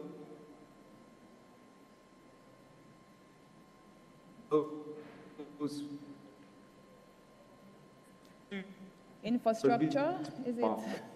IT infrastructure, is that us, or? Can you still hear me? All right. Needs to be smart, sustainable, inclusive. Can you still hear me? Yes, you're back. Go right ahead. Fantastic. I was saying that infrastructure needs to be that smart, sustainable, and inclusive. And that is the only type of infrastructure. It is economic, roads, railways, transmission line, and social, that's hospitals. So we need infrastructure that looks like this, smart, sustainable, and inclusive. And how to do it? Countries around Latin America and Caribbean have found out that the only way to guarantee that infrastructure in the future meets those three criteria, again, smart, sustainable, inclusive, the only way to do it is through a close collaboration between public and private sector. Public-private partnerships is the key component to create infrastructure that can have those three components and thus lead us to productivity. And why? Because the private sector is flexible on the one hand, much more flexible than the public sector. And as we talk about smart infrastructure or resilient infrastructure, the way to build and to update all sorts of economic and social infrastructure is to be flexible. Public sector is way less flexible than we would like to, thus we will not be able to incorporate technology in time. Thus we need to have a close association between public and private sector if we want to meet to deliver infrastructure that is conducive to productivity. The other very key component that this relationship between public and private sector needs to have to deliver that kind of infrastructure is that the public-private partnership contracts to deliver social and economic assets, they are focused on outputs and not in processes. So governments can really let go of details of engineering of a school and really focus on what kind of the availability of a classroom, what characteristics of the availability of a classroom needs to have in order to really enable for the education really to take place. So it enables government to focus on outputs and outcomes instead of processes.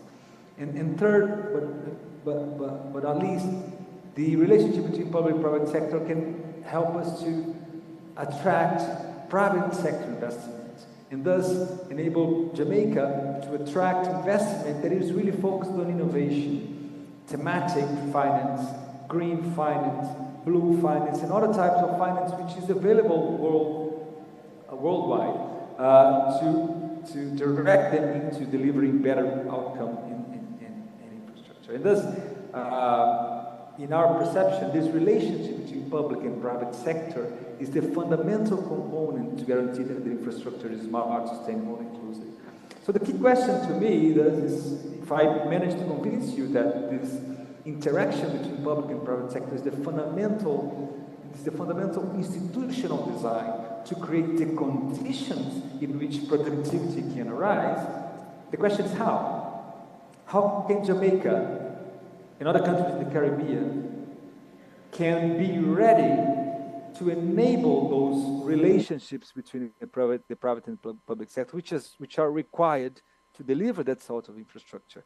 And the answer to this is to build institutional capacity. The experience from IDB has overwhelmingly proved that designing the correct or producing the correct institutional capacity within government is the key component to design the projects and the contracts and to enable a relationship between public and private sector that is driven by public policy objectives of delivering infrastructure that is smart, sustainable, and inclusive.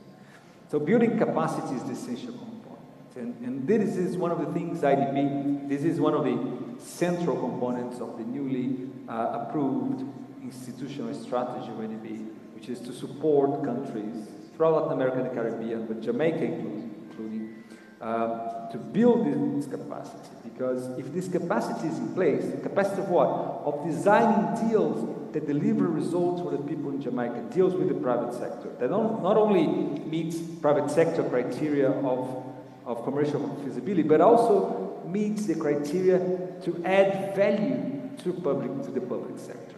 If we manage to build the capacity within Jamaica, within Jamaican institutions, we'll make sure that Jamaica designs contracts that will deliver infrastructure which is flexible, it's focused on outcomes, and can attract private sector investment. Because under these conditions, we'll be able to build roads, railways, transmission lines, schools and hospitals that are smart, that are sustainable, and are inclusive, and thus provide its contribution to increase productivity and economic prosperity of the Jamaican people. Thank you so much. Thank you very much, Marcus. So I'm sure you heard all three things. Smart, inclusive, sustainable infrastructure are key to increase productivity, and we need to do this through public-private sector partnerships. So I do have quite a few questions. Michelle, I did not use ChatGPT this time around. I should have. It would have given me some nice questions to ask. But I noted that we have all the presenters, right? I heard should have been someone from the union. Are they with us? No? Okay, I'll proceed. So, yes, let's get back together. Michelle and Diane, you both spoke about the creative industry. When we hear about Jamaica and the international space, it's all about how our artists are doing, you know, it's all about culture. But you keep saying that it's not happening how it should. What is it that is impeding productivity in this sector? Or let's rephrase that. What are the opportunities that you see for that industry, and how do we achieve it? I can go first. Yeah, the creative industries is a passion of mine, but a frustration of mine, because I think we have not taken a structured approach to the business of the creative industries. We think it's enough to have talent, and it's not enough to have talent. Talent is a raw material that needs to be honed and managed and upskilled. So what we need to do, I think, is to look at value chains in the industries and sectors that we want to promote. So if we want to look at the creative industries, we have to start to structure it. We have to structure associations. We have to structure the business behind the creative industries. How do you make money from the creative industries? Nowadays, if you're in a music business, you can't just be selling CDs. Nobody's buying CDs. They're streaming music. So you have to understand how the performance streams work, how the booking agents work, how the sound engineering works, all of the behind-the-scenes business side of the creative industries.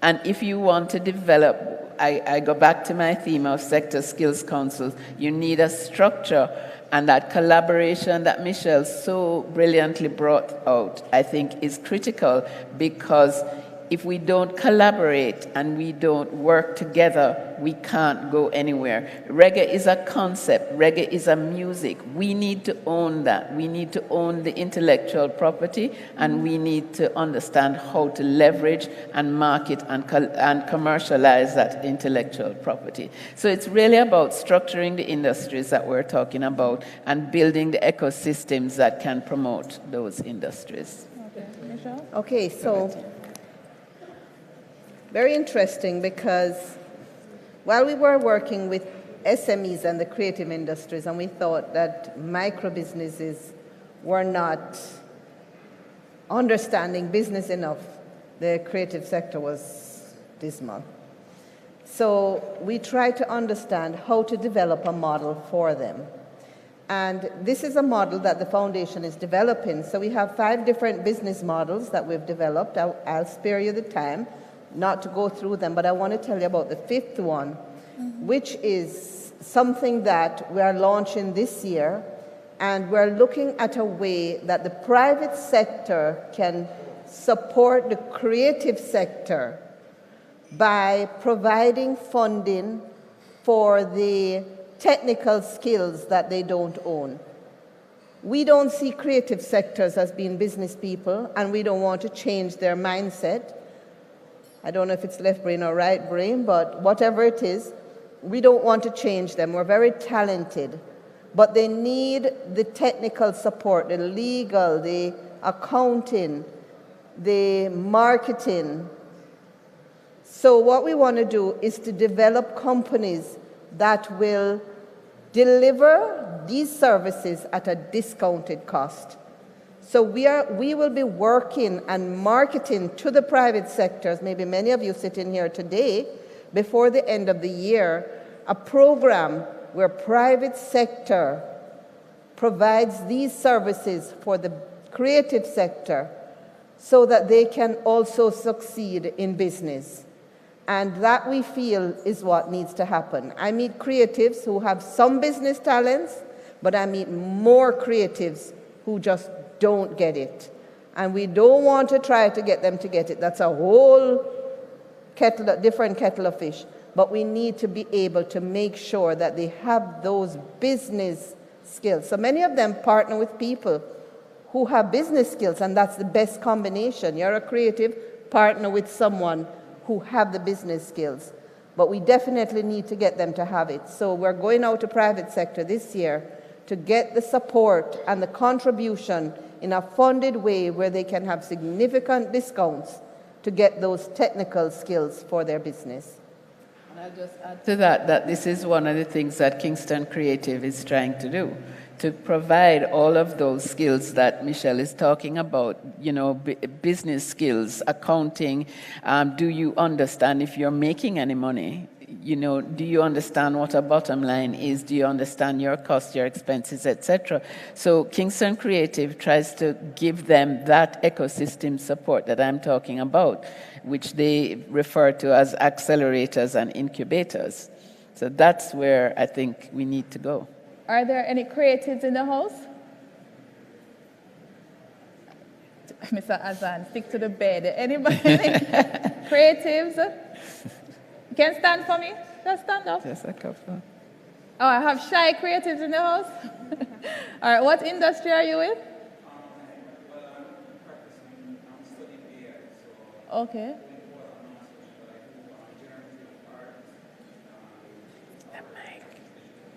Okay, and you, ma'am?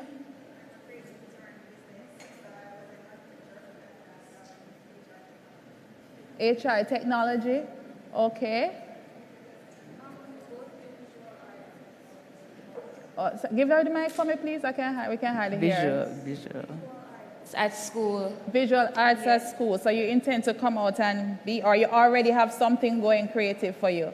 No, not really. I'm still thinking about it. You're still thinking about it's it? in the cards in the future, hopefully. Okay. And?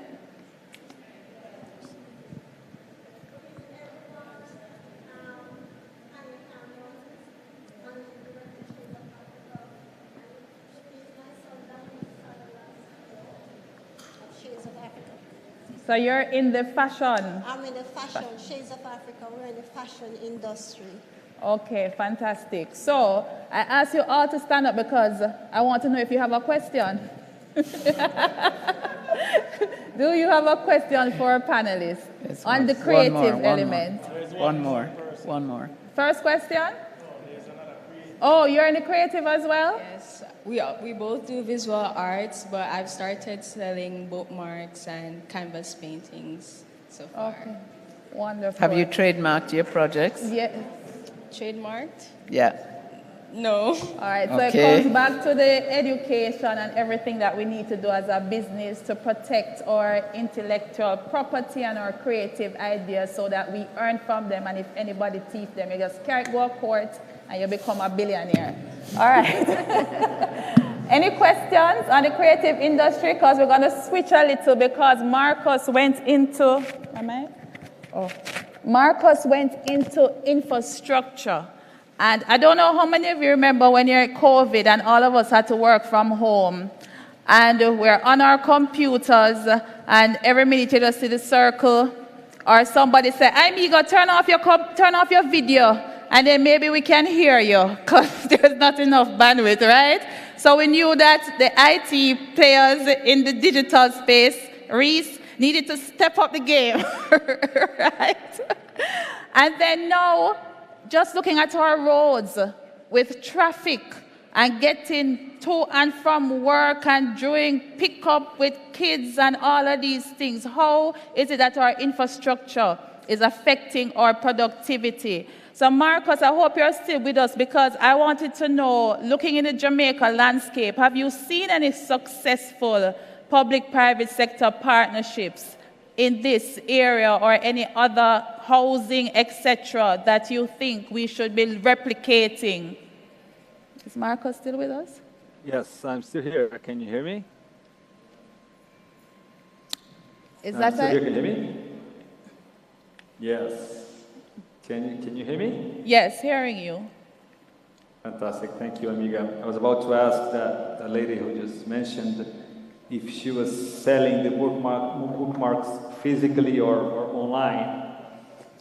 And the reason I was making this question is because the future of creative industries is online. Although the past might not have been, but it's unthinkable 20 years from now that art is created outside a computer or outside a web environment. Indeed, without proper connectivity, the creative industries will not be able to compete. And this tendency has been quite important because that creates a global competitive environment, which highlights again the relevance. If Jamaica wants to play this global game, it needs to step up the quality of its soft and hard infrastructure.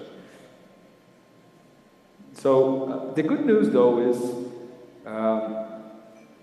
the public-private collaborations that, in our perspective, is the key element to guarantee that the infrastructure, developing infrastructure will enable this young lady to sell her products online, perhaps to China or perhaps to anywhere else in the world. This relationship, this interface between public and private sectors has been tested throughout Latin America and the Caribbean to a great level of success. In fact, the region has had some of the most successful public-private partnership to deliver smart, sustainable, inclusive infrastructure in the world. Some of the countries in the region, in Latin America in general, such as Brazil, Colombia, Peru, Mexico, have led the global trend to produce meaningful partnerships that deliver values to public sector and private sector in order to create the conditions to productivity. Indeed, there has been for countries such as Jamaica and the Caribbean to absorb this technology has not happened as fast as we would expect.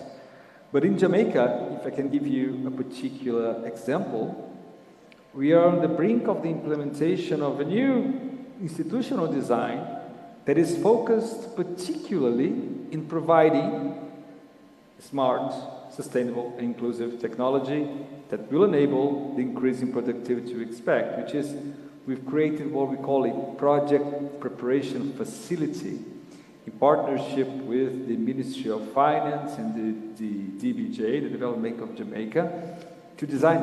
This is a fund that will finance the design of business cases using the state-of-the-art technology for privately financed economic and social infrastructure. So the idea here is that we'll finance what is the most effective methodologies available to design PPP, public-private partnerships contracts, which are focused on guaranteeing the levels of availability of services that this young lady will need to sell her bookmarks worldwide. So what we expect is that initiatives such as this one, which is focused on creating the capacity inside the Jamaican government, will flourish in the coming years, and thus will enable the private sector investment, the meaningful private sector investment, the impactful private sector investment to flow into Jamaican infrastructure, creating thus the conditions to productivity. But you asked for examples, Amiga, and there are quite a few examples around the region, both in economic and social infrastructure. But again, what I think is the key component, and let me taking the risk of sounding too repetitive, but I think the key component is we need to prepare the government of Jamaica to be able to negotiate head to head with the private sector in order for those deals which are key to produce productivity, to lead to productivity. Those deals need to add value to service users and thus deliver the promise of increased productivity. All right, thank you. One quick thing. Jamaica is actually number 4 in Latin America in PPPs because of what we've been able to do with roads and with the 2 airports and the port. So we actually have a model that works very well. We just need to replicate it and to bring more deals to the table. DBJ will know what I'm talking about. That's it. All right, so thank you, Marcus. Thank you, Dan. Thank you, Michelle. I heard we're running out of time, but what I've been hearing from everyone is capacity building, upskilling, and training, and that there are opportunities for us to partner as academia, government, private sector, and international partners to improve our productivity and the welfare of all our citizens in Jamaica. I'm going to give you all 1 minute each to just say that one thing that you want everyone to take away here today, that key message. Partnership and collaboration. So what I would have to say is that we all look to government to make improvements, but I want to look within ourselves. If you're a private sector, look within yourself. What can you do is what is important. Thank you. Marcus, final word. Let me just I'll repeat myself. Preparing the government of Jamaica to design deals that generate values to service users, government, and private sector, making infrastructure a win-win game is the one component that will take Jamaica to the next stage of its infrastructure quality level that will lead to productivity. Thank you, everyone. Thank you to the panelists. And thank you all for paying such close attention.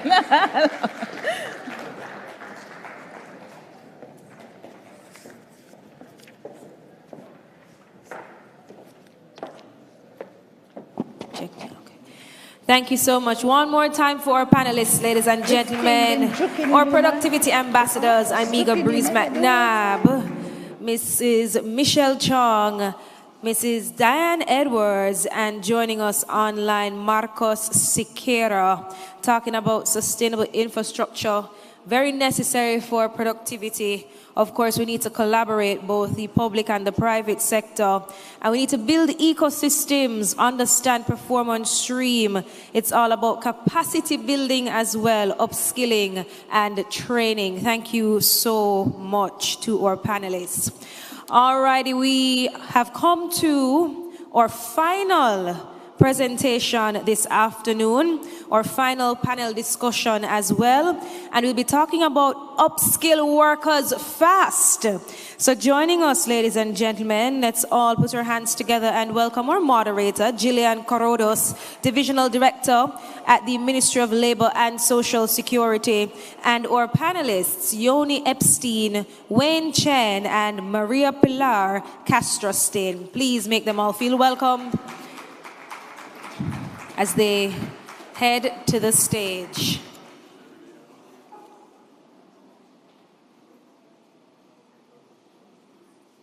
Right up prepared. The Future of Work and Productivity Summit 2024. Are you having fun? I am certainly having fun. Good. And I heard that you can check ChatGPT to find many things. So if you check ChatGPT, probably it may say that Yoni Epstein has moved his employees from 7 to 7,000. He's going to verify whether or not that is so. And over the past 10 years, he has expanded ITEL into 10 countries. You have to tell me if that is so. And 11 facilities. And in 2016, Yoni was named Entrepreneur of the Year by the Near Shore Americas. Yes, man, I believe he needs a round of applause for that. And I was saying to Yoni that I often see him on panels like this. So that is what I didn't pick up from ChatGPT. And Wayne Chen, you wonder what he's saying about you, right, Wayne? It says that you're on several boards. And I've just mentioned a few. CVM Television, South East Regional Health Authority, NCB Insurance, National Jamaica Urban Development Corporation, National Land Agency, National Gallery of Jamaica. I believe that's where we met the first time.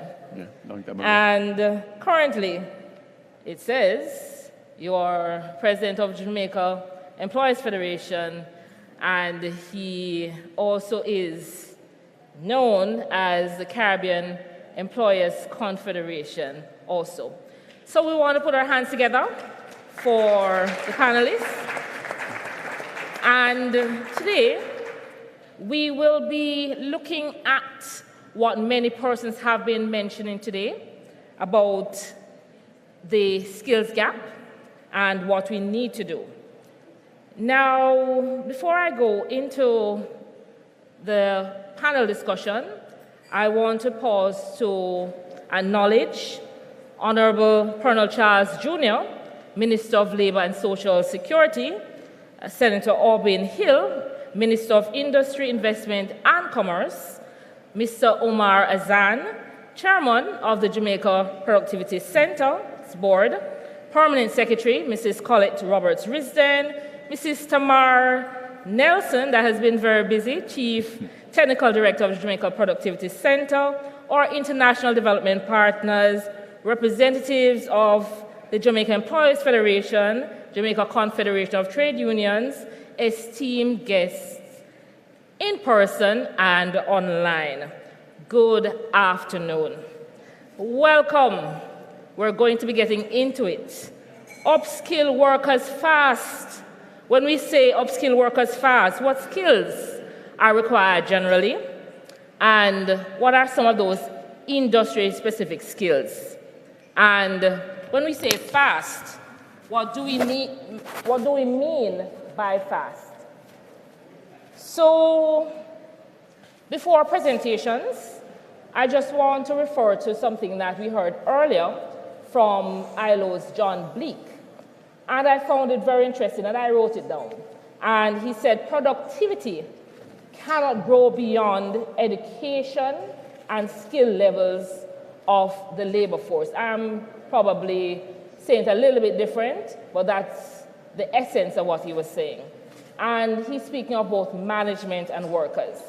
So as Jamaica has attained historic unemployment levels of 4.2%, let us recognize that we are doing better than the global unemployment average that stands at 5% for the same period. So Jamaica is at 4.2%, which is lower than the global average. So we're little but with all we're doing well.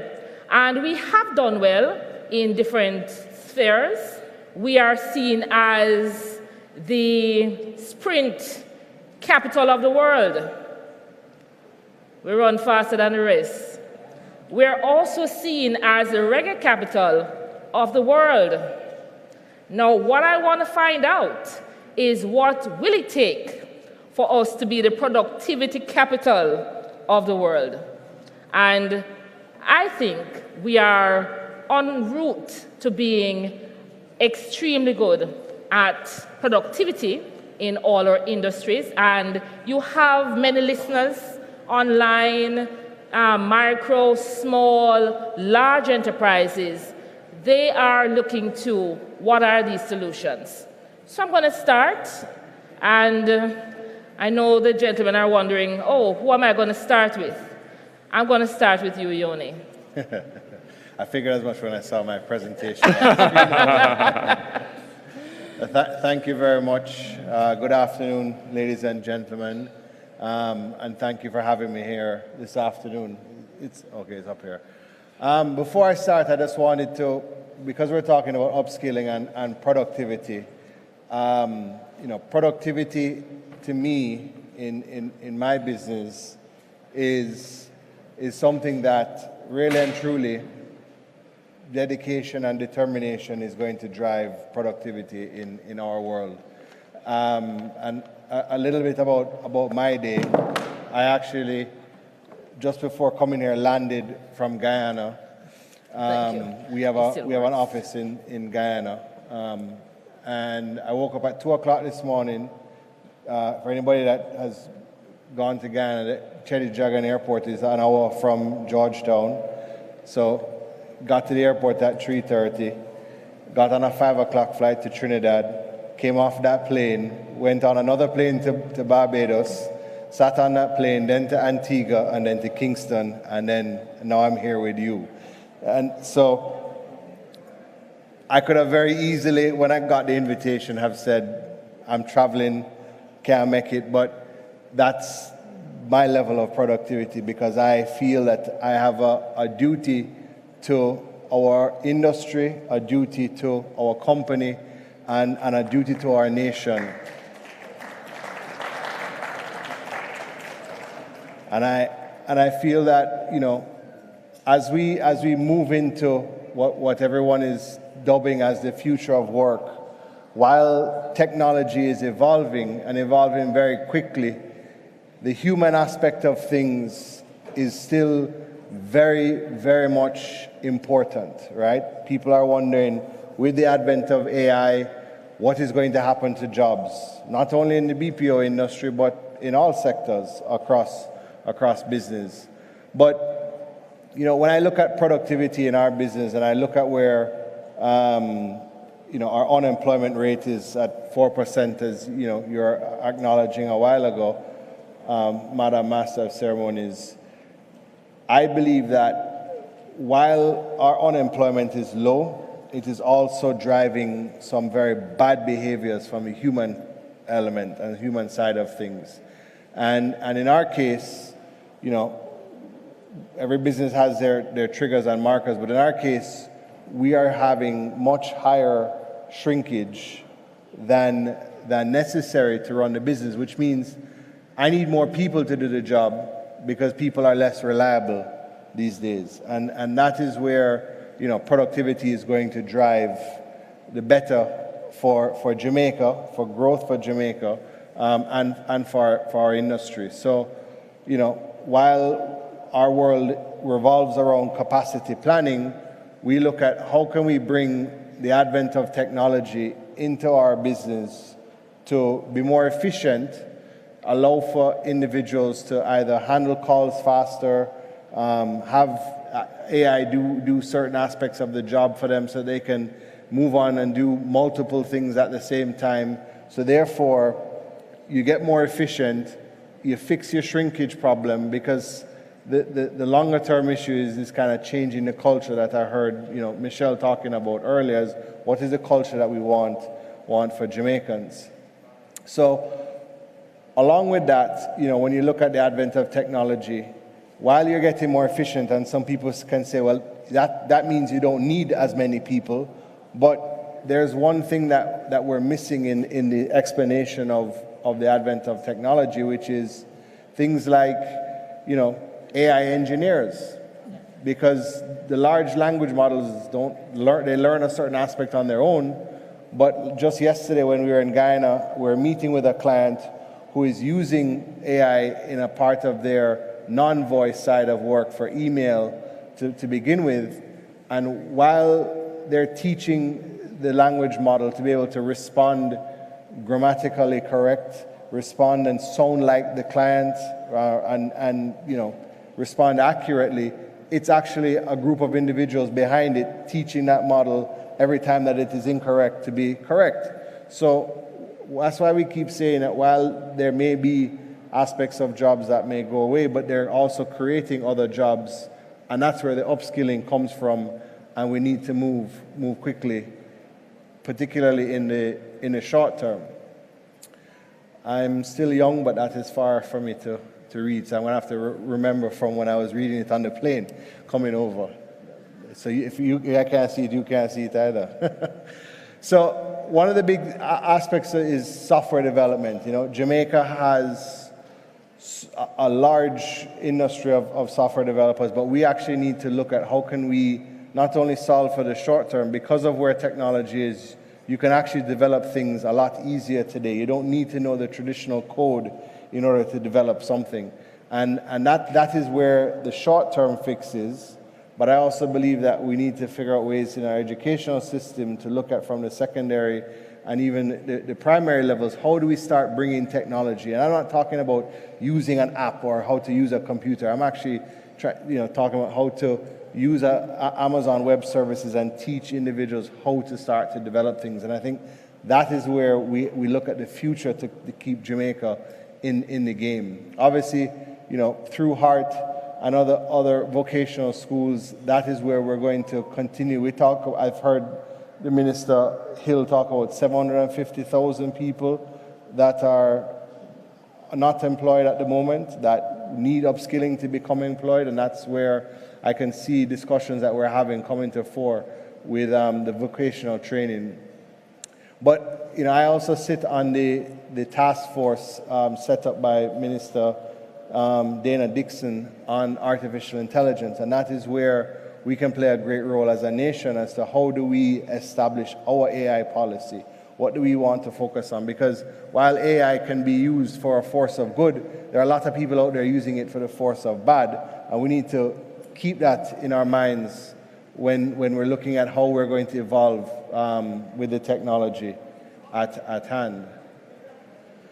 So I wanted to take a minute and show just one of the things that we do in call centers, right? Because we believe that AI is going to take over the call center. And that is, quite frankly, the furthest from the truth, right? But one of the areas that we went into in the top left screen, which it looks like mumbo jumbo on the screen there, is hundreds and thousands of lines of metadata. Because one thing that we're able to do is we're in fact able to record 100% of the phone calls that come in through our centers.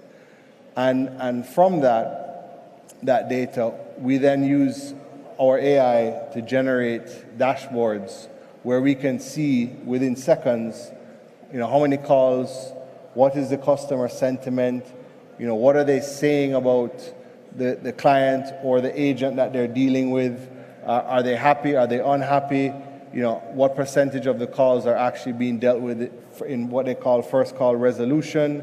And in the bottom right, you can see, which agents have sentiment above par and which ones are below par, and you can, look to develop and train and support so that they can become above par. And all of that, what you're seeing on the screen right there, a couple years ago, you'd have to hire somebody to take that file, put it into a spreadsheet, build macros, build pivot tables, try and build a dashboard in the spreadsheet, and it might take, several people, several hours, several days to be able to do that, whereas with the advent of AI, we're doing this in a matter of seconds now, right?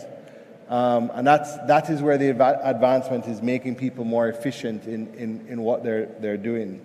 And in the last slide that I'll show you, which again it might be difficult to see, but in the post-call analytics, which in the bottom left of the slide, it'll tell you, a brief summary of what was right or wrong in the call based upon how we train the model. It tells you the categories of the basis of the discussion that has happened. And then in the bottom right side, we use generative AI to basically create a summary of the call, because every client wants you to put a summary into their CRM as to what happened on that particular phone call, where an agent would have to, through recollection, type it out, maybe go on hold, not have the greatest call with the customer. Now the system is doing it automatically, where they can copy and paste that into the client CRM, and it shortens the call. It's a better experience for the customer, and it's an actual indication of what took place on the call because the AI generated it. One last thing that goes into it a bit further that we didn't put on here is that automatically we can have a customer sentiment score, which is like a voice of the customer score, and automatically we can have a quality assurance score on up to 100% of the phone calls, whereas a year ago we could only do 1 or 2% of the phone calls because you had an individual doing it. Now, the people that were doing that didn't lose their jobs. They basically now take that data and push it into another AI engine to be able to train, develop, and upskill the agent. So the point that I'm trying to make today in this presentation is that call centers are here to stay. Business is here to stay. Humans conducting business are here to stay. But how you use the advent of technology and artificial intelligence to make that efficient, all of this was built by people. This wasn't just built by a machine overnight. And these are the same people that we've worked with us on specific accounts as agents that we've upskilled to do this and take it to the next level. And that is where, you know, we need to focus on and to go as an industry and as a nation. So I hope I was able to kind of very briefly show what the importance and where the focus needs to be on from, you know, the future of work and how we're going to upskill workers fast. Thank you very much. And listen, you gave us so much information. I was busy taking notes the entire presentation. And it is very important that we not just look at where we are now, but where we need to go. And for the nearshoring industry, you've shown us just that you have transitioned from what is a human, heavily labor, human-related analysis to using AI to generate that additional information that drives your industry. But I'm going to get back to you because we need to know where else are you going and where we need to be skilling and upskilling, reskilling to address that. All right, Wayne. Hi, Gillian. You have been so many places, so many experiences, and we're just going to ask you to just share with us, when we talk about skilling of workers, fast, what is fast? Fast is like yesterday. The fact is that we know a lot. Why do I say we know a lot? But we have to be frank with ourselves. The fact is that Minister Hill mentioned earlier that Jamaica spends $155 billion a year on education. And when I say Jamaica, I mean the government of Jamaica. It's the biggest call on our budget in terms of the percentage of GDP and percentage of public spend. We are right up there at the top in terms of our peers. But we have had report after report, mostly the Patterson report, and before that, several years ago, the Davis report, that tells us that, in essence, the education system is not delivering value for money. I heard someone earlier say that business does not put a lot of investment in training, but that's not true. It's a myth. I sat in a presentation 20 years ago where the estimate as to the private spend on education in Jamaica mirrors the government spend, parents and business, because Omar Azan will tell you that nobody turns up at Boss Furniture ready for work. It takes a while to get them to the level of productivity that they're earning their pay, because our education institutions don't and can't make them ready for work on the first day. So we do invest. Maybe what we need to talk about is whether the skills that we teach within enterprises are certified skills and measured. But it comes back to the point. The point is that we have had many data points to say that we are not going to get rapid economic growth in Jamaica. We're not going to get rapid rise in income if we don't deal with productivity. And at the heart of it, we have a low-skilled workforce. It's a fact. It's not something, it's something we have to be frank with ourselves to start with. Roughly around 40% of our workforce have certified skills. If you look at the list of high schools in Jamaica, just to pick one important segment of the education firmament, you have about 160, just over 160 public secondary institutions in Jamaica.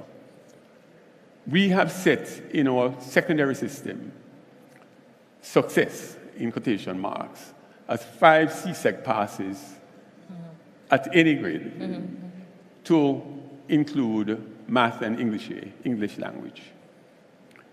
Fewer than 40 high schools in Jamaica have 50% of their students attain that standard.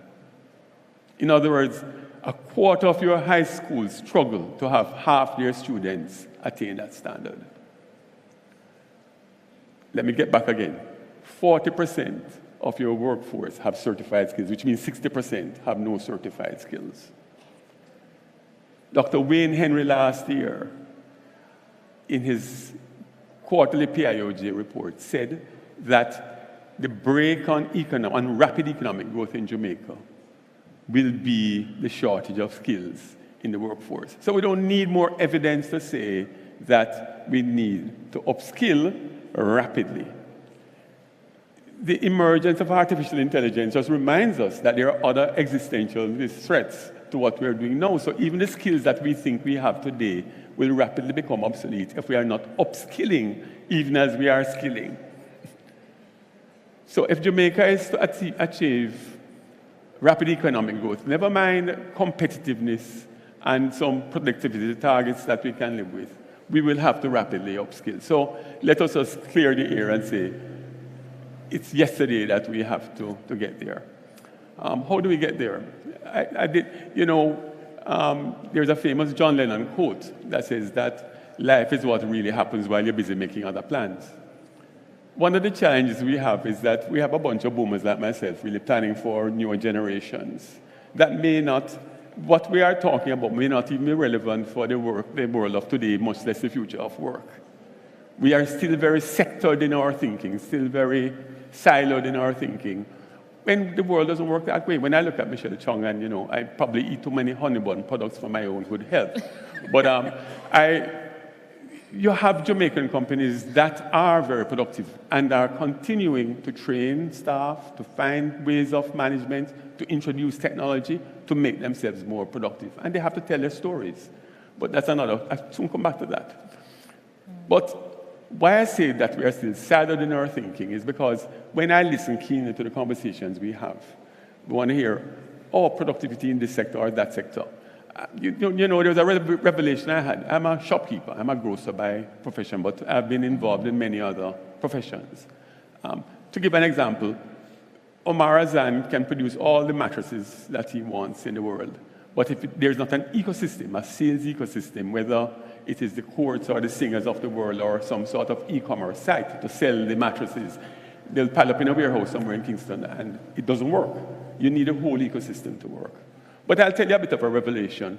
I was having a conversation with someone from the IFC, the International Finance Corporation, the private sector arm of the World Bank, 20-odd years ago. And we had a very interesting conversation right here in Kingston. And he said, the biggest driver to domestic food production is an efficient grocery sector. Supermarkets drive agriculture. It might seem like a non sequitur, But if you are going to bring more fresh produce to the consumer, you have to maintain a cold chain, you have to process it, package it, keep it fresh, get it on the shelf. It requires skills all along the way. If you're going to have an efficient livestock sector, again, cold chain, if a pig perishes out for you, those of you who don't eat pork, if a side of beef comes into a supermarket, the person who turns that into something of a higher value, whether you have 4 pieces, stew, whatever, or you do like the Koreans and you have 200 different cuts out of the same carcass of beef, it is a skill that adds value. And it allows for a much more sustainable livestock sector, fresh produce sector, or so on. So one of the things we have to get rid of early is the sector thinking that productivity only matters in certain sectors. Productivity matters in all sectors, including government, but I'm going to come to that. Because government, of course, employs 100 and something thousand people, the public sector, but it consumes quite a bit, $1 trillion in taxes and other spending in the last fiscal year. So it's important that all sectors become become more productive, that skills deployed in all sectors move up the value chain very, very quickly. Because that is how you unlock the human potential and the value of the people that we have. So the imperative is there. So I do, I do my surveys. I don't do a survey among my generation anymore because we are leaving the stage at some point in the near future. But when I talk to young people about how do we get Jamaican enterprises to be more productive? Of course, skills. How do we get people to acquire the skills relevant to the world of today and the future, moving forward? I came up across an interesting term from one young entrepreneur. They say you have to kind of play, it starts to trust. We as a generation have to trust that the next generation can figure it out. We can't impose our own template on them and say, you're succeeding and failing based on my measurement. We have to trust enough to say, here is a piece of the rain. And let me tell you, giving up power is a very scary thing. Giving up power to a generation who can maneuver very easy in the virtual world is a very scary thing because it means a diminution of my power. When my 14-year-old tells me, when I'm talking about microchips, he said, Dad, you don't know what you're talking about, so give it a rest. I have to sit down and listen. You can imagine listening to a 14-year-old school you in why a microprocessor is different from and so on and so forth.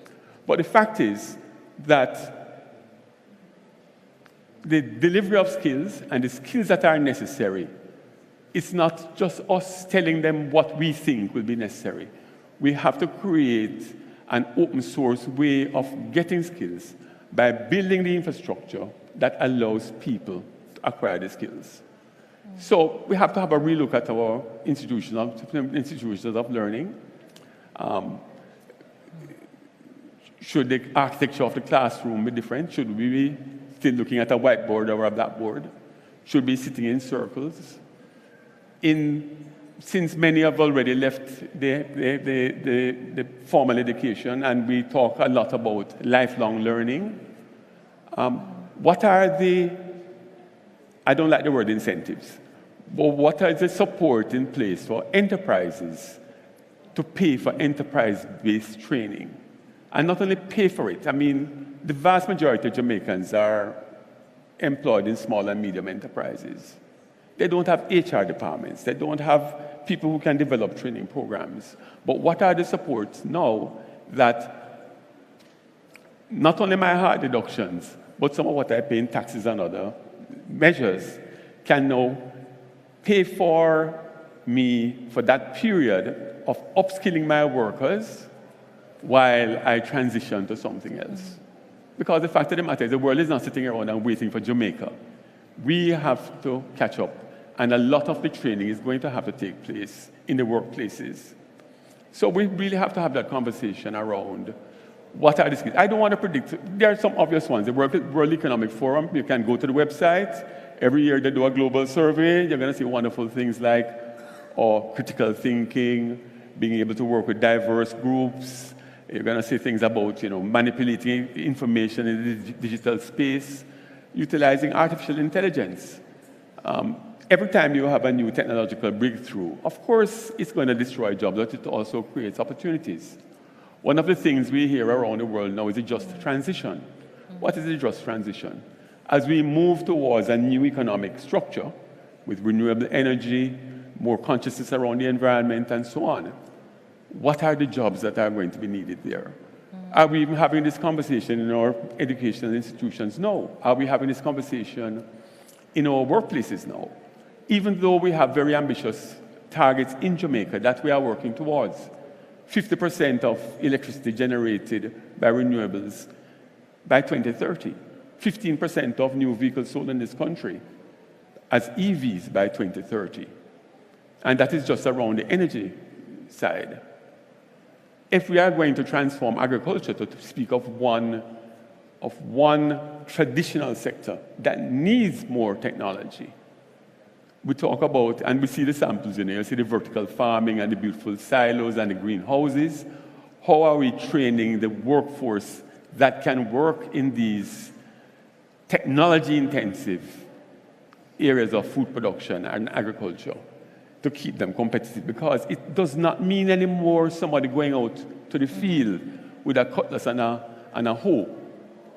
It's now going to mean someone who can deal with a climate-controlled environment, deal with micronutrients going into the plant, perhaps recycling water. I was talking to a fish farmer recently and talking about how you don't only have fish in the pond, you have shrimp that eat all the feed of a certain granular, particular size that the fish can't eat. But not only that, the things that the fish excrete, I don't want to get into the nitty-gritty, but the waste matter secreted by the shrimp and the fish being used as nutrients for crops. So you have a whole integrated system. Are we having these discussions of how to integrate everything into the economy of the future, and what are the skills we need? The fact is that even as we sit here, there are young Jamaicans taking matters into their own hands. I don't think a week goes by without me interviewing people at different levels. I make it a point of duty to interview new recruits in different areas. One of the more revealing interviews I had in the last month was a young woman, lives in rural Manchester, went to high school, has 8 subjects. She didn't pass math on the first go-round, but after she finished reform, she went and did math the second time. She hadn't worked a 9 to 5 in a while, and she was, just coming out into the market to test what was happening. So I said, how have you been making a living for the last several years? You have a young child, you're stable, living in a deep rural community. She says she makes a living as a graphic designer. I said, were you ever trained as a graphic designer? She said, no. She said she had a knack for photography that she didn't know. Somebody saw her pictures on Instagram and said, you really have a good eye, and you have a good eye for design. So she figured out, how to use software and so on. So I said, what sort of laptop do you use? She said she doesn't have a laptop. I said, what type of tablet do you use? She said she doesn't have a tablet. So I said, you don't use Photoshop or any of the... No, she doesn't. She uses something called Pixel, which I'd never heard of. I said, so how do you do graphic design? She says, on her phone. Now, here it is. You have a young woman, deep rural community in Manchester, doing graphic design for clients she has never met, who just hear about her on Instagram. She does the design, and everything is done totally seamlessly. And I come across these examples more and more every day of Jamaicans, young Jamaicans, who were not formally trained in the system, but had to figure it out, and they are doing their own thing. On a much smaller scale, of course, than what Yanni is doing with the big BPOs, but you have individuals pretty much doing this. And I say this to say that if we have a big opportunity for this country, for our young people, and we owe it to them, it is in the virtual economy that has millions, tens of, not hundreds of millions of jobs out there. We have to build the infrastructure, but we also have to impart the skills very, very quickly that will allow, especially our younger people, but not limited to our younger. I see my good friend Helene Davis-White over there. We have the older generation and Helene that they can't figure it out. We'll have to figure it out. But the fact is that you have to have the skills. You have to have the infrastructure. We have to recognize that digital transformation is not an option. It's an imperative. And it's a reality. It's going to happen whether we like it or not. But where do we start? We have to start, again, polling young people. We have to start by measuring what are the skills that we currently have. And this, we even don't know this, And when I say skills, we're not talking how many welders do we have in Jamaica. We can't figure that out. But if we're going to do a full 360 degrees, firstly of us as individuals, what are the skills that we have? What are the skills that we need to step upon? And we need to have a very objective way of building on them. Where are the resources going to come from? I mean, we as employers, Jamaica Employers Federation is well represented here. Over the decades, we have paid hundreds of billions of dollars into the Heart Trust, and the Heart Trust was designed for the specific purpose of generating more skills in the economy. And I want to be very clear here. I'm not talking about just having better workers. I'm talking about having Jamaican citizens empowered to have greater economic opportunities. It will make for better workers, but it also makes for better entrepreneurs, better individuals who would prefer to stay home. One of the things we learned from the pandemic, in staying home, is how to work remotely. A disappointing aspect of the post-pandemic period is how many organizations in Jamaica, and they shall remain nameless, were looking forward to the pandemic ending so the work from home could end. Which I said, this is crazy. There's one organization which shall remain nameless. When I said, let's do a poll of the workers to see how many would like a blended work week. Work 2 days at work, 3 days home, of course in areas that could be done remotely. And a couple of months later, I asked the HR manager, what's happening? She said, I didn't need to do a poll. I said, why? She said, you can get 100% response. Everybody wants a blended work week. But have we implemented? No. The last point I want to make before I talk again, Gillian, it's not about technology, it's about mindsets. If we are not changing our mindsets to look at the great opportunity, but also look at the resources that are currently available, we are not going to get anywhere. We, and it's a generational thing mostly, but not limited to my generation, we have to free up our minds and look clearly at, firstly, the reality of the situation, which is we are going nowhere fast. And secondly, listen to generations who we figure are still wet behind the ears, but they have a lot to tell us. Pull these things together, and we would have made the first step towards dealing with the issue of upskilling ourselves fast. All right. And as always, I know that Wayne has a very thorough way of taking us through the subject matter. But I want to say, Wayne, one of the things that really resonated is that we have to start with a changing of the mindset. Yeah. You can train persons, but if the mindset hasn't changed first to be receptive, we may not get where we want to go. Now, you spoke about greater economic opportunities, and most persons will say, oh, I've gone to upskill, I've gone to get a degree, I've gone to do additional training, vocational, but I have not moved economically. And that's very important, that as we look at skilling workers fast, we also need to look at what goes along with it in terms of what is in it for workers. There are investors looking on, employers, and you have said that the upskilling also has to go hand in hand with infrastructure development, and that is key. Now, as the Jamaica Productivity Center has done its own research and preliminary findings on this Future of Work survey, found that project management, communication, analysis, and data-centric skills are increasingly needed. Yoni, what is your call on investors, employers? What can they do? Because I seem to be hearing a theme that it requires public-private partnership. The government has vocational training opportunities, educational opportunities, but what can the investors do in this regard? I think I'm going to coin that question with a little bit of what Wayne was saying, specifically around the work at home and the mindset, right? Because I don't know which companies were polled, but if you ask us, 90% of our workforce is back in the office. And we have a work at home side of our business in the US, and I'm a proponent of work at home, but it also depends on who is working at home. Right. Because we have a mindset in Jamaica that you can't just have one job. We must hustle.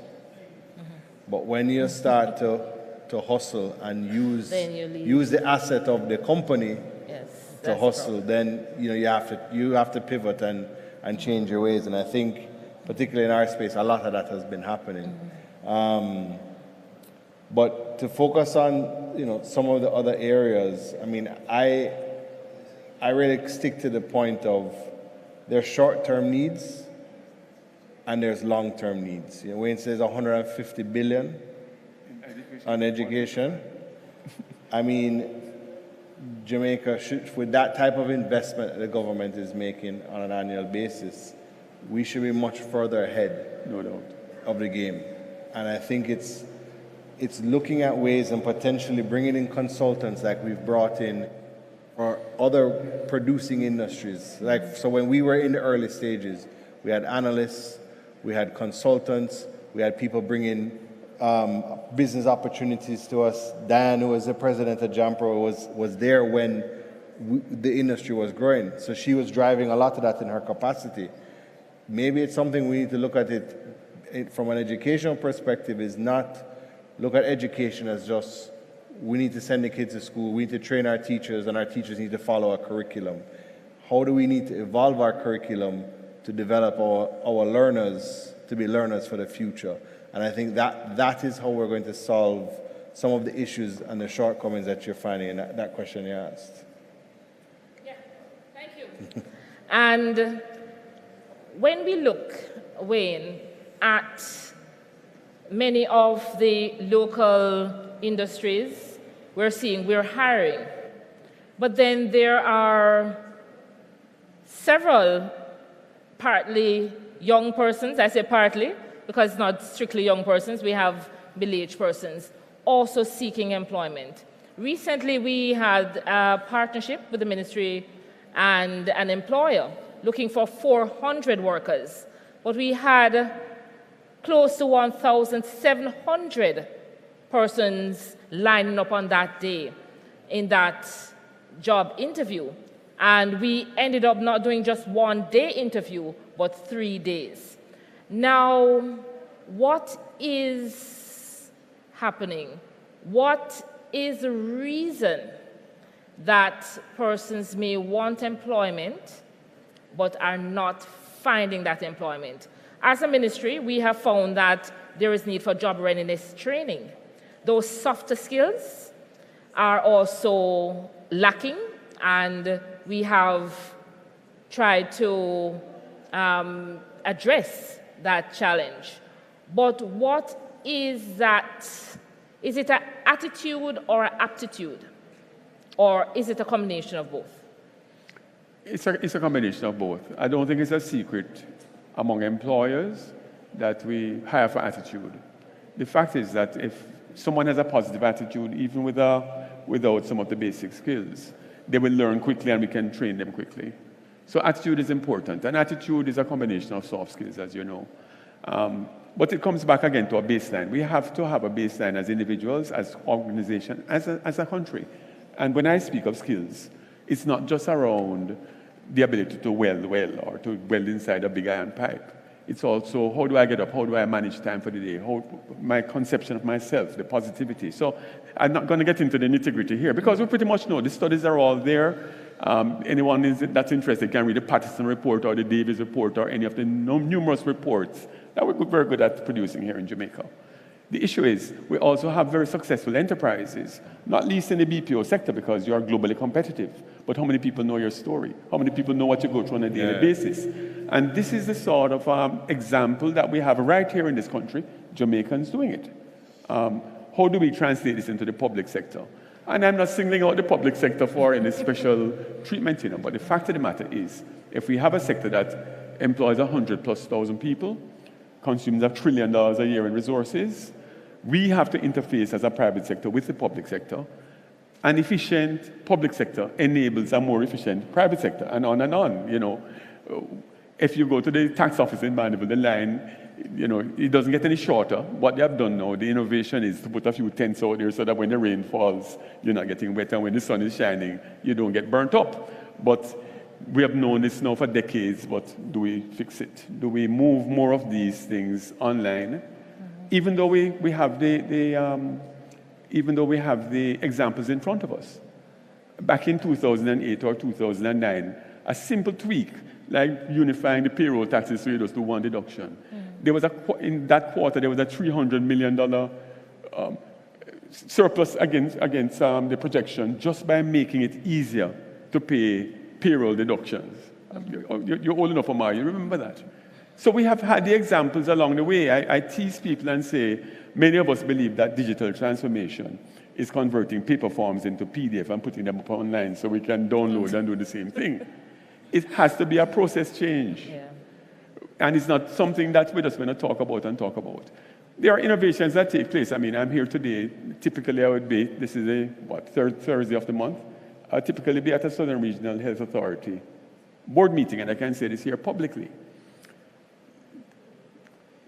Some of my guys came to one of the meetings, and they said, you know, we think it would be a good idea to have internet in some of the remote health centers. And I said, okay, that's a terrific idea. But we're going to have 3 streams. You're going to have a stream for diagnostics. You know, use your phone and you can put a video and chat to a specialist or whatever. You're going to have a stream for the staff. Mm-hmm. Because when the staff is in a remote area, it builds staff morale because they can now communicate using WhatsApp rather than having to run up credit on Digicel or Flow or whatever. I hope no Flow or Digicel people are here to say that we're taking away revenue. Mm-hmm. And the third, for the clients, for the community. So when they come and they have a wait or they have to sit around, they're on the internet and they can, the time passes more productively. How do I know it has been a tremendous success? It's a tremendous success because I went to a similar meeting like this a couple of months ago, and a lady puts up her hand and said, I said, what's the issue? We have lost internet at Elderslie. When are we getting back the internet? Now, how did we just get there very quickly? If we had to go through the regular procurement process and go there, sorry, Elon, and do all the other things, it would have been a little while. I said, why? How much does a Starlink connection cost? To put it in a... That's the point. It didn't even make any procurement threshold. So we just got Starlink and put 3 Starlink connections into that one. We put one, it's now in 7, and we just continue. Sorry, Elon, but full disclosure. But the fact is that we can move a lot faster than we think if we sit down in a room and say, this is where we want to be, let us get there very quickly. All right, so business process change. So as micro, small, even large business looking on today, you need to look at your business processes. Yeah. You need to look at what are your gaps now, what is the path you will be taking, and what will be required in terms of talent. So that's a good place to start as we equip you to move forward and to be that productivity giant of tomorrow. Now, as we wrap up, I cannot help but say that Wayne is also co-author of Reggae Roots. He didn't tell us that, but I found that online. So ChatGPT might tell us that as well about him. Now, what are the skills that are needed for the creative industries? I know that this topic came up earlier, but I can't allow you to leave without telling us that. The fact is that if we're talking about music specifically, but the creative industries more broadly, it's an ecosystem, and different things support each other. One of the things, and you know, I've been asked this question over many, many years, not least by Jampro 20-odd years ago when Pat Francis was there. Former ministers have asked me, what can we do to support the music industry, just speaking specifically?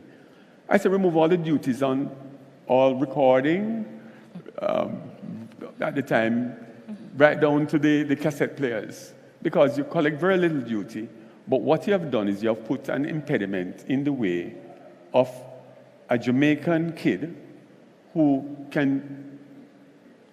has that creative impulse. But you put it at a disadvantage to the kid in New York City or London or elsewhere because we are paying so much more for the same technology and the same equipment. But the fact is that it's a whole ecosystem because it's no longer just about hoping that somebody in A&R in Columbia Records will come down here, sign you up, give you a nice signing bonus and go off. The fact is that the virtual world now is that a lot of Jamaican creatives are operating out there and making an impact as we are earning. Some little guy, no doubt, is in his bedroom now in Portmore making rhythms and selling to a DJ in Amsterdam. It happens. These are real stories that I know. But they could be leveraging it a lot more. You talked about earlier about how intellectual property. We talk about the fact now that you can sell a rhythm, you can make a song, but a song is really a calling card now to go out and perform, because you could have 1 billion streams on Spotify and not be earning a terrific amount of money. In fact, the estimates are there are maybe 200 or 300 artists who are really making money strictly off streaming. The fact is that streaming is an entry now to take the whole touring party, to go to the reggae festivals, to go and collaborate in other spaces, which now means you need from everybody, from the hype man with the flag to the sound man and all the other people that come, the dancers, the graphic designers, the set designers. It means a whole ecosystem that supports more than just a singer and a microphone or a rapper and a microphone. So it also means a whole lifestyle, because the missed opportunity or the opportunity that we still have in Jamaica is brand Jamaica does mean something to the creative, because attaching that Jamaican-ness to different products has proven to be a surefire winner. Whether it is Clark's, because Vibes sings a song, Clark's, and a company that's 160-odd years old has the most profitable years in its history based on one song by one Jamaican DJ. To the point where Raheem Sterling, born here in Jamaica, popular British footballer, English footballer, brings out a whole line of Clark's, because Clark's realizes that the brand association with Jamaica, Jamaicans, and Jamaican-ness means something.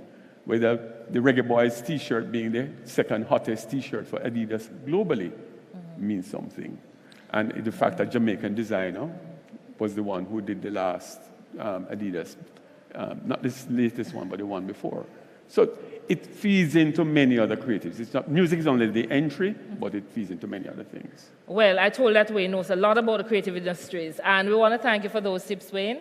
And Yoni, as we close this segment, I'm just going to ask you to give your final comments as academia, vocational trainers prepare persons for the world of work or the changing world of work. What are you looking for? What should they do? And you will close this evening's wonderful discussions on upskilling workers fast. No pressure on the close. What I would say is adopt technology. AI is not going to take your job. It's the person that's using AI that is going to take your job.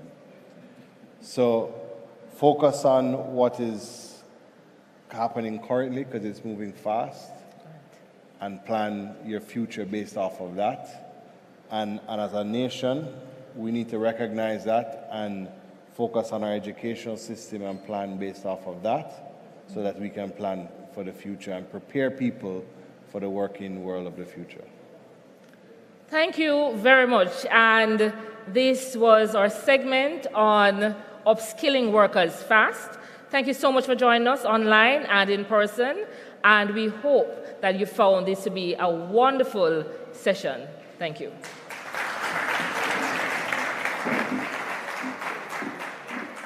Thank you so much, Jillian Kurodos, our panelists, Yoni Epstein and Mr. Wayne Chen. One more time for them, ladies and gentlemen. An excellent way to close out day one of our Future of Work and Productivity Summit, ladies and gentlemen. Thank you so much for joining us. Thank you to all our presenters. Thank you to all our participants. Thank you for staying with us for the entire day. We appreciate it. Of course, we want to leave with you just a few notes that, guess what? We need to fix our certain aspects of our educational system. Productivity matters in all sectors, and guess what? It's not only about technology, but about mindset. So thank you so much. Of course, tomorrow the discussions will continue. Right? We have lots to talk about, lots of questions, lots to dive into as it relates to AI. I know that, as he mentioned, it's not here to take our jobs, but it's those who use AI will be the ones who will take our jobs. I also want to invite you, we're going to be having a post-reception It's by invitation. It's going to be to my right as you exit in room 1. So for those who have been invited, we ask that you just stick around. It's going to be starting at about 5:15. So you can still, use the restroom if you need to. And we'll be having our mingle that will be starting at 5:15. But until tomorrow, ladies and gentlemen, if you are leaving now, get home safely, or wherever you're going, get home safely. And of course, we will see you tomorrow.